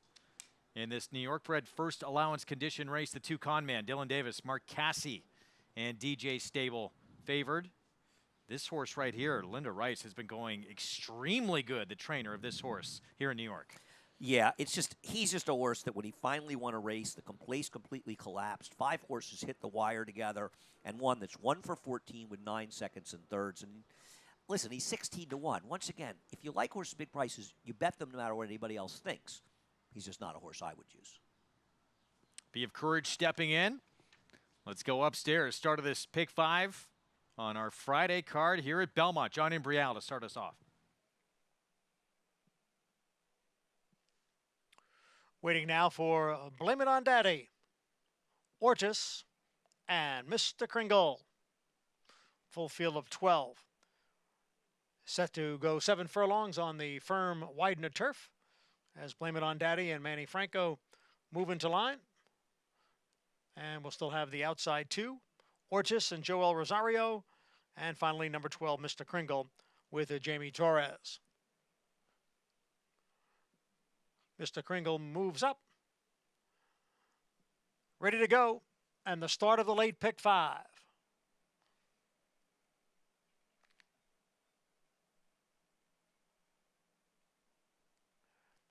And they're off. Ortis, Mr. Kringle from the outside. Now moving through mid-pack is Be the Boss. Conman is right there. War Terminator, the gray, down at the hedge. Creasa is next in 6th, followed by Athenry in 7th. Then Feathers Road is in 8th. On the far outside is Noble Huntsman next in 9th. Blame It on Daddy is 10th. It's a break of 4 lengths to the 2 trailers, Be of Courage and Dr. Settle's Dream. The quarter went in 22 and 3. Conman has come on through now to poke ahead in front of Be the Boss. Mr. Kringle's on the outside in 3rd. Feathers Road just in behind those front runners, a close-up 4th. War Terminator saving ground down at the hedge. Then comes Creasa. Far outside is Athenry. And farther back it is Ortis. And then Blame It on Daddy and Noble Huntsman. Half mile 45 and 1. It is Be the Boss to challenge Conman for the lead. Feathers Road will need some racing room. On the outside is Mr. Kringle. The field is in the stretch. And here is Be the Boss to take a narrow lead. Conman continues to battle on. Racing room now for Feathers Road. Ortis is looking for a way through down at the rail. On the outside, Mr. Kringle and Noble Huntsman. Be of Courage out in the middle of the course. They're coming on for the finish, and it is Conman to win it. Big close from Be of Courage to be 2nd. Ortis was 3rd. Conman, 3-year-olds, a 3-year-old against older company. Mark Casse, Dylan Davis, the victory to start off the pick 5. And today is the first day that we've had the rails at 0 on either course.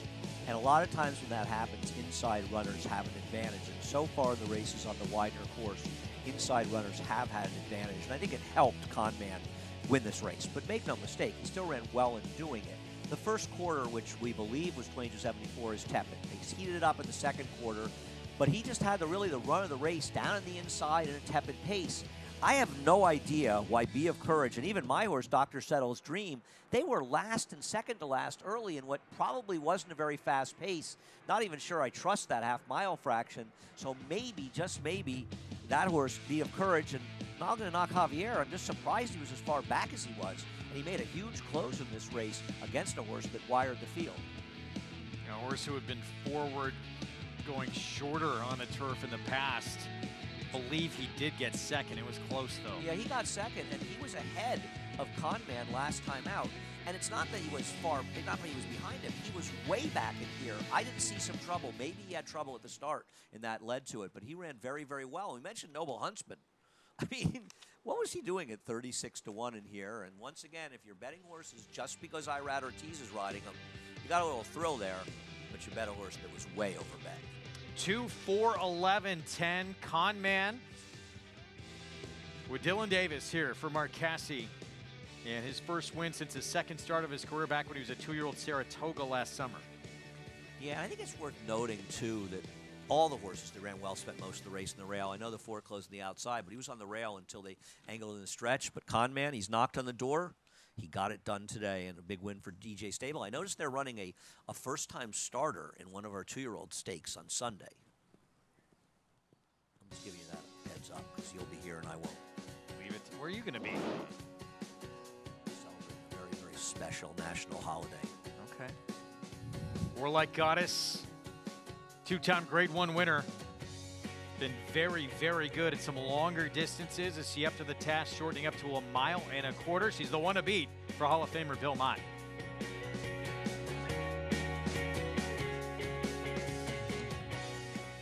A Grade 1 winner of nearly $2 million, Silver State hails from the sire line of legendary Claiborne stallion Danzig. And his second dam is full sister to Kentucky Derby winner Monarchos. After winning the Oaklawn Handicap, Silver State defeated Knicks Go in the Grade 1 Metropolitan Handicap. Now his first foals have arrived. Grade 1 winner Silver State, standing at Claiborne Farm.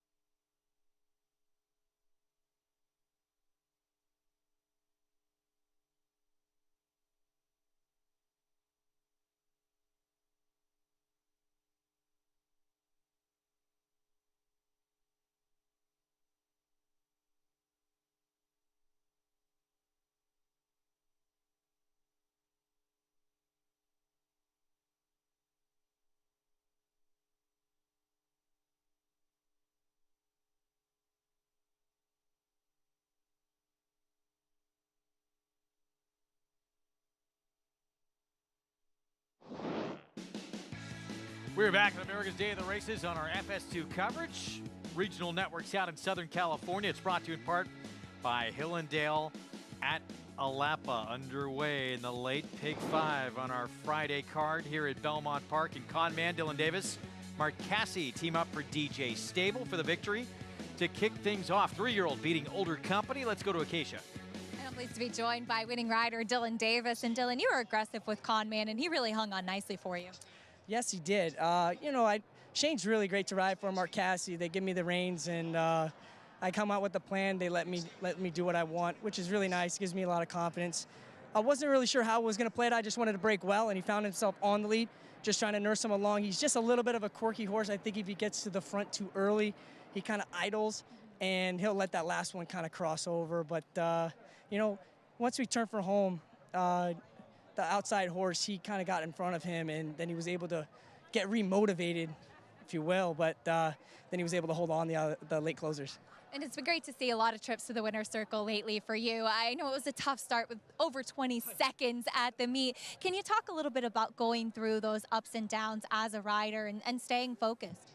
Sure, yeah. So it is very difficult, but I know in myself that I'm riding well and confident. It's just some things just didn't go my way. Most of those second places was losing the photo by a bob, and I was on 15 to 1 shot, 10 to 1 shot, and the favorite was beating me. So I was almost getting away with it, but I wasn't. But it's tough competition at Belmont, and I'm always riding my best. So it was a little bit unfortunate that I had so many seconds, but it was better than third. Absolutely. I wanted to ask you quickly, you're riding Strong Tide in the Belmont Gold Cup. What kind of tactics do you employ for a 2-mile race? Well, just really getting him in good rhythm. I've ridden him before, so he's a good, nice, big moving horse. He likes to be on the bridle a touch, but it's not too aggressive where, it's worrisome for the distance. But I've had some luck with him. Just breaking well, not too much urging, let him get into stride, save some ground. We got 3 turns to do it, and let's hope for some run down the lane. Best of luck. Congratulations here. Thank you. Dylan Davis has been making quite a few trips to the winner's circle in the last couple weeks, Greg.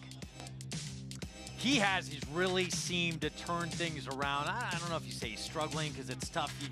He had all those seconds, but he's been a different rider. He has. He had a lot of seconds and thirds. I think he had like 3 or 4 wins in like 30 seconds and thirds. And at some point when you see those results, I think Dylan was probably doing some things wrong. He's too good a rider who's had too much success here for that to continue. And to me, about 3 weeks ago, he started getting more aggressive. And I know that's something that Richie's talked to him about a lot in the past, being more aggressive. And since he's gotten more aggressive, he's had good things happen. And you saw it here with Conman. Nobody else wanted to be aggressive. 2 horses, the 4 and 7, who looked to be more forwardly placed, they were back in last and second to last.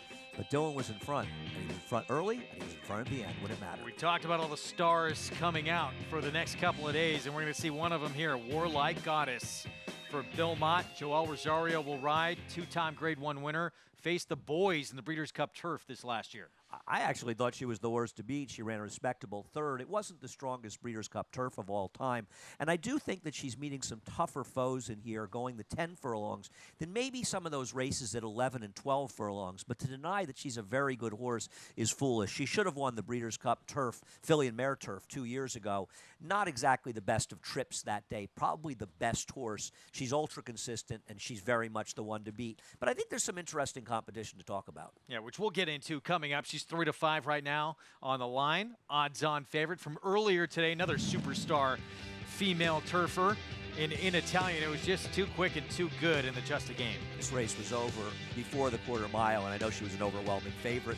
Some would say it was over when they drew the race, but she still have to go out and run it. And he nursed her along, Irad. I liked it when Joel let her roll, but it worked out just fine in here. Spenderella didn't break that sharply, which worked against her, but they're just not as good as this horse is. In Italia has gotten good, and she's held that form, and that's what you see with these Chad Brown horses very much. And you know owner Peter Brandt, a true sportsman who likes to bring his horses back. He wants to race them. He likes to breed them, but he likes to race them. You know, he brought back Sister Charlie for that next season. It didn't work out so well, but he did it because he loves the game. And Peter Brandt's been an effective and successful owner in racing, both here and overseas, for many, many years. Do you think these connections have to be thinking a date with the boys in the Breeders' Cup Mile later this year? Well, that's an interesting question. Now, it depends. How long is the Breeders' Cup Turf this year? One of the reasons that Chad Brown didn't mind doing it at Keeneland was the mile and 3/16. And she arguably ran the best race that day. It was a fast pace, and she was narrowly beaten.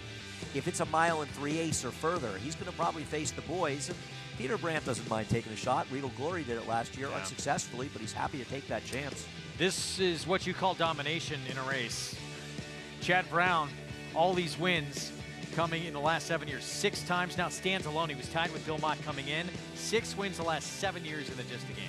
And there's some pretty good names in there, including Russian Fall, who was a very unlucky loser of the Breeders' Cup Filly and Mare Turf at Keeneland before that, trying to get the mile in 3/16. She had an absolutely remarkable career. And I think the thing that is the similar about a lot of those horses is their incredible consistency. Silks in the winner's circle today of a race named after one that was campaigned by Peter Brandt. And I think it was so big when he won it last year with Regal Glory, and now he wins it 2 years in a row. And Just a Game was a horse that was pretty good. In fact, she won the race we're about to see. It all comes full circle. How about that? Yeah, 1980 New York Stakes. And then there was a period of time when Peter Brandt was away from the game, came back into it with Chad Brown, and they have just had incredible success together. And when he first got back in the game, he said to Chad Brown, I'm going to get a few horses. You know, I don't know if I'm a big enough owner for you. I'm only going to get a few. And Chad thought, this guy enjoys the game. We're going to get a few. We're going to win a few. And he's going to get a few more. And he's done more than that. He won the Arc de Triomphe with Scott Sotsas a few years ago. And he's had some very impressive 2-year-olds winning over in Europe as well. He's a successful owner, and he has horses all over the world. Bleecker Street, Homerique, Just a Game, and now so many horses. Those are those New York wins for Peter Brandt. Maybe the best horse he ever had was the Mighty Gulch, who was originally trained by Leroy Jolly, who trained for him. He won the Alabama with Spit Curl, the 2 of them. He won the Alabama twice, about 30-plus years apart. And I'll say this for the one he has this year, Virginia Joy beat Warlike Goddess, who got trapped in with a bit of a tough trip the day she did it. Still owns that victory. I thought she was interesting today. Oh, she's kind of a neat horse that didn't get the best of trips last time out. I'm not her biggest fan, but she comes out and runs. The other thing about Peter is you'll see him here on a Thursday at Belmont when he's running a horse in the non-winners of one allowance race. He likes to come out and see his horses run. You love him in the grade ones, but he's supportive even in the lower level races as well. Major change in this race, too, with the Moonlight coming out for Charlie Appleby and Godolphin. Yeah, and I think it'll lead to market segmentation trying to wire the field, which is why I picked her. And I think both the runners, the Chad Brown and Frklarovich, are dangerous, including last year's Belmont Oaks winner, McCulloch. Well, there's Peter Brandt's Virginia Joy. Can he get a fourth New York victory?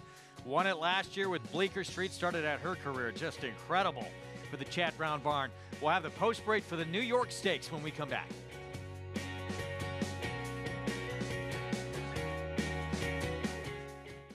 Lexitonian, a consistent top-level performer from east to west. A debut winner at 2, winning and placing in multiple Grade 1 races, following the footsteps of his sire Speightstown to win the Grade 1 Vanderbilt at Saratoga, and placing second in the Grade 1 Bing Crosby and Grade 1 Churchill Downs Stakes, out of the daughter of a Grade 1 test winner. He has the pedigree, the speed, and the looks to succeed. Lexitonian, standing at Lane's End. Monmouth Park's summer season rolls on with live racing action Friday through Sunday. Fridays features a 2 p.m. first post, while weekend action begins at 12:40, kicking off the Win Early Pick 5.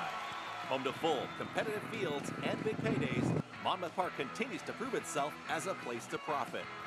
Joining us on site, be sure to lock in your odds with fixed odds wagering at Monmouth Park Racetrack. Reach for the unreachable. Race to new horizons.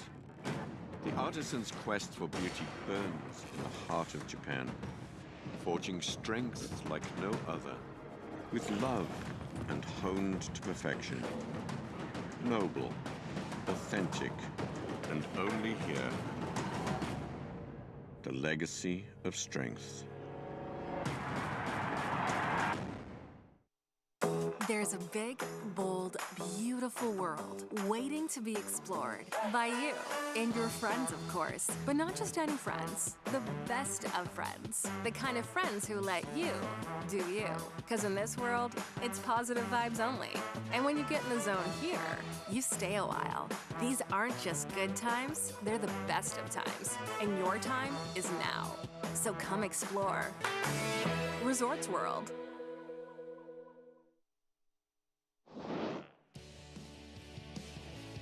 We're back. Good to be with you.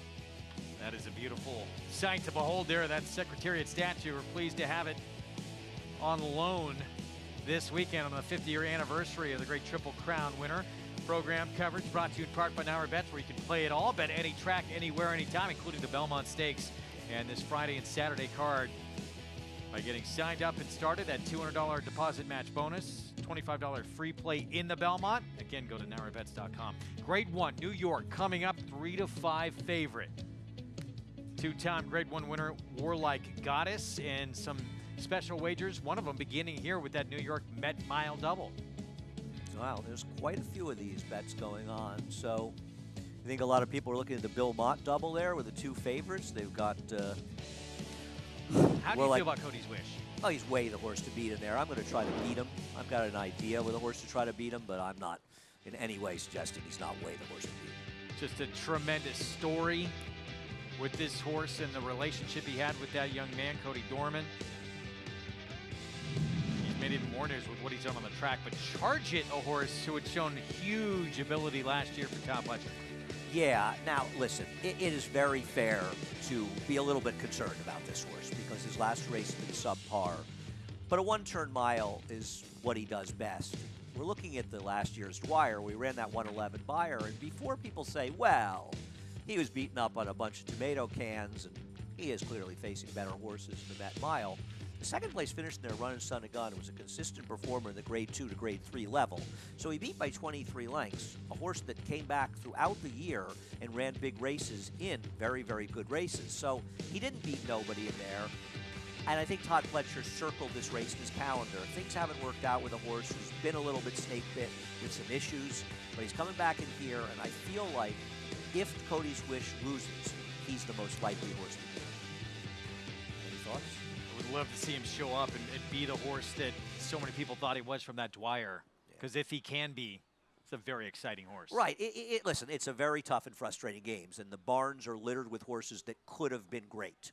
And for whatever reasons, they never got there. Think about a horse like McLean's Music, who's such a good sire now. 114 Beyer in his debut and never ran again. He could have been as good as Flightline. He ran a bigger figure than Flightline did first time out. So you never know. You got to stay sound, and you got to keep that form together. But I think Charge It has a chance to run a big race. Looking forward to that tomorrow. So many good races on the program still to come this weekend. Let's head down to Acacia. I'm looking forward to this classy group here. Greg, we'll start with your favorite, and that is Warlike Goddess, who comes off of a win in the Bewitch. And she is a horse that never really carries a ton of condition. She's kind of a typical English Channel in that respect. So while I really do wish she had a little bit more substance and muscle mass across her flank in here, especially off the back of that good victory last time out, that's just kind of typical of Warlike Goddess as well. She's pretty feisty. She's a little fired up in the paddock here today, which I do appreciate. And sometimes she can get a little bit hot on track. It's cooling down now, but I'll keep my eye on her. But she was kind of kicking out, saddling, but she looks like she has run on her mind, and obviously so much class. But a couple other intriguing ones. The number 3, Didia, the Argentinian bred, is undefeated since coming here to the U.S. for Nacho Correas. And this is a mare who I thought last time out, she just kept striding away. I thought moving beautifully last time out in the Modesty. Now, she will stretch out in distance. She did win 1.25 miles in Argentina, and physically she looked like she could handle it. She has some good size to her. She's dappled out from head to toe, and boy, she's a good doer. She's definitely carrying a lot of good condition, and she's gotten on her toes here now that they're on the walking ring. Very intrigued by her, and obviously it's a tall order to keep that win streak going, but she's been doing everything right as of yet. The number 4, Market Segmentation, I am intrigued by getting a little bit more distance. I remember speaking to Chad Brown last time before the Bogey, asking if she was going to be a little bit more forward, because down at Gulfstream in the Sand Spring, while she won, she was very hard to handle early in the race. Very headstrong, really pulling on her rider. And last time when Irad Ortiz kind of gave her her head, she relaxed beautifully. She's a very longer, a lot of scope to her frame and her build. And while she's marching around the paddock here today, she's not doing anything over the top. I hope that she's able to settle a little bit, because I am intrigued by her getting more distance, and I expect her to be forward yet again. Greg? All right, thank you, Acacia. Love these looks we're getting from these camera angles. 4-5 favorite, Warlike Goddess, who does, look, she's absolutely the one to beat in this spot, but she has something to prove at 1.25 miles.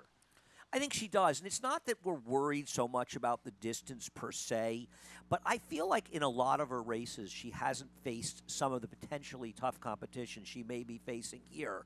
There's no reason she should have a problem with it, but sometimes it's a very, very big extra 1/8 of a mile to 1/4 mile. We'll see if it is here. And it may be the distance, and also the distance may be a bit of an equalizer for some of the horses, but there's no doubt that she's the most accomplished, that has the best races of anybody. And you know, Bill Mott, her trainer, had said, and this was sort of the plan last time out in the Bewitch, being more forward with her kind of helps her, and then she doesn't have to worry about when she got beat by Virginia Joy, getting buried behind a slow pace and having trouble. Well, yeah, there was a lot of people criticizing Joel Rosario that day and getting blocked in, and I get it. He was a short price, and I saw Joel earlier, and I said, big weekend coming up, Joel. You know your job as a rider. Don't screw it up. And he laughed.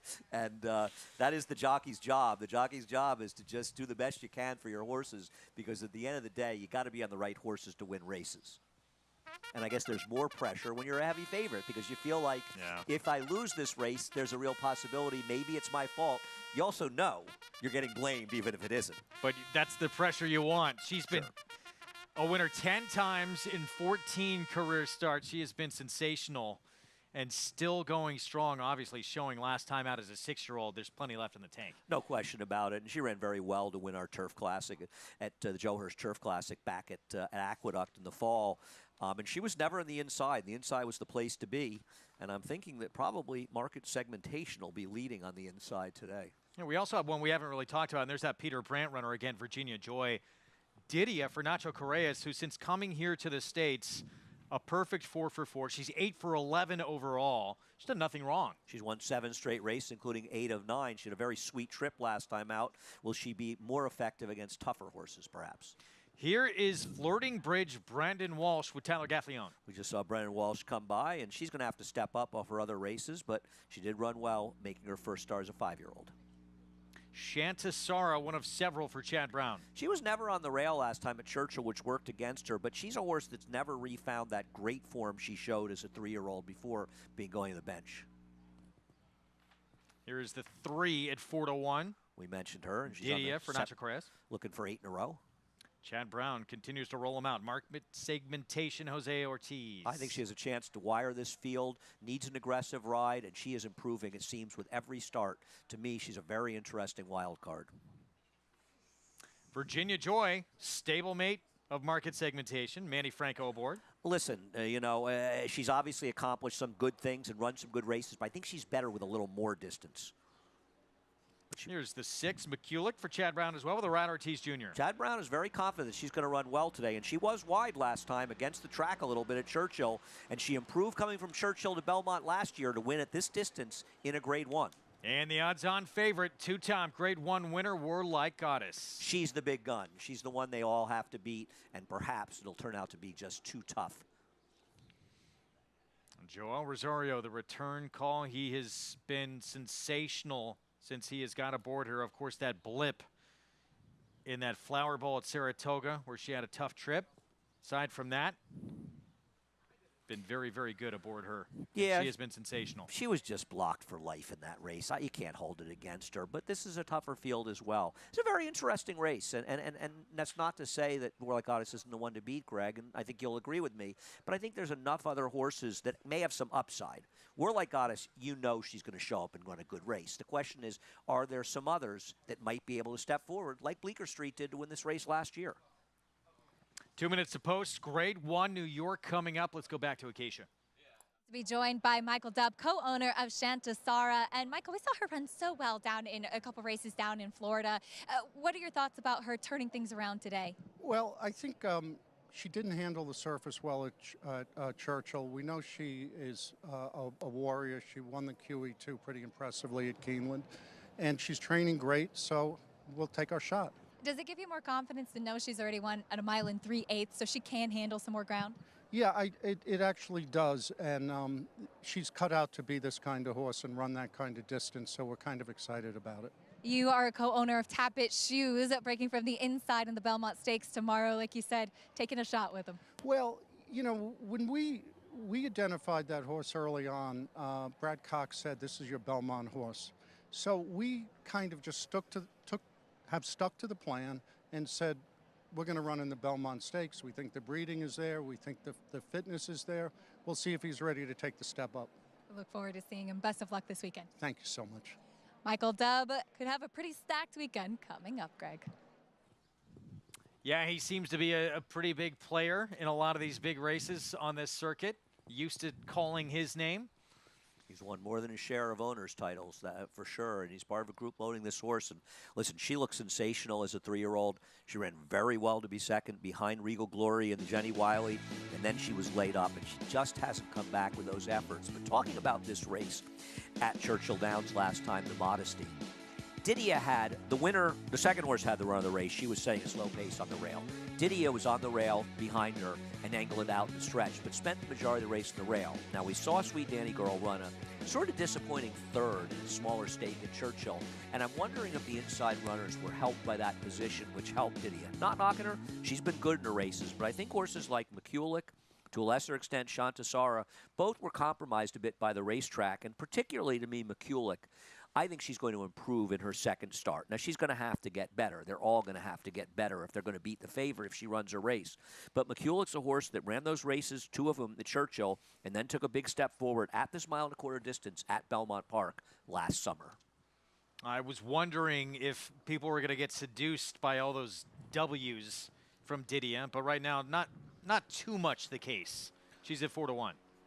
Yeah, but listen, I mean, what's not to like in the sense that she shows up, she can put herself in good position, she's gotten good trips, but she puts herself in that position to get it. The competition's tougher, but, I mean, she's incredibly honest, and when every time she shows up, all but once when she ran well did she win.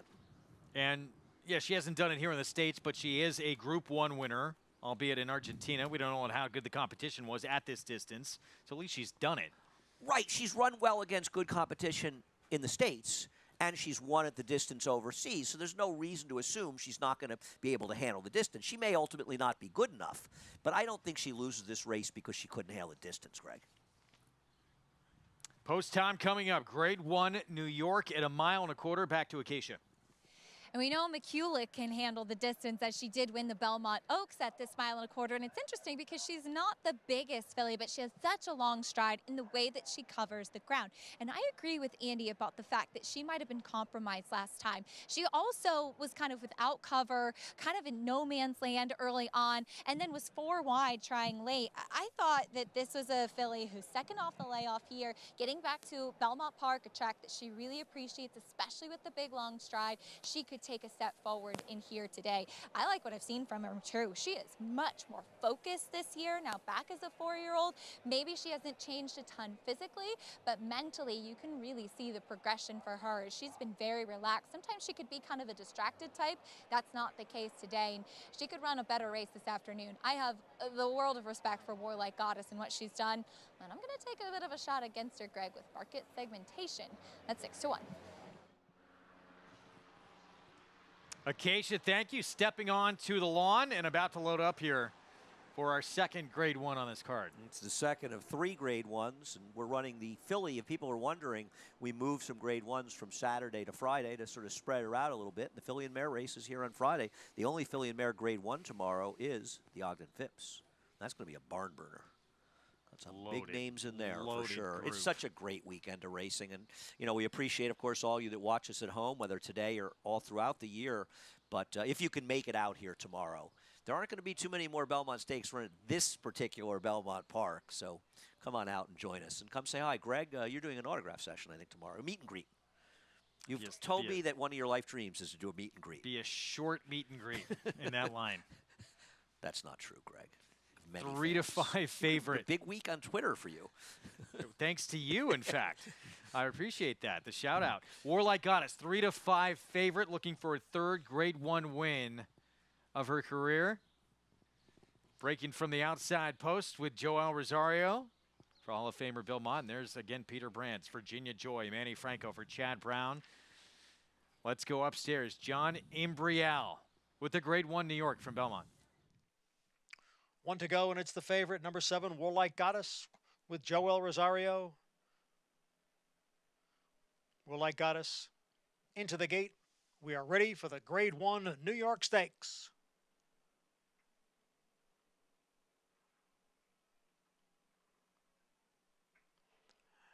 And they're off. Market segmentation along with Didia, Shantasara down on the inside. Then comes Virginia Joy, who's in 4th here in the early going as they go into the clubhouse turn. And it will be market segmentation to set the pace here. Leads now by 2.5 lengths. And Shantasara is in 2nd. And then comes Didia sitting in 3rd. Down on the inside is Flirting Bridge in 4th. Alongside is Virginia Joy. And at the back of the pack are McCulloch, and the favorite Warlike Goddess is 7th through a quarter in 24 and 2/5 seconds. Market segmentation taking the field now onto the backstretch, leading here by 2. Shantasara remains in 2nd, another 2 lengths to Didia in 3rd. Market segmentation is the leader, 2.5 lengths now. Shantasara in 2nd. Then it's Didia. Then the duo of Flirting Bridge and Virginia Joy. McCulloch and Warlike Goddess. So positions unchanged as they race midway up the backstretch with market segmentation holding the lead here. The lead is 1.5 lengths. Shantasara continues to chase in 2nd. Didia is in 3rd. Flirting Bridge down at the hedge in 4th. Alongside is Virginia Joy. Then comes McCulloch. Warlike Goddess remains at the back, about 9 lengths from front-running Market Segmentation, who ran 3/4 in 1:15.1. And now they go into the far turn. Market Segmentation by 2 lengths. Shantazara runs in second. It's 2.5 lengths to Didia in third. Then comes Virginia Joy. Warlike Goddess has moved up a couple of spots on the extreme outside. Then Flirting Bridge and McCulloch. The field comes into the stretch. Market Segmentation trying to take them wire to wire here. She's got a 2.5 length lead with Shantazara in second and Didier on the outside in third. It is Market Segmentation and Jose Ortiz trying to hold off Didier in the final 100 yards. And it is Market Segmentation, wire to wire in the Grade 1 New York Stakes. Market Segmentation leads them every step of the way. Jose Ortiz, Chad Brown, Klarovich Stables. I mean, you can't gain into that kind of pace. The 1-2 horses were, you know, actually the second horse, Didier, ran very well in the sense that she came from a little farther back. But Market Segmentation is just another horse that's improving. When you give a horse like this a tactical advantage like that, it was just too much to overcome. And the truth is the favorite didn't run well, but she was finished on the first turn. She's dead last and 3 wide on this racetrack in a slow pace. So no matter what happened, she was never going to win. But another big win for Chad Brown. That's 2 Grade 1s already. 6-1 on a filly who takes them gate to wire and whose previous biggest win had been a Grade 3, the Bouquet. Let's go to Acacia. Pleased to be joined by Seth Klarman from Klarovich Stables. Market Segmentation. Seth, boy, did she get comfortable out in the front there. She really did. She got away with a nice, easy pace. Chad was sure she could go the distance and would like it, and we thought the pace set up that way, so we asked her to do something she hadn't done, which is go right to the lead. She's a filly that's always shown some ability, but it seems like she's really flourished lately. She really has steady improvement, and Chad's done a great job. I know she's had some physical infirmities, and he's worked his way through all of that. So could be a big weekend for you. You and I were chatting about search results in tomorrow's Ogden Phipps, the quality in there, and what a talented and consistent filly she's been for you. She's consistent. She's been unlucky winning a super big one, and we think it could be tomorrow. The pace kind of sets up for her to sit a little off, but we'll see what happens. We look forward to it. Congratulations here. Great to see you. Thank you so much. Greg? And we look forward to that tomorrow. Search results going up against Clairiere. Secret Oath played hard, among others. Pass and Champagne going to relish this Grade 1, though, with Market Segmentation. You relish all Grade 1s. I don't care if they're big prices or short prices. They're never easy to win. And, you know, Seth's a good friend of mine and is such a huge supporter of the game and a supporter of ours at NYRA. It always makes me happy to see him win. In this case, Market Segmentation, she just keeps improving with every start. And Jose could not have ridden her better. And they teamed up, of course, for that huge win last year with early voting in the Preakness. I know you talked about the tough trip early. Just circumstances for the big favorite here? I think circumstance. I mean, I don't want to bury her for that. She's too good to say that this was it was an uncharacteristically bad finish for her, but the trip never worked out. She ran last, I think, but she was beaten about, what, a half a foot for third. Market Segmentation, Chad Brown, Klarovich, Jose Ortiz with a Grade 1 win in the New York. We'll be back.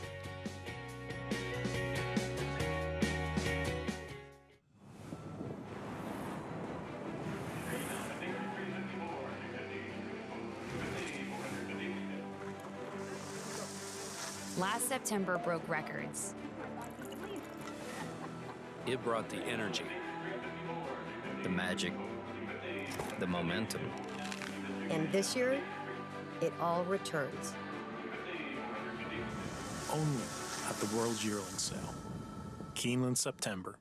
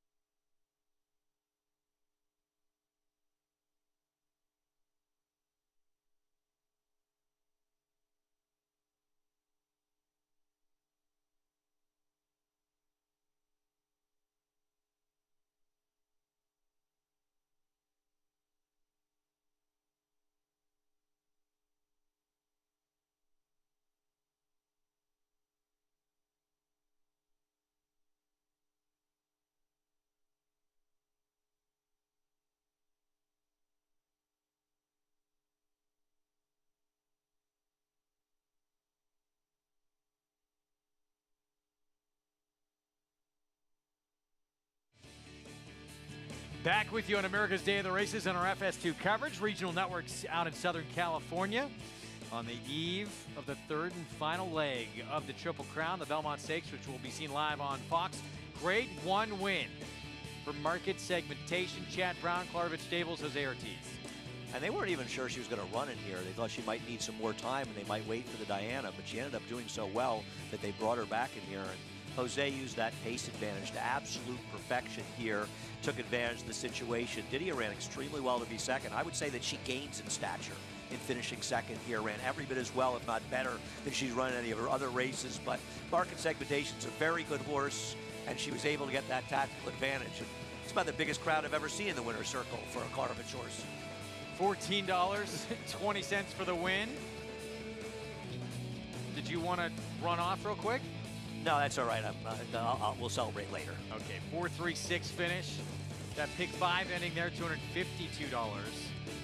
And coming up next, Grade 1 action continues. 3-year-old fillies, Grade 1 Acorn, including our Kentucky Oaks winner, Pretty Mischievous, returning for trainer Brendan Walsh. Yeah, we just saw Brendan walking by, and she ran sensationally well to win the Kentucky Oaks. And if that effort's good enough to win here, she'll probably win by more. But I think it's fair to question just how good this year's Kentucky Oaks was. And there's a lot of different new shooters in this race. A horse like Randomized, who was so effective in breaking her maiden first time out. Chad Brown did the same thing with Garana, an impressive maiden breaker. Came back and beat Serengeti Empress to win the Acorn. You also got a horse like Money's Gold. Now, there's going to be an argument. Can she get the distance? Is she going to be good enough? She's definitely good enough. She's super talented. But the distance, Greg, has to be a big question for her. Are you leaving me? I mean, I know I'm in the able hands of Paul LaDuca, but... I'm leaving you. Yeah, Paul LaDuca standing by. He'll be joining you. I will be back tomorrow, and I'm on with you early on, right? No. I'm not. I'm on later. But the good news for us is that we'll be reunited again next Thursday. I can't wait. For many, many days together. And Pretty Mischievous. Such a big effort. Post 14, Kentucky Oaks. Part of a filly mare double that includes the Ogden Phipps tomorrow. Get involved here. This is the first leg of the sequence. It's got some tough competition. Money's Gold, obviously. A seed you talked about. Randomized. She's no question the one to beat. Oh, yeah. I think Pretty Mischievous is the one to beat. You don't think it's... Yeah, I agree. I'm a big fan. Enjoy it. It's coming up. FS1 coverage continues right after this.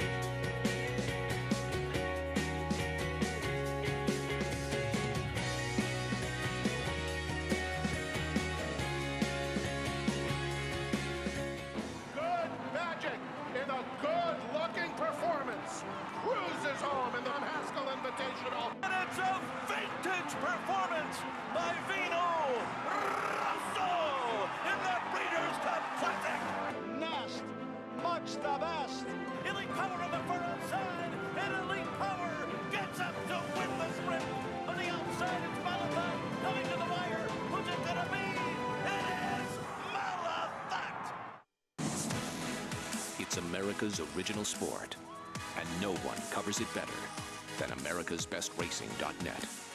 From the sport to the lifestyle, the best races, horses, and destination venues, cocktails, gambling, fashion, and more. America'sBestRacing.net is a sport for you.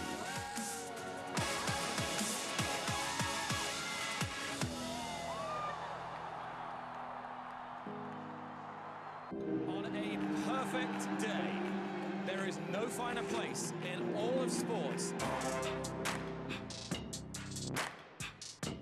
Nerves, excitement, and anticipation. Than beautiful, truly stunning.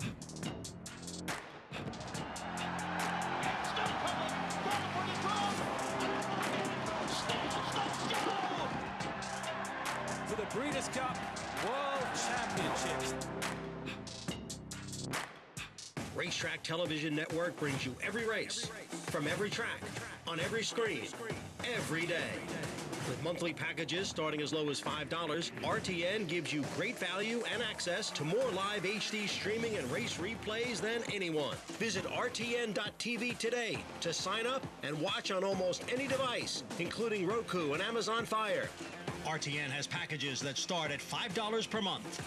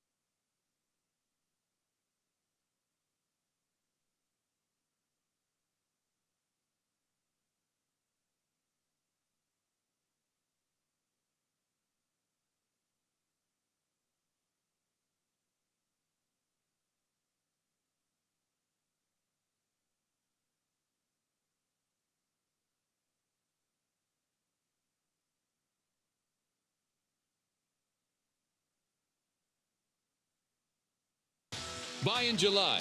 The Fasig-Tipton July Selected Yearling Sale, the first major yearling sale of the year. Ranked number 1 by percentage of stakes winners, stakes horses, and 2-year-old winners. The July sale is also among the nation's top sources of graded stakes winners. Recent star graduates include Grade 1 winners Faiza and Chocolate Gelato, plus this growing list of graded stakes winners. The Fasig-Tipton July sale of selected yearlings, Tuesday, July 11th in Lexington, Kentucky. Where will you be?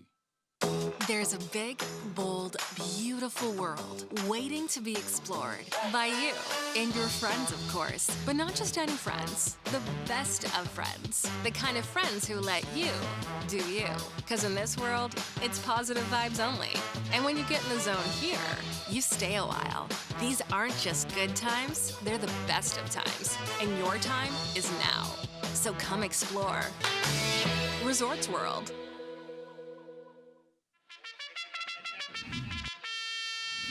Monmouth Park's summer season rolls on with live racing action Friday through Sunday. Fridays features a 2 p.m. first post while weekend action begins at 12:40, kicking off the Win Early Pick 5.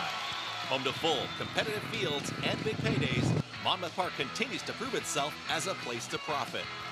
Joining us on site, be sure to lock in your odds with fixed odds wagering at Monmouth Park Racetrack.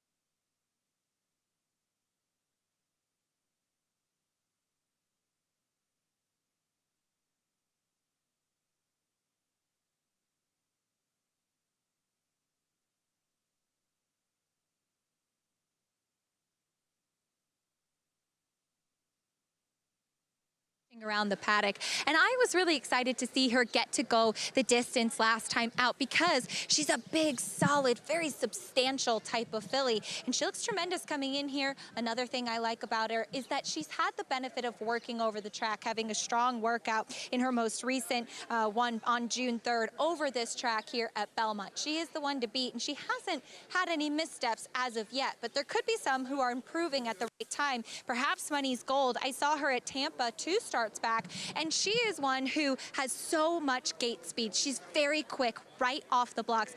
I don't mind her getting a little bit more distance today because it is the one turn. I wouldn't want to see her try any longer than this, but she has a little bit of length to her frame, and she's been much more relaxed today than she was at Tampa, which I appreciate as she'll stretch out in distance today, Lafitte.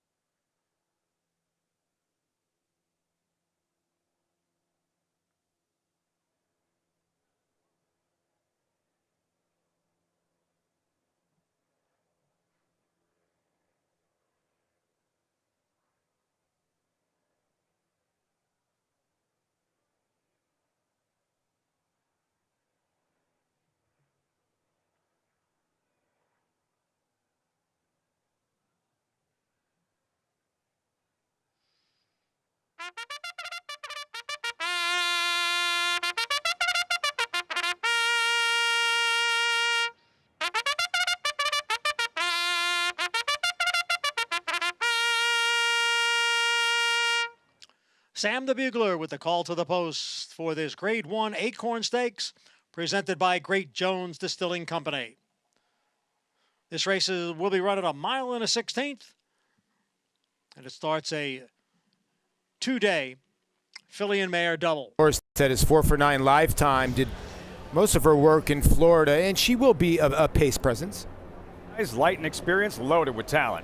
She has the fastest buyer speed figure of anyone in here, breaking her maiden. Now, she's going to have to rate in here with the presence of Pretty Mischievous, but she's an overlay at 7-1, and Chad Brown feels that she'll be able to rate. Brown looking for back-to-back Grade 1 wins in the program. Frosty O'Toole, ¿qué pasó? What happened in the Gazelle? Yeah, you know, not a good race in the Gazelle, but if you get Luis Saez and Todd Pletcher at 31, it's worth a look, and Todd usually very, very good second time in his barn. A Colt, number 4, a defeated favorite in the Gazelle. She'll get pace to run out here. Maybe she can improve. She'll need to. She's a price. Money's Gold is not for trainer Todd Pletcher. Come and catch her if you can. Yeah, you're right here, Lafitte. She's bred by a sprinter, so she's going to have to go to the front end. But sometimes these horses can run out their pedigree, and she is going to be the filly to catch. Exciting filly. Money's Gold. Loretta Ortiz looking for back-to-back.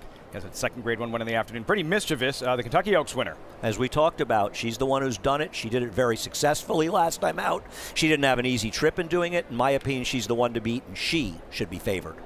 Wild card. Good girl, bad habits. 2 wins by a combined 23 lengths. Yeah, and your wild card is the perfect, this horse has won with the ultimate ease. Now she's going to get tested today. But I'll tell you what, I've never seen a horse win by combined 30 lengths as easy as she's won her 2 races. She's been devastating. Waters get deeper today. Then finally on the outside, Exceed. World-class connections, Juddmonte Homebred. And she's taking money, understandably. Finished just a length and 3/4 behind Money's Gold. And maybe she can improve with distance. And her family says she's probably bred to be a good miler. Absolutely dangerous for Chad Brown. That's the field. Grade 1. Acorn, 8 of them, mile and a 16th, post time 3 minutes.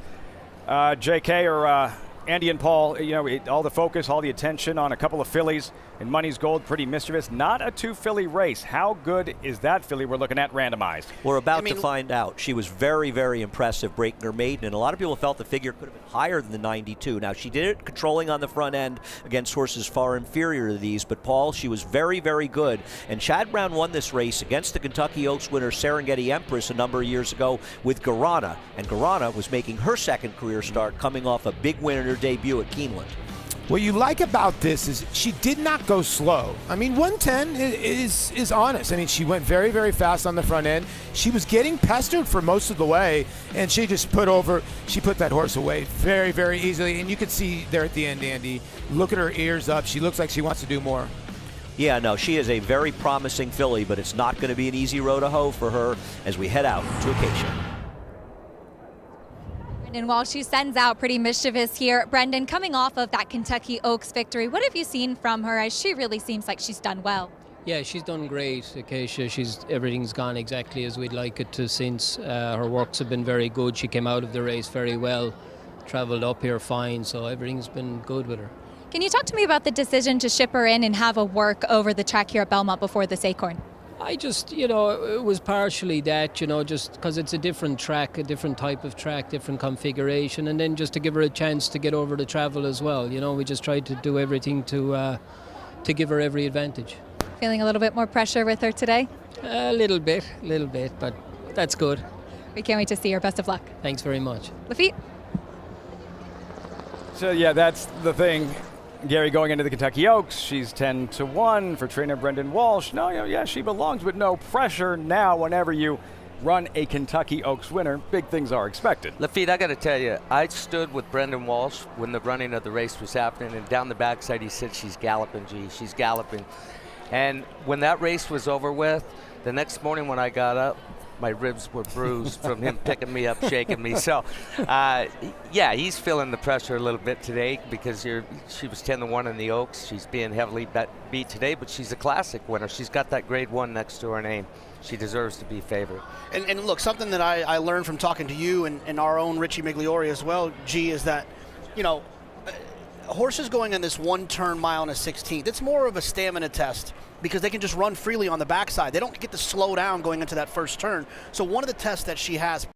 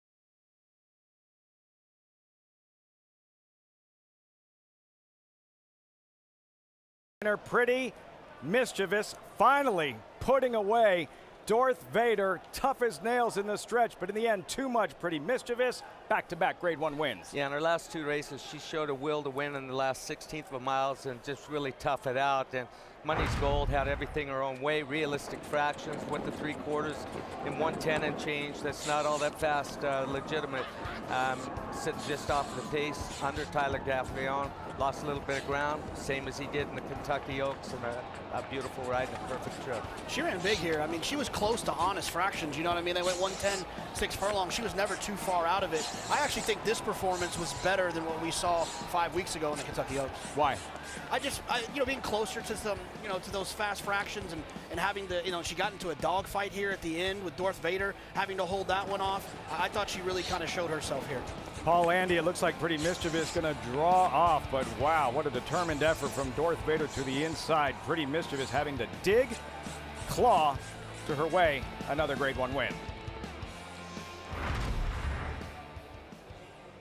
Ran 1-2 here. I don't agree with Jonathan. The Kentucky Oaks might have been better by her, but I still think this is a very good performance. And she is now significantly the leader of this division, and it's not even close. No, she is. And she's proven it. I mean, you got to give Brendan Walsh credit. He put little shortcut blinkers on her. I got to talk to Brendan a little bit yesterday, and he's the kind of trainer that he said he does not like to have his horses out early in the morning of the race day. And yesterday she could not go out, obviously, because of the issues with the air quality. He brought her out this morning, and he told me, man, she handled everything unbelievable. She's ready for it. But I tell you what, you got to give credit to Darth Vader, because I thought the one ran a giant race to really come back at her. And, she's really learned to rate a little bit, Andy. She rated a little bit in the Kentucky Oaks, and she was able to rate today. Well, I don't think the pace was fast here. And you consider that 3 of the top 4 finishers were on top of the pace, and Money's Gold just not able to get this distance, as talented as she is. And Todd took a shot, and he'll run her in the test next at 7 furlongs, and she'll probably be the worst to beat. But Pretty Mischievous and Darth Vader really put on a show here and ran very well, but they were right on top of the pace. And frankly, a Colt, who finished 3rd, she was the only one that picked up any ground in this race. Yeah, you're right. She was the only one that was really rolling in the center of the racetrack. And are you surprised that Pretty Mischievous was your second choice? I guess that there was something really sexy about Money's Gold. Yeah, I guess so, yeah. For this time, at least, you and I were right. Yeah. Pretty Mischievous should have been the favorite, Lafitte.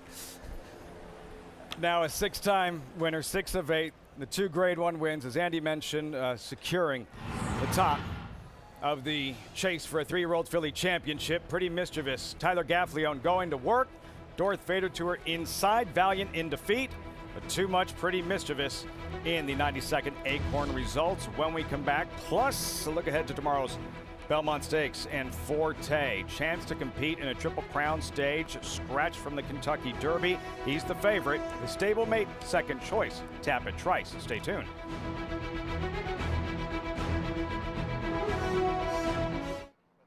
Eclipse Champion Blade. A proven sire with over 15% lifetime stakes horses. His progeny include these recent standout performers. And in the sales ring, Blame continues to prove his value. Also an emerging broodmare sire. His stakes-producing daughters include the dam of Eclipse Champion Forte. Forte to win the Breeders' Cup Juvenile. Blade, standing at Claiborne Farm.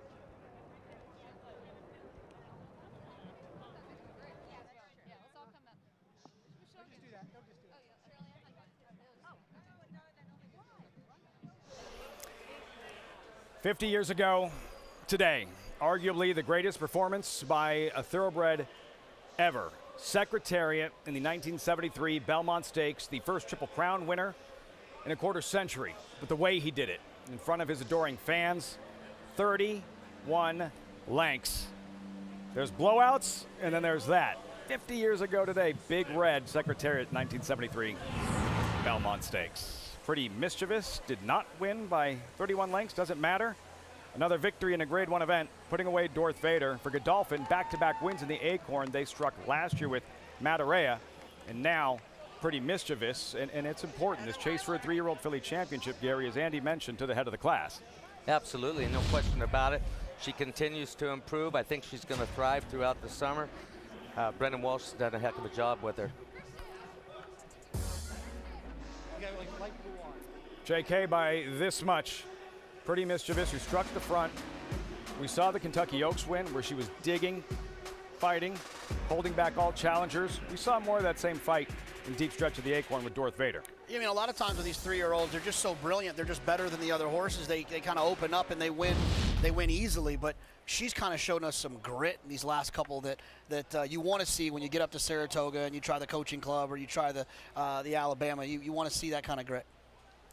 Her ability and then the class as well that we saw from Pretty Mischievous in this Acorn as we check in with Acacia.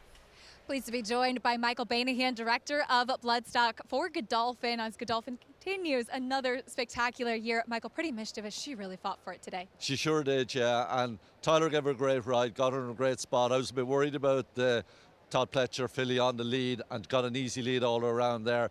But once she picks it up, she's tough. She always wants to win, and I was just calling for the winning line at the very end there, but she's a good filly, and you know, to come back after the Oaks and a tough race in the Oaks, to come back in the Acorn and cutting back in distance as well, I think it just proves that she's, you know, one of the top fillies in the country, 3-year-old fillies anyway, and we're so excited to have her and see where she can go and how far she can progress down the road. I remember speaking to you at the beginning of the year, and you were really excited about her, and she has continued to get better and deliver. Coming back off the Oaks to win another Grade 1, that really stamps her, doesn't it? I would think so anyway. The only time she's got beaten was down the fairgrounds, and we felt like she idled a little bit out that day, and Brendan went and put the blinkers on her, and I think that made a little bit of difference just so she could finish off a race. She's a genuine filly, but just to finish it off a little bit more so. And I think she's done that the last 2 races, and we're so excited to have her, and you know, back-to-back Acorn wins after Madureira winning last year. So you know, it's such an iconic race for the 3-year-old fillies, and it's a great race for future champion broodmares as well. So we're very excited to win it again. As you should be. Congratulations, Michael. Thanks, Acacia. Lafitte? First Oaks winner to capture the Acorn since Monomoy Girl 2018, as he mentioned. Lots to be excited about. Indeed, as fired up as we are about the Belmont Stakes, Saratoga will be here before you know it. Most prestigious individual race meet in North America. Summer at Saratoga on Fox. Some of the highlights. And 4 Pretty Mischievous races like the Coaching Club American Oaks, the Alabama, as she continues her march on what could be a 3-year-old filly championship. She is at the head of the class. Those are the sophomore fillies. As for the boys, they take center stage tomorrow afternoon in the Belmont Stakes. 9 3-year-olds running a 1.5 miles. Let's meet the field in post position order. We have a couple of Tappets drawn towards the inside, and Tappet shoes. There he is. Jose Ortiz looking for a second win in the Belmont Stakes. Yeah, second in the Bathhouse row to Red Route 1, and Tappet going to try to add another Belmont to his illustrious list of Grade 1s that he's sired. Would be a 5th, and then Tappet Trice, a Tappet Colts will break side by side. Disappointing 7th in the Derby. Well, Brad Cox may think he's helping his other horses by running Tappet shoes. He's not hurting Tappet Trice as well. The question for me is not necessarily can he win, but do you want to take a short price on a horse that ran as badly as he did in the Derby? Arcangelo, rapidly improving Peter Pan winner. Yeah, this is a son of Arrogate out of a Tappet mare, so I don't think the 1.5 miles is going to be any question, and might be peaking at the right time. Javier Castellano just won his first Derby, now trying for a first Belmont Stakes. A national treasure, Preakness winner, Bob Baffert, 3-time Belmont winner. It's a much tougher race in the Preakness, and he was able to control in a very slow pace, and with the presence of Tappet shoes, I don't see that happening here. I'm against him. John Velasquez is 26, Belmont Ride. Il Miracolo, longest shot in the field, 30-1. Yeah, tough to get to. A horse that I would think should be about 40 or 51. But good to see Marco Meneses in the ride. He's a steady rider in Florida. 21-1 in the early wagering. Forte will not be 21-1. The favorite, 2-1. Derby favorite, scratched the morning of the race with a bruised foot. Tough to throw out Todd Pletcher in the Belmont Stakes, but I wonder if this horse really wants a mile and a half. And yeah, he hasn't missed training, but he hasn't run in 10 weeks. I think he's very vulnerable to short price. Number 7, Hit Show, ran very well in the Derby, 5th at 24-1. I think he ran well, you're right, especially from the 1 hole. And I think he's the horse that can maybe keep National Treasure company and sit that nice little cozy trip. Number 8, Angel of Empire, Arkansas Derby winner, 3rd in the Derby as the 4-1 favorite. He got a very fast pace to close into, which makes his Derby performance look better than it was. But he's a very honest horse that keeps showing up. And with the presence of Tappan Shoes, he'll get the pace to run at in here. And finally, Red Route 1, typically a deep closer, much closer with that slow pace in the Preakness. Yeah, he was closer. You know, the blinkers went on 3 starts ago, Lafitte, and they were shortcut blinkers. And I remember when I asked Steve about him, he said, you know, I want to keep him up a little bit closer and focus, and I think he's starting to get a little bit sharper. Field for the 155th Belmont Stakes 10 weeks ago. Gary, this is why Forte was a Kentucky Derby favorite. It was a 4th Grade 1 win in the Florida Derby when he really took the worst of it from the start. Yeah, he really did, and traveling wide there. At no point during this race did I think he was going to get up and win. And when you talk about the mile-and-a-half distance, well, he shows me this day that he enjoyed that extra bit of ground, really kicked it in gear the last 100 yards or so there, and Mage, the horse with the second there, does come back and win the Kentucky Derby, so it was a legit race. We touched on it earlier, though, J.K. It's unconventional, an approach trying to win a Belmont Stake. Horses don't typically run this far, mile and a half, and Forte trying to do so, not having run since that Florida Derby 10 weeks ago. Yeah, it's definitely not the path I would imagine that Todd kind of laid out when you think about winning a Belmont Stakes. But what I will say, though, is Todd knows what it takes to win this race. I think he has an owner in Mike Rapoli who, although he loves winning here at Belmont, and he's going to love to win a Belmont Stakes, he's won one. And so I think that if Todd were to tell him, Mike, let's just wait a second, we'll show up in the summer with a fresh horse, and we'll go from there. I think that Mike would respect that, and they would do that. The fact that he shows up here makes me think that Todd thinks he's ready to roll. Forte for Todd Pletcher. Pletcher looking for a 5th win in the Belmont Stakes. Trainer Bob Baffert looking for a 4th. Can he do it with National Treasure?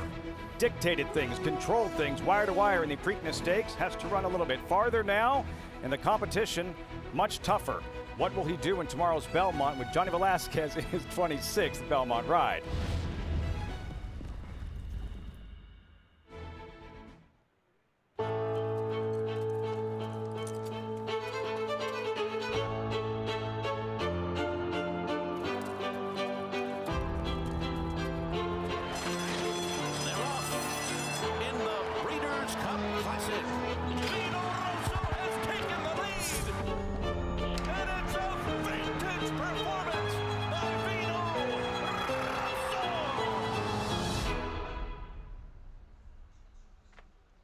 Experience the adrenaline-pumping, suspense-filled action of the Sport of Kings no matter where you are with Naira Bets. It's fast, easy, and secure. Download the app today and start winning with our lucrative weekly promotions, thrilling handicapping contests, and a one-of-a-kind VIP rewards program. Don't just watch horse racing, be a part of the action with Naira Bets.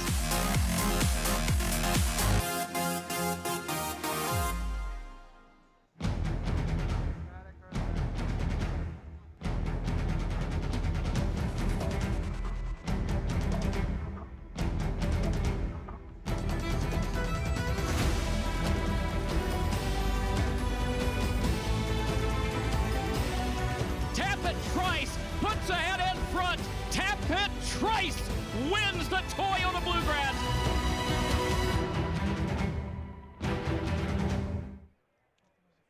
Buy in July. The Fasig-Tipton July Selected Yearling Sale. The first major yearling sale of the year.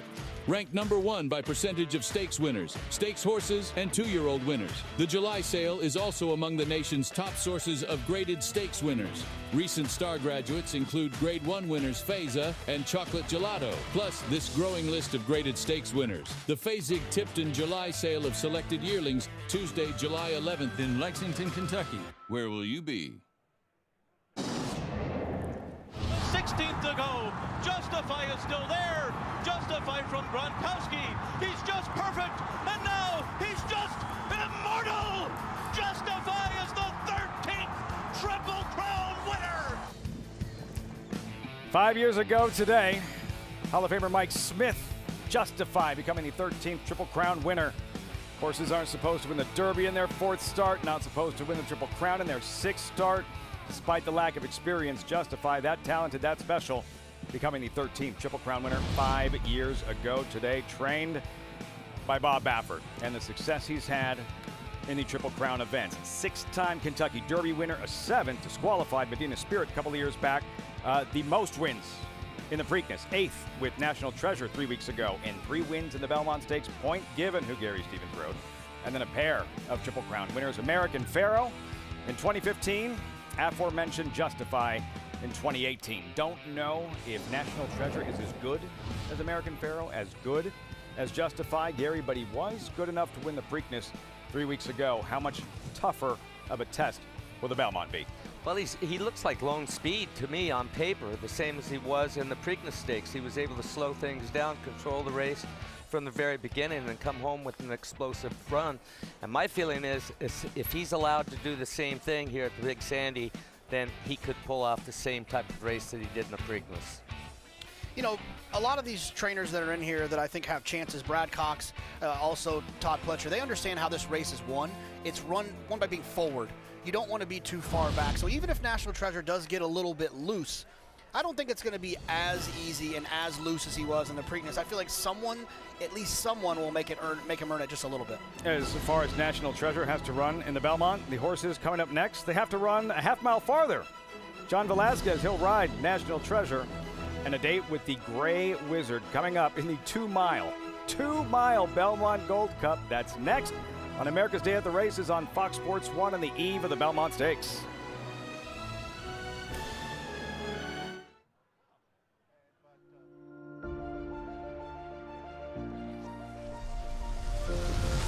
Want me to tell you more about good magic? I can do that. $1,950,000, hit $1,950,000, and the we're gonna $50,000,950,000, hit $1,950,000, and the we're gonna $50,000,000, and the we're gonna $50,000, where $1,950,000, and $1,950,000, $2 million quickly, $2 million, $2 million, $2 million, $2 million, hold on, $2 million, $2,050,000, all through, and I have, boom, thank you both, $2 million, Rogers Way. Good luck.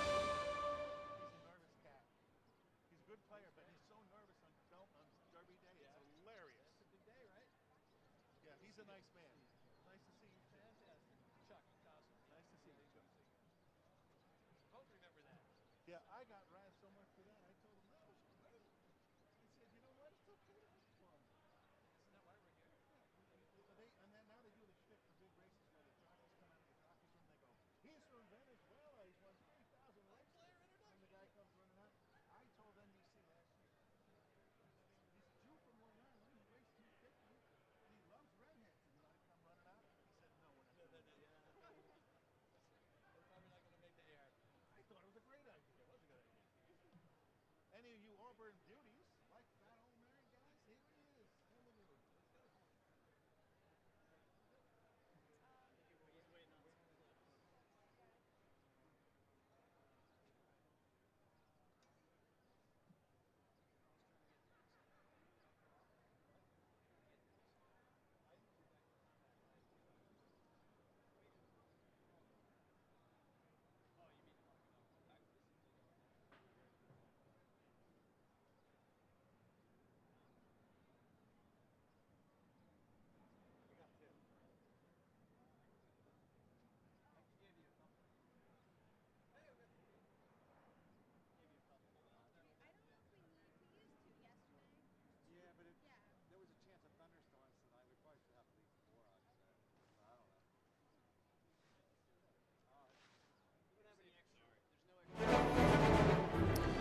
You'll want to take advantage of this. Sign up with Naira Bets, official betting site of the Belmont Stakes. You get a $25 free bet plus a $200 deposit match bonus.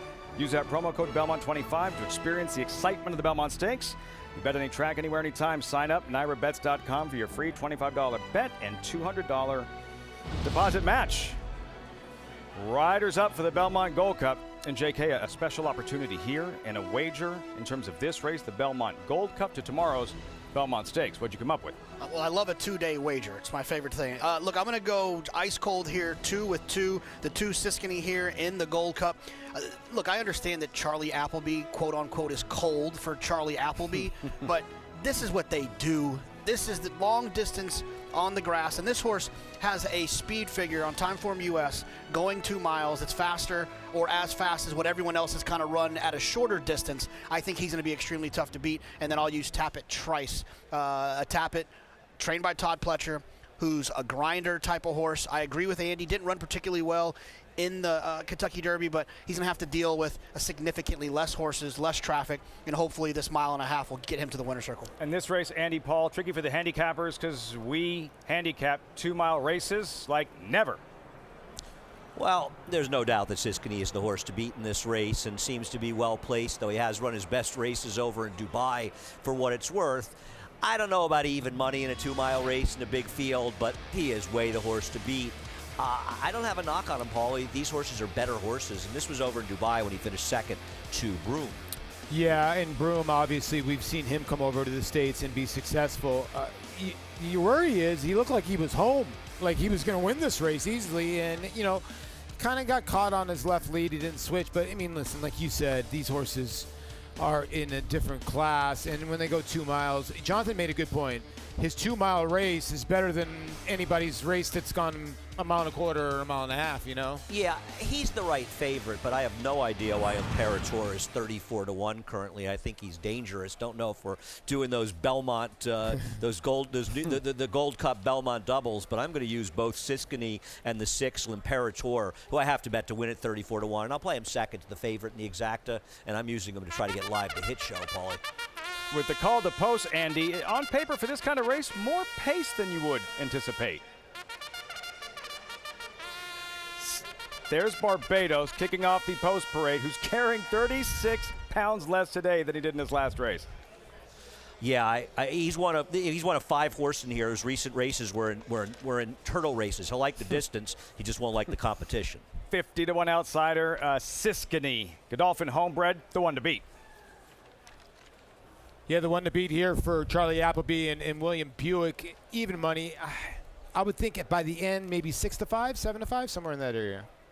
The grizzled vet, number 3, Channel Maker, 9-year-old back for more. I doubt he wants any part of 1.5 miles, and there's other speeds in here, so he won't get to rattle his feet on the front end. I love this horse, just don't love him in this spot. 53rd lifetime start, then Tide of the Sea. Watch him early and see how aggressive he is. Yeah, he's the horse in the Fort Marcy that just ran off and almost won the race with Katie Davis. I would think they would imply the same tactics today, try to get a big lead and improve their position.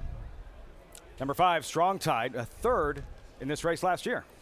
And he ran very well to be 3rd in it last year. The problem for me is the competition is much steeper in this year's race, and I think the pace will be hotter, but he did handle the 2 miles and run better than his finish suggests. Number 6, L'Imperator. Andy says do not sleep on this outsider. Well, this horse did win the Fort Marcy and has run well here in New York. Almost won the Bowling Green behind Arklow when Arklow was going good. So I'm kind of in agreement with Andy. 34-1. I don't know if the horse can win, but that's way too big of a prize. Amazing Grace, German import, the lone mare in the field. I have no idea why she's 4-1 in this race. I don't think she's good enough here. One thing about Imperator, he's been running well in long-distance jump races. He'll handle the distance. A British Royalty, a runner-up in last year's Gold Cup. Yeah, you usually see these Barbara Minshew horses come down from Canada, and they usually run very well. This one's going to have to really improve to beat these. Number 9, Tartini, Hasta La Vista winner, baby. Yeah, that's is that a key prep, Lafitte, for this race? Always. He figures to be forwardly placed From early Turf Paradise and to the Gold Cup. backwardly placed late in the race.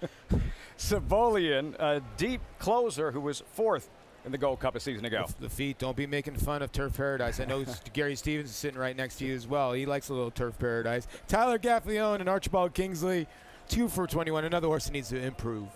High definition number 11, the Irish import by Galileo. His recent form is not good. Another been in jumps, but he's run some very good races going long, and I don't think he should be 12-1 in here. I think he's an overlay. I think the underlay right now is Amazing Grace. Especially since the last 5 runnings of this race have been won by European imports, cross-border, not a European import, the New York bred.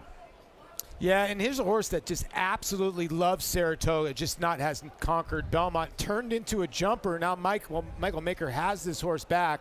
I would think maybe for the Saratoga meet because the horse loves Saratoga. I don't know about Belmont today. Yeah, Paul, a 2-time Bowling Green winner at Saratoga. Then the Gray Wizard marooned outside, but distance will be his friend. I don't know if 2 miles be his friend. You don't really know. It should be. He's just not good enough. The problem I have with him, Lafitte, is that he's a rail runner. He's been very successful getting inside position and taking advantage of it, and it's not going to be easy for John Velasquez to work out that trip, breaking from post 13. Far outside. How much precious real estate will he lose trying to establish position, the Gray Wizard? The field here for the Belmont Gold Cup, 2 miles. Coming up on post time, we check in with Acacia. And we'll learn a little bit more about the Gray Wizard as Aaron Wellman from Eclipse Thoroughbreds joins me now. And Aaron, this horse had a nice win last time out, coming up the inside. Obviously, the 2 miles a question today.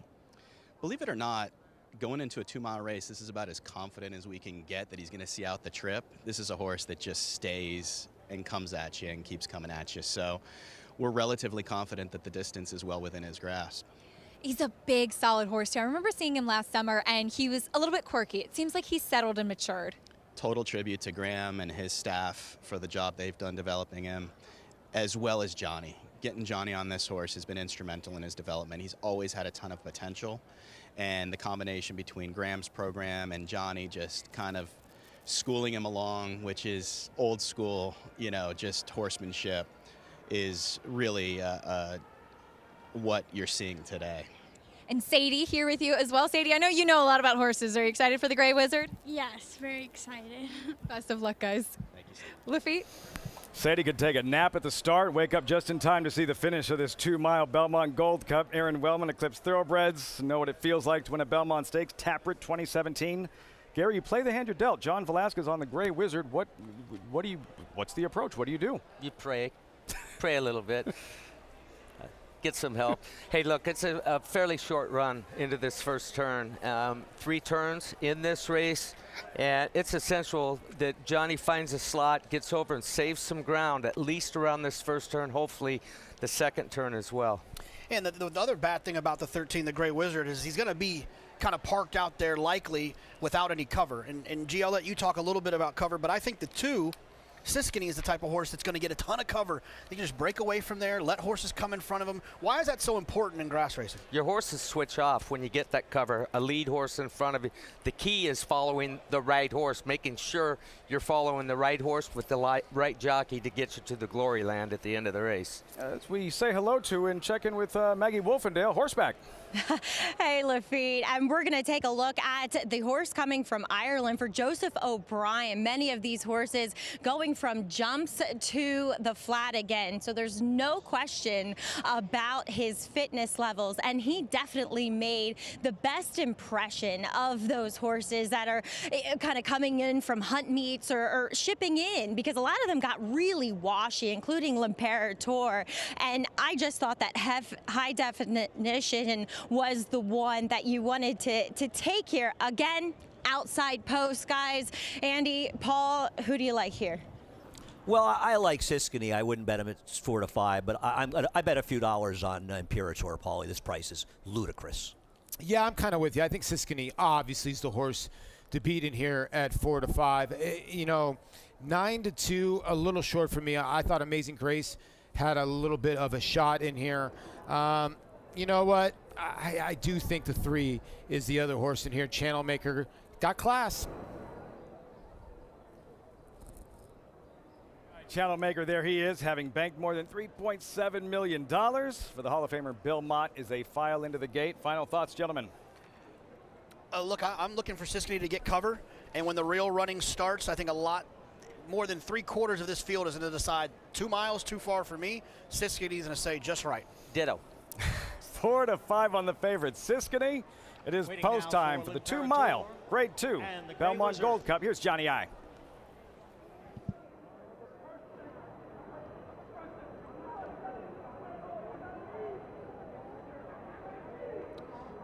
there in the gate. And they're off in the 2-mile Belmont Gold Cup. And the Channel Maker is out for the early lead, along with Tide of the Sea, who's right there on the outside in second. And then comes Strong Tide next in third. The favorite, Siskany, down at the hedge, races in fourth. As Cross Border now moves up from fifth. Tartini is in sixth. On the inside is the mare, Amazing Grace, who's running in seventh. Then comes High Definition next in eighth, followed by Sabolian in ninth. British Royalty is next in 10th. The Grey Wizard runs in 11th. And at the back of the pack, L'Imperator and Barbados. First quarter in 24 and 4/5 seconds. And they're coming to the top of the stretch for the first time with Tide of the Sea opening up a lead here. Tide of the Sea opening up by 5 lengths. Channel Maker is running in second, the half mile in 51 seconds. Strong Tide is down at the rail. Cross Border in the blue blinkers in fourth, then Siskany in fifth. As they come under the line now for the first time, it is Tide of the Sea with the lead. Channel Maker is in second, and Strong Tide is in third.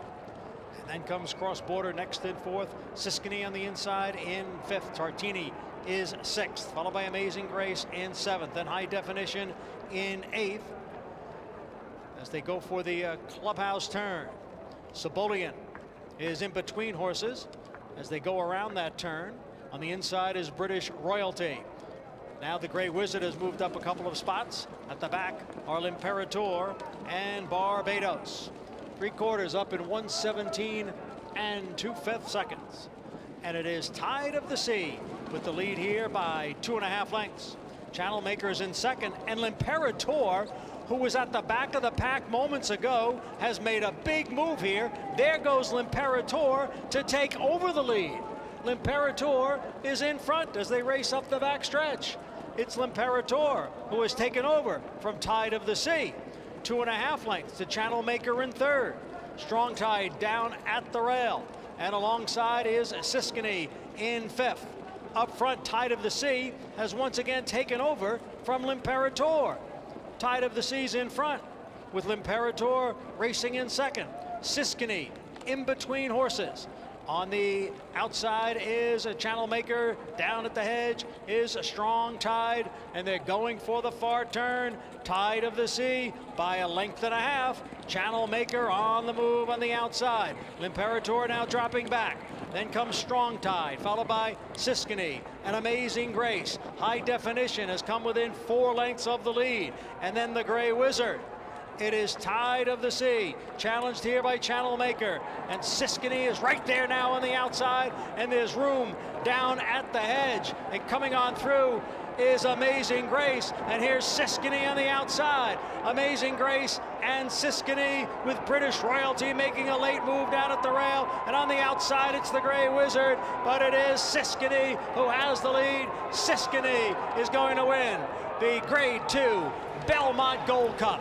The Grey Wizard got up for second, and then it was British Royalty and Amazing Grace. It's just too good, too classy. Odds-on favorite delivers. Siskany for Godolphin, the sweep of the Grade 1 Acorn in the Grade 2 Belmont Gold Cup. And got the perfect trip under William Buick. He was able to save ground down on the inside all the way. He knew where he was. He extricated him from the inside fence midway around the far turn. Just before they came to the stretch, he was loaded the whole way. And man, a huge run from the Grey Wizard. Johnny Velasquez, he was back towards the back of the pack, but he was able to get over and save some ground on both turns and came with that big run at the end. I mean, look, this is what they do. They go long on the grass. Now, in Europe, and I think in America, we've come a lot closer in terms of our shorter distance grass races. But when it comes to 2-mile grass races, they are superior than us, and Siskany was proof of that. Superior indeed, Siskany. Big afternoon, Godolphin. That'll wrap up our coverage from Belmont Park on the eve of the Belmont Stakes. We'll see you tomorrow for the 155th running of the Belmont on Fox. What an afternoon today, and the 3-year-old filly is pretty mischievous, establishing herself as a top 3-year-old filly in the country, out-dueling Dorth Vader to the wire in the Grade 1 Acorn with Tyler Gaffleone. Brendan Walsh hanging out in the paddock. How proud he must be of this upstart 3-year-old filly. Pretty mischievous in the Acorn. Moments ago, Siskany in the Gold Cup.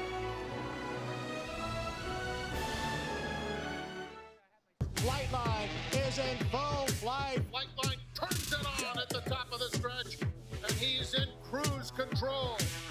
And Flightline takes off. Take a good look at this, because you're not going to see this too often, maybe never again. Flightline, 20 lengths clear. World-class racehorse, world-class performance at a world championship event.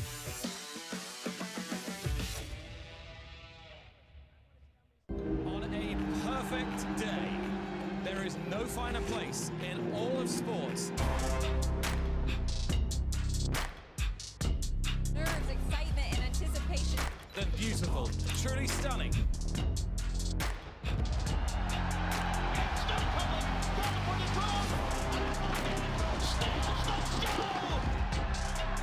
For the Breeders' Cup World Championships. Yes, there's family. If we say La Troyenne, you'll get the picture. And of course, form. G1 this, A breathtaking run. G1 that. Dig down deep to win it. But take a long, steady look, and the word that most likely springs to mind is fantastic. Maxfield, family, form, physique, fantastic. Racetrack Television Network brings you every race, from every track, on every screen, every day. With monthly packages starting as low as $5, RTN gives you great value and access to more live HD streaming and race replays than anyone. Visit RTN.tv today to sign up and watch on almost any device, including Roku and Amazon Fire. RTN has packages that start at $5 per month.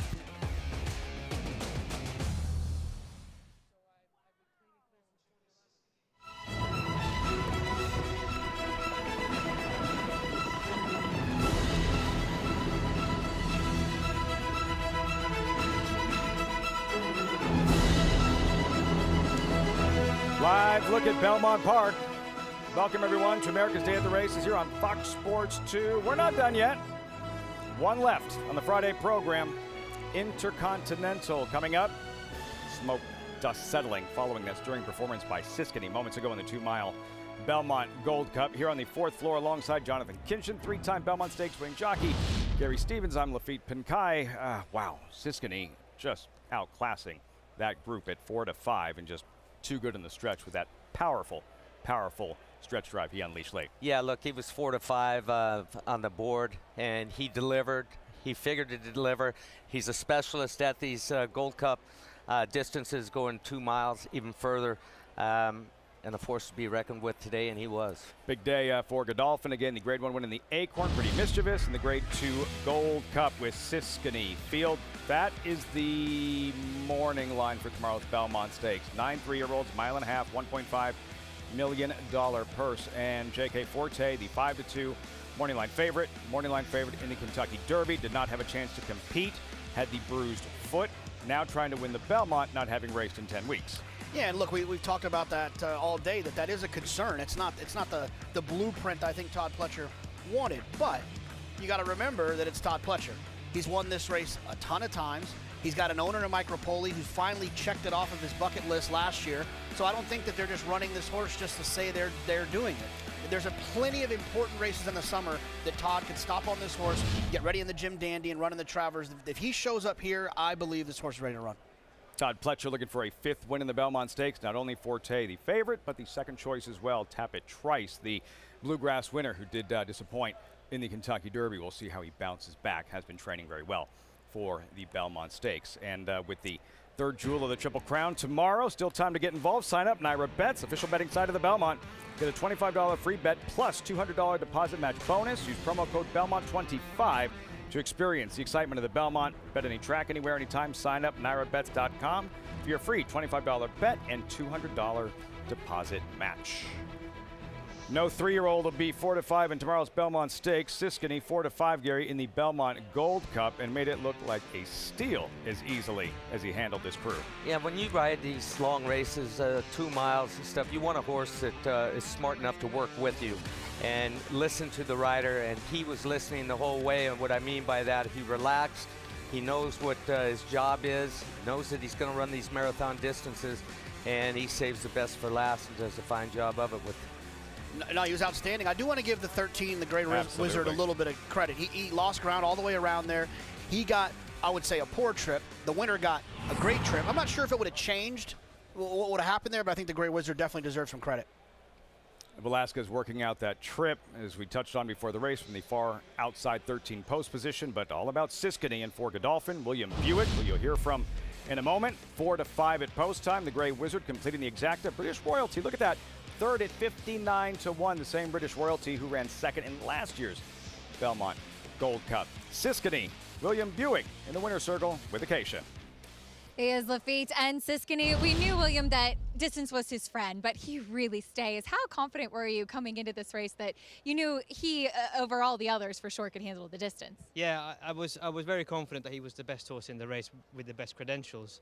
But it was just a hard race to weigh up and to get any sense out of, because the horses with so many different backgrounds in there, and you know, some horses haven't run the trip and some horses going up in trip quite a long way. So.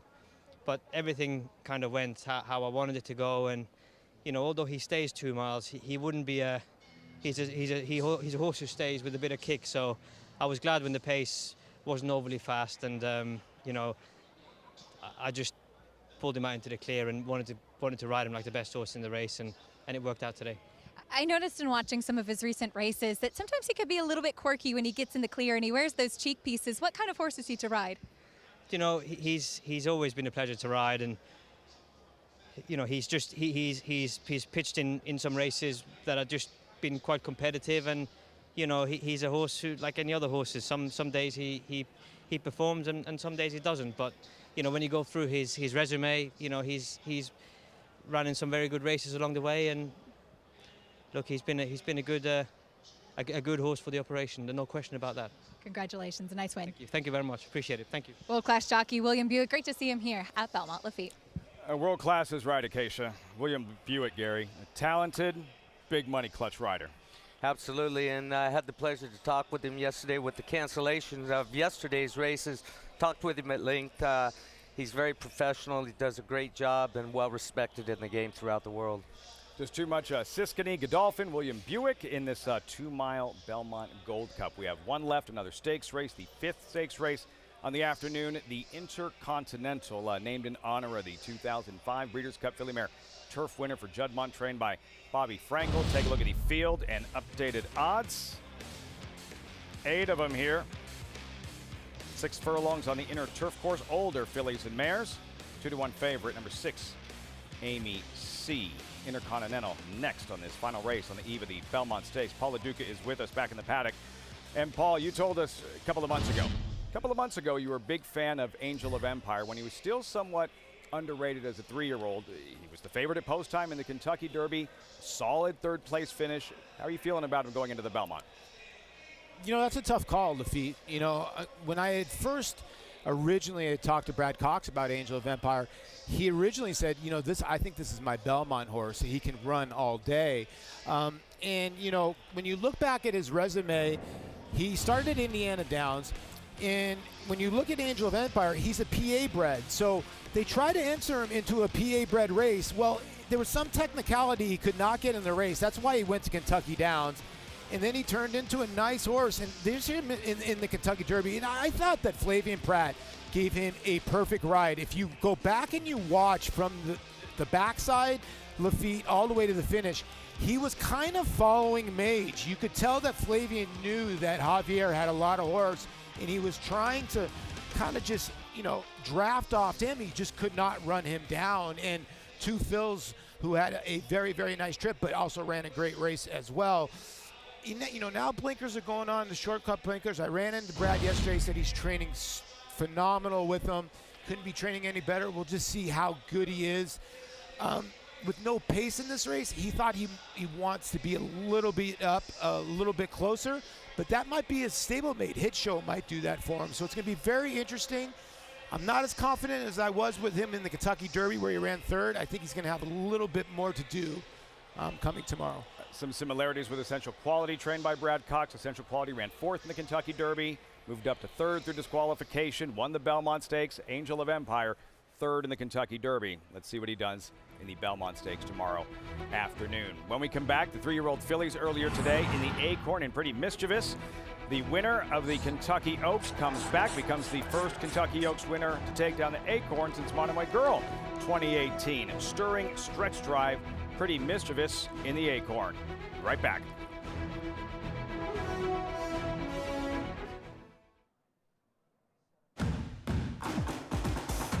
Global Campaign by 2, and Global Campaign will win the Grade 1 Woodward.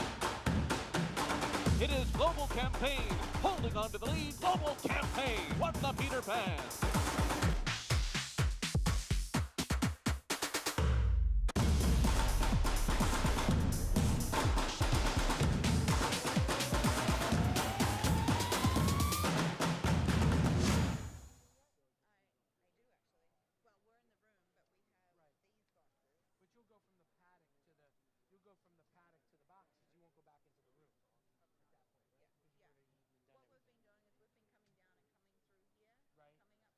Staircase with the glass? Okay. So what boxes do you think? Well, it's the generic boxes. So it's these ones, this group in the front. In the front? Yeah. Okay, cool. So if it would be okay if I asked him to come down from that box, or would you rather him stay with me? I just want to make sure I don't want to block your view with a camera. Yeah, and also his lucky. He's got to do his lucky stuff. So, okay. Danny is the guy that is with him. Okay, that sounds wonderful. Thank you so much, Emma. I really appreciate your accommodation. No problem. But that's what he said. We're going to go and have champagne. Good, as well you should. Congratulations. Tomorrow. Yeah. Of course. NBC did a fantastic job. They did a great job. What did he just say? Sorry, I was talking. They sent it over to the Barnes. We don't know. Is it at the Barnes? We don't know. Just said something I had. He's probably over there, huh? Maybe we'll go. He was good night in some people, but I don't know. Do you think you will talk to him during the race, or probably? I think it's the people who are during the race. Yeah, probably would FaceTime him or anything like that, right? While the race is going on. Sure. I'll ask him. Hey, we didn't catch you. Okay. She said something about it, or somebody did. You let me know. Okay. You got my number. Okay. Right? Yeah. So just let's stay in touch. I told Emma that we're looking at. Now look at that. Gorgeous shot of New York City, America's fastest city. About 20 miles from some fast thoroughbreds. Statue of Liberty. It's just good to be able to see all of it again after what took place a couple of days ago. Conditions have improved. Pretty Mischievous. She continues to improve, Gary. The Acorn about 45 minutes ago, coming off that win in the Kentucky Oaks, and in the end, that same dogged determination that led to a victory at Churchill Downs really made a big difference in the Acorn. Yeah, I love seeing this type of fight in a young horse that hasn't run that many times. She's coming off of a classic win in the Kentucky Oaks last year. Now we've got Saratoga to look forward to, the Coaching Club American Oaks, and the Alabama, both possibilities for her. And I think she's going to keep improving as time goes by. Yeah, I mean, her style and her breeding suggests that those races in the summer shouldn't be much of an issue for her. And, you know, just look at her here. She's just comfortable waiting for Tyler to tell her what to do. And once he does, tips her out right here, and she kind of does the rest. I mean, Tyler doesn't even go to the stick until she makes the lead. Not sure what the reluctance was to sort of accept her, Gary, as one of the top 3-year-old fillies in North America. She was 10-1 in the Kentucky Oaks. She had now won 6 of 8, back-to-back Grade 1 wins, and peaking at just the right time, as you mentioned, for some of the bigger races just around the corner at the spot. Yeah, she didn't have the best of draws in the Kentucky Oaks. She was flying under the radar. People weren't really giving her the respect that she deserves, especially at this point right now. But drawing from that 14 post position, she was wide throughout. Granted, it was only like 4 wide. She wasn't stopped, and she got the same type of ride today, almost identical with Tyler Gaffalione just stalking on the outside. Dorth Vader on the inside, Gary, who had every reason to throw in the towel and just would not quit. Yeah, look forward to seeing this matchup again down the road. Maybe we've got a rivalry cooking here right now. Budding rivalry, perhaps? For Godolphin, back-to-back wins in the Acorn last year, Madureira. You remember the Kentucky Oaks winner, Secret Oath, scratched at the starting gate prior to last year's Acorn. Madureira took advantage. This year, it is the Kentucky Oaks winner, Pretty Mischievous. huge afternoon for Godolphin, the win in the Gold Cup and the win in the Grade 1 Acorn. One left, the Intercontinental. 6 furlong sprint, older fillies and mares on the inner turf course. Current favorite, 2 of them at 5-2. Bay Storm, Amy C, 5-2. One left, $200,000. Intercontinental coming up in about 5 minutes. For that trainer, Brad Cox, what a run he's been on. Won a Belmont Stakes a couple of years ago. Essential Quality, champion trainer Brad Cox, and 3 of them running in tomorrow's Belmont Stakes, and a live one as well in the upcoming Intercontinental. How it all unfold. The nightcap, you're looking at Bubble Rock, currently 3-1 for the Intercontinental. Next.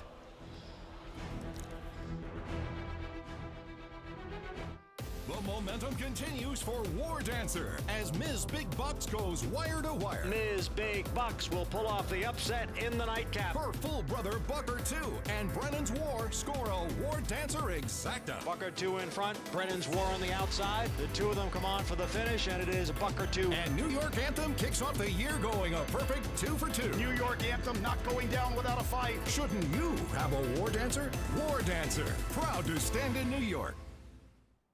RaceLens is the most in-depth product in horse racing, with unique features found nowhere else. True odds, predictive analysis, and pace projection. RaceLens. It will change the way you follow horse racing and take your game to the next level. The Cross Country Pick 5 combines the best racing from New York with top races from around the country in one bet.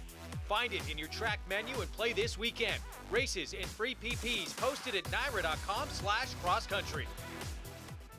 The Run Happies are running, the Run Happies are selling, the Run Happies are winning. Eclipse champion Run Happy is showing a new dimension with winners on turf, dirt, and all weather. A record-breaking sprint champion, Run Happy is also showing winners at all distances, burning up the tracks. A sire whose runners can carry his speed over all distances and all surfaces. Run Happy, price for value, and standing strong at Claiborne Farm. Racetrack Television Network brings you every race, from every track, on every screen, every day. With monthly packages starting as low as $5, RTN gives you great value and access to more live HD streaming and race replays than anyone. Visit RTN.tv today to sign up and watch on almost any device, including Roku and Amazon Fire. RTN has packages that start at $5 per month.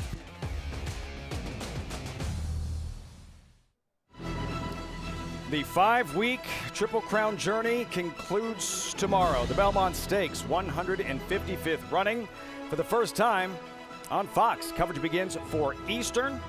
Make it 3 Eastern. The Belmont Stakes only on Fox. Riders up for the 11th and final on this Friday program. Called to post for the Intercontinental.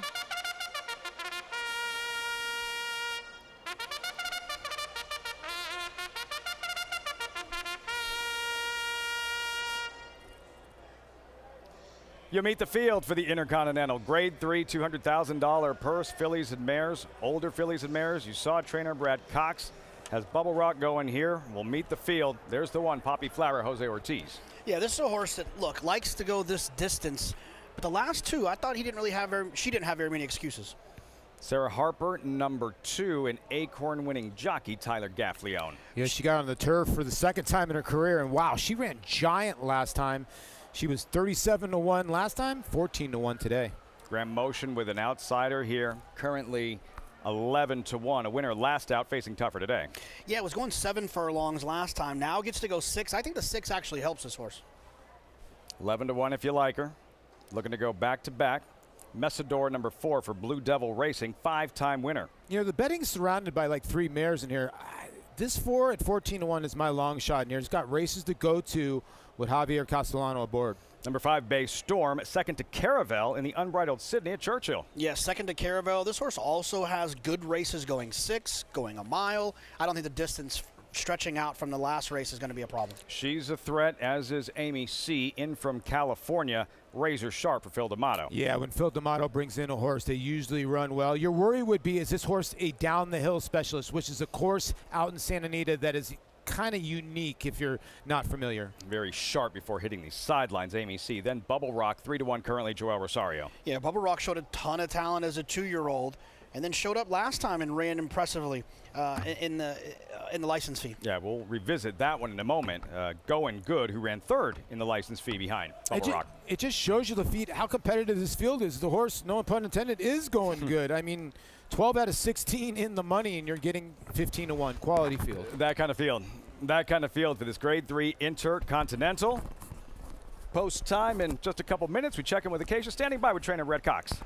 Who sends out two in here. Lafitte and Brad, you have Bubble Rock and Going Good, both coming out of the license fee. What have you seen from them since then? They've trained really well here at Belmont, and race was coming up with a little bit of a shorter field, so we decided to put both of them in here, and I think they stack up really well, both of them. Going Good's doing great. She couldn't physically look any better. Obviously, she's the longer of the two prices, but I'm very happy with the way they both physically look. I noticed going into the license fee last time that Bubble Rock, she's done well here before, but she's mentally come a really long way. She's settled a lot. Yeah, she has, and I think she's probably moved forward here at Belmont over the last month, being stable here. A lot of options, big tracks. She's able to relax a little bit more training because she's very tough and hard on herself. So I think, I'm hoping that, her being here since the license fee is only going to be, propel her forward. You have three going into the Belmont tomorrow. I want to ask about Hit Show because I feel like he's got a little bit of buzz. He's a horse that actually ran very well considering the pace in the Kentucky Derby. Yeah, he did. He was somewhat close. He got a great trip from the one hole. He stayed on. He didn't give in. Very, very proud of his effort that day. We need to get another quarter mile out of him. And, obviously, we're not going to see the pace tomorrow that we saw in the Kentucky Derby. And, if he gets a good, comfortable, clean trip, he could be right there. We look forward to it. Best of luck here, Brad. Appreciate it. Thanks. Lafitte. Acacia, thanks so much. Strong three-headed attack in the Belmont Stakes for Brad Cox. Gary Hit Show, who's always kind of been underappreciated. That big run in the Wood Memorial from an awful outside post position. The rail in the Derby, a solid fifth-place finish. What are you expecting from Hit Show tomorrow? I think he'll run a good race. Whether he's good enough or not, I don't know. He should get a great trip. I don't think he'll be far away early on. He should be in good position. It's just a matter of if he's good enough over this mile-and-a-half distance. Manny Franco looking for a second Belmont Stakes victory, one with Tiz the Law in the pandemic Belmont back in 2020. Brad Cox with the three in the Belmont and Bubble Rock, who you were looking at here. JK, her most recent effort, the license fee, and a gutty one in facing several rivals she'll take on again today. Absolutely. It was impressive because she's the type in her last few starts, she did wire to wire. She was one that got out on the front end, got brave, and won one of those last couple of races. But here she kind of changed it up a little bit. She kind of took back a little bit and look, very confident ride from Joel Rosario. Just waited and waited. Maybe it's a little bit of that Joel turf sprint magic that you see sometimes. But I think she makes a lot of sense. I kind of like the stablemate Going Good a little bit better. Paul, Bubble Rock a neck away from having rattled off three straight. Yeah, and a horse that's 2 for 2 here at Belmont too, Lafitte. Likes to win races, 5 for 12 lifetime.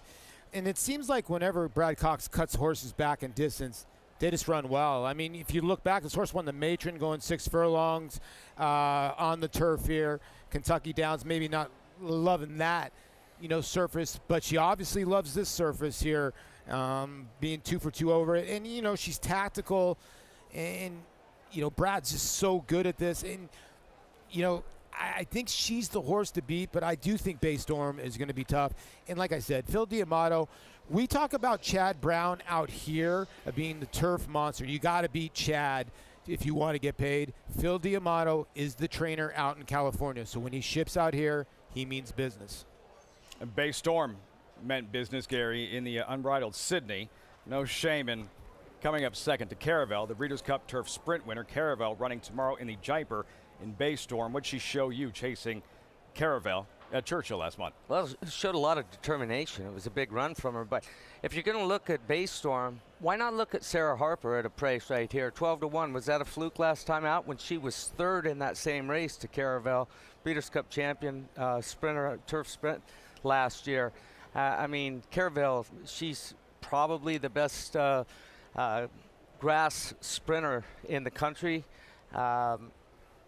But Sarah Harper, I'm going to make a case for her. She's only run on the turf twice. Run Moquette saw enough to want to try her one more time, and it was a big race. It was the biggest, best by her speed figure of her whole career. 13-1 if you like her, Sarah Harper. Acorn winning jockey Tyler Gaffleone. All set for the 11th and final. John Ambriat with the call. Post time for the Intercontinental.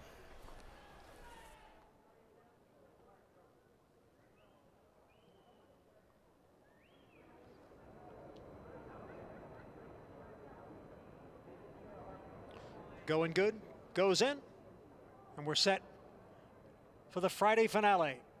And they're off. And number 3, Clitheroe, came away in a tangle, trails the field.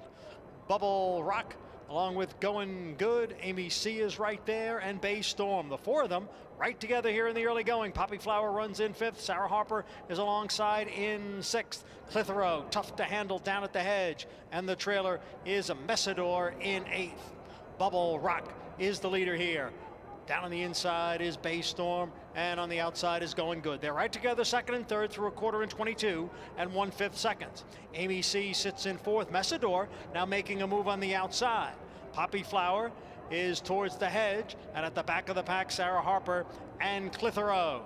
It is Bubble Rock with a narrow lead. On the outside is Going Good. In behind is Bay Storm looking for a way through, and Amy C is now coming on. Then Poppy Flower and Clitheroe. Bubble Rock challenged here by Going Good. Far outside, it's Amy C. Bubble Rock is still there. Bubble Rock has the lead as they come on for the finish, but Poppy Flower is putting in a late burst here. They come for the finish. Oh, it's tight. Very tight. A Friday photo finish in the finale in the Grade 3 Intercontinental. And a thriller. Brad Cox, somewhat of a stoic look. Bubble Rock driving. Poppy Flower lengthening her stride. It looked like Poppy Flower got there, Gary, just in time. Yeah, I think she did. And Joelle Rosario didn't seem to be real comfortable with Bubble Rock all the way from the word go. It looked like she was leaning out. She wanted to drift out around the turn, had her hands full, and then when they straightened up, she kept a straight course. She quit lugging out, but man, I think it took just enough away from her with that fighting that she was doing with Joelle around that turn to zap her in the last couple of strides here. You know, when Poppy Flower broke her maiden and she got her first win of her career, it took her 3 races to kind of get going. I think maybe she kind of needs to run herself into shape. And that's what happened. Her last 2 performances weren't great, kind of left a little bit to be desired. But now, 3rd off of a break, she shows up here and wins this big race. Pumped up, Jose Ortiz. It is Poppy Flower. Ortiz, 3rd win on the afternoon.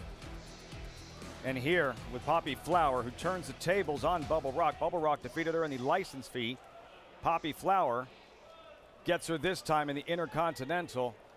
Just kept grinding, and picks off Bubble Rock in the shadow of the wire. I think Jonathan makes a good point. 3rd race off the layoff, ran herself into fitness, only beaten a half length last time to Bubble Rock, and turns the tables today.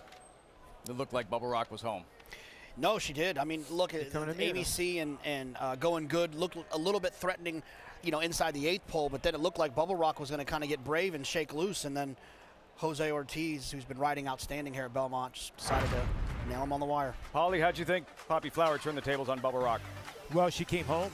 I mean, let's look at the fractions. If they went 57, so they came home, Lafitte, in 11 and change. So if you come home sub, 12, that's rolling. And Poppy Flower was about 5 or 6 lengths, not 5 or 6, maybe 3 or 4 behind Bubble Rock. So I don't know if Bubble Rock actually stopped more than Poppy Flower came home in 11 and change. So you got to give her a ton of credit. Heads bobbing at the wire. Poppy Flower outside Bubble Rock. Gary, you can see Joelle Rosario with a snug hold up the backstretch. Yeah, and like I said, I can't tell on that angle if she was trying to get out, trying to lug out a little bit, or Joelle just had a strong hold of her, had both feet in the dashboard early on. Acacia's with winning trainer Bill Mott. Bill, you just told me you thought Poppy Flower got beat, but what a late run from her. I mean, it was amazing. I was at a funny angle to the wire, but I thought, one jump after the wire, it looked like she won, but I wasn't sure she got up in time. But what a run she made. It was a terrific race for her. Really quite exciting. And then to think that you might have been second and then to have them hang your number up, it was pretty special. She's a good doer. She carries her condition, and it looks like she's really flourished, getting some races under her belt and coming back into that peak form. She's really doing well at the moment. Thank you. Congratulations. Thank you. Lafitte? For Bill Mott and Poppy Flower, he must have been watching from a real funky angle as he was able to accelerate late, pick off Bubble Rock. And tomorrow, Gary, Mott, Cody's wishing them at Mile Elite Pass. Power, top-ranked sprinter in the country in the 2 North. Yeah, and he's just been a dream come true for everybody involved with Cody's Wish story and everything, and true warrior that shows up every time he leads him over there. By that much, Poppy Flower, Jose Ortiz, Bubble Rock on the inside, having to settle for second on this afternoon in the Intercontinental. Such an exciting Friday of racing here at Belmont Park, the 5 stakes races. We have much more of the same tomorrow afternoon, all leading up to the 155th running of the Belmont Stakes. We touched on Forte, the favorite. Todd Pletcher also with Tapit Trice, Gary's most expensive horse in the field, $1.3 million purchase. The Bluegrass winner, and needs to turn things around after a subpar Kentucky Derby. Well, I know a number of people around here, including our Richard Migliore, thinks that he suits this track just perfectly. He said he's had the best last 2 weeks that he's seen a horse have here in a couple of years.